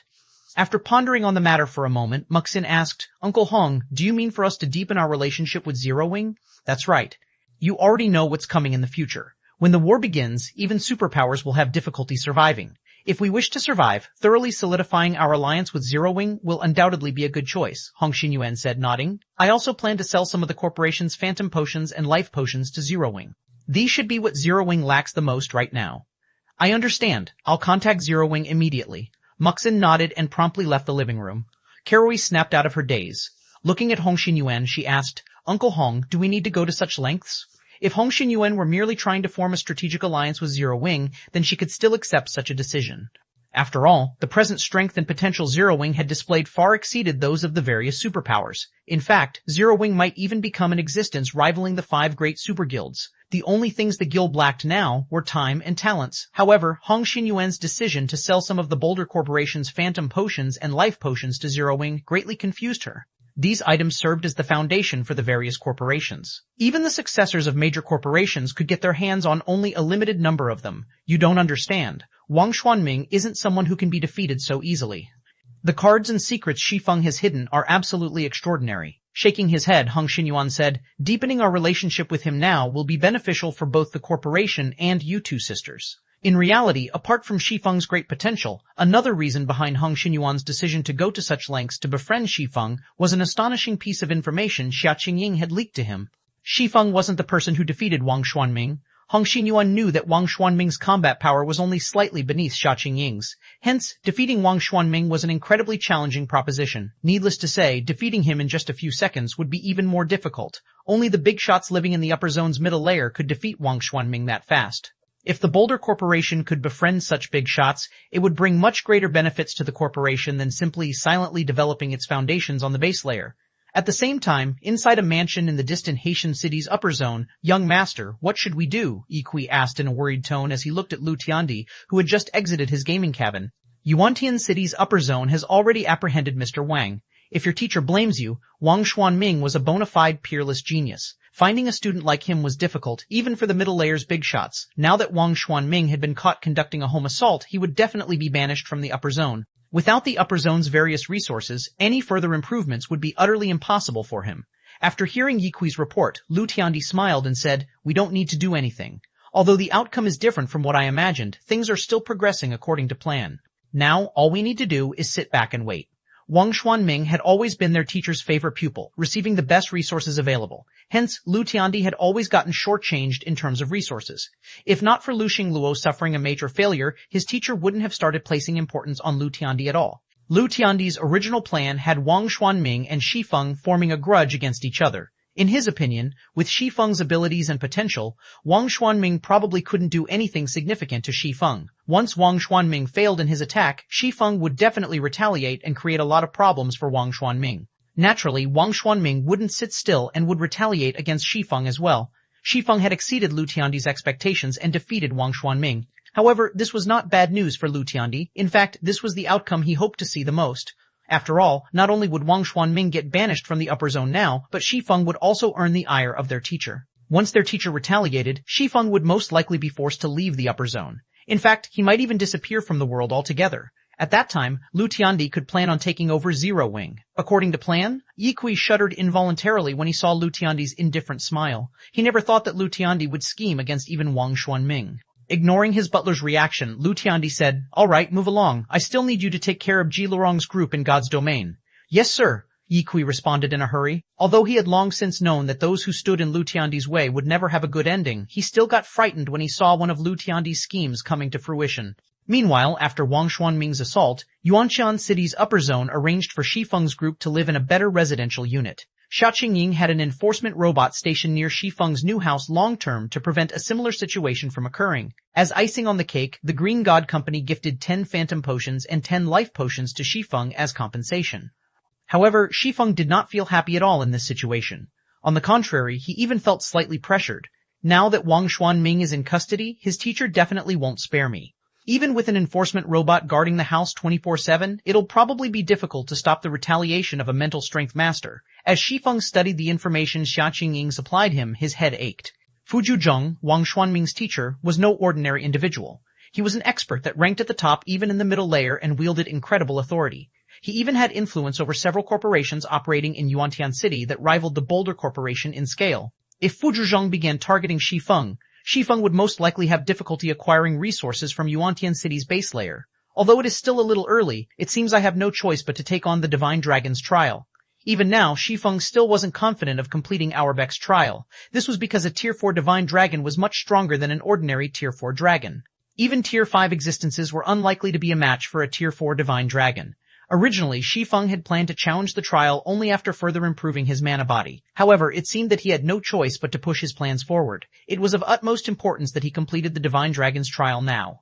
This was because only by completing Auerbach's trial would he become the Divine Dragon's true companion. If that happened, Zero Wing could thoroughly solidify its position on the Western continent, and the Starlight Fortress could serve a much greater purpose. At that time, Zero Wing would be able to not only recruit talents from the Western continent in large numbers, but also acquire large amounts of 7 Luminaries crystals.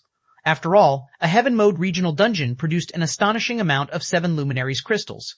With the 7 Luminaries crystals he acquired, he would then be able to exchange for a bunch of Phantom Potions and Life Potions. Only by securing Phantom Potions and Life Potions in bulk could he achieve a breakthrough in his mental strength in the real world and his concentration in God's domain. After returning to his room, Shi Feng promptly consumed a Phantom Potion and a Life Potion. He then lay in his fearless cabin and logged into the game. Chapter 2850, Divine Dragon's Trial. Zero Wing City, Zero Wing's residence. After Shi Feng came online, the first thing he did was assign tasks to Liang Jing and Yulan, particularly the distribution of the Tier 3 mana set equipment he had produced. He had made more than 200 of these sets, and he tasked Yulan with secretly gathering a batch of Tier 3 experts who could equip them. Once these experts were geared with the Tier 3 mana set equipment, Zero Wing would gain an additional trump card. Although the modified Tier 3 mana set equipment wasn't as powerful as the original version, there was only a 15% decrease in the basic attributes it provided. A Tier 3 player equipped with the modified set could still go up against mythic monsters of the same level. In addition, Shi Feng passed the Treasure of Fire to Melancholic Smile and had her procure as many mysterious flames as possible.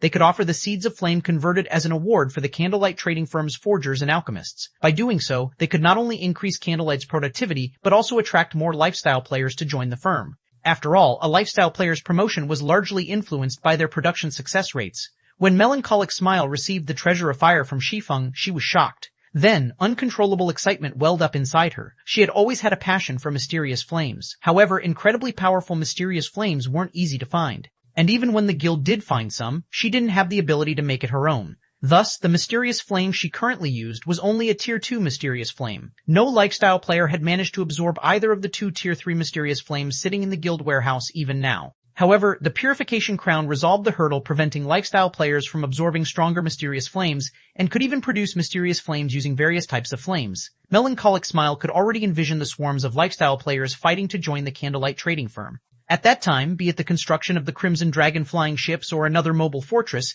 Candlelight wouldn't have to worry about lacking talents and manpower. At the same time, with Gentle Snow and Aqua Rose's return, Zero Wing no longer lacked apex combatants to protect it. Hence, Shi Feng tasked Fire Dance with secretly gathering information on the 7 treasures and collecting them directly if possible. The 7 treasures were not only crucial for his quest, but their various supportive functions were simply heaven-defying, providing incredible help to both individuals and guilds. Previously, when players in God's domain were still low-leveled and weak, the likelihood of them encountering the 7 treasures was low. However, now that more and more Tier 4 players had begun appearing, the chances of players stumbling over the 7 treasures were much greater, not to mention the present Zero Wing was already far stronger than before. After its recent rapid development, Zero Wing now had more than 50,000 Tier 3 players under its command, a number that rivaled what the various superpowers had. In addition, the number of partners Zero Wing had continued to increase. Recently, Frost Heaven had thoroughly solidified its alliance with Zero Wing, drastically increasing Zero Wing's influence on the eastern continent. At this point, Zero Wing could expand its territory already, hence, his hunt for the 7 treasures was no longer an impossible task. Moreover, he had to get his hands on the 7 treasures to elevate Zero Wing's strength further. This was because only by gathering all of the 7 treasures could he fully utilize their power. In fact, the 7 treasures could even suppress the Endless Abyss. If Zero Wing could acquire this power, Thoroughly making an enemy out of the 5 great super guilds wouldn't be a problem. It also wouldn't have to fear the invasion of other gods' domains. After Shi Feng finished assigning tasks, he promptly teleported to the Starlight Fortress to take on the Divine Dragon's trial so that he could solidify Zero Wing's position on the Western continent. At that time, even if the World Seal broke and the War of Worlds began, Zero Wing would have the ability to defend itself against the attacks of the foreign gods' domain's powers. Western Continent, Starlight Fortress, the summoning array at the top of the summoning tower lit up, and Shi Feng appeared in the summoning hall a moment later. Standing atop the summoning tower, Shi Feng had a full view of the Starlight Fortress's situation. At present, the Starlight Fortress was no longer the same as before. Not only had the number of players visiting the fortress increased massively, but even the weakest among them was at Tier 3. There were even quite a number of Tier 4 experts roaming the streets. After briefly scanning the fortress, Shi Feng discovered at least 10 Tier 4 players, nearly outnumbering what Zero Wing City had. If not for the Divine Dragon's presence, even if the Starlight Fortress had Divine Tribe and Netherworld Empire's assistance, it would still be very difficult to keep all these players in check, not to mention the large number of visiting NPCs and NPC forces greedily eyeing the fortress. Yet, due to the Silver Divine Dragon, these players and NPCs had no choice but to lie low. After checking the fortress's situation, Shi Feng went to the summoning tower's summoning altar, which was also the Silver Divine Dragon's resting place. When Shi Feng arrived in the spacious summoning altar, what greeted him was the sight of a miniature version of the Silver Divine Dragon Auerbeck. The Divine Dragon, which was only around a dozen meters in length, was sleeping quietly in the middle of the room. At this time, Auerbeck had already reached level 64. The aura it released now was on a whole other level. It was also much stronger than the dragon Shi Feng had slain in the ancient god's domain. In fact, Shi Feng found it quite difficult to stand in the aura Auerbeck exuded. If an ordinary Tier 4 player were in his place, they wouldn't even be able to approach the Divine Dragon. Looking at the fully recovered Silver Divine Dragon, Shi Feng gained further understanding of Divine Dragons. He had to admit that Divine Dragons truly weren't existences humans could offend. Despite Auerbeck being only at the Tier 4 mythic rank, it was still strong enough to defeat ordinary Tier 5 existences. As for Tier 4 existences, they were nothing but ants in front of a Tier 4 Divine Dragon. Little human, you've come. Auerbeck woke up upon sensing Shi Feng's arrival. Looking at Shi Feng with its golden eyes, it said in satisfaction, "It seems you have made your preparations to challenge the trial."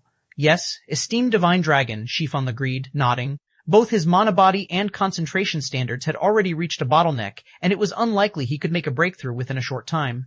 If he wished to elevate his strength further, the only way to do so would be by obtaining a legendary weapon or equipment. However, this evidently wasn't a feasible plan, as every legendary weapon and equipment required a lot of time and manpower to acquire. Good. Since you're confident in taking on the trial, I will let you challenge it as per our previous agreement. However, let me make this clear. You only have 3 opportunities.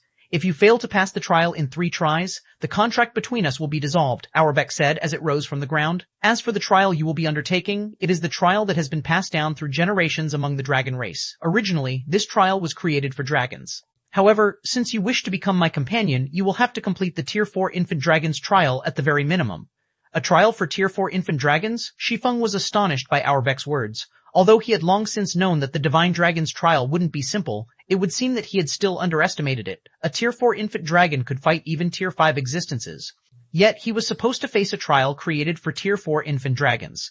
I will teleport you to the Dragon Temple. Remember, you will not be able to use external tools there. You must rely on your own strength to conquer the trial. If you die within the trial, you will be teleported back here automatically.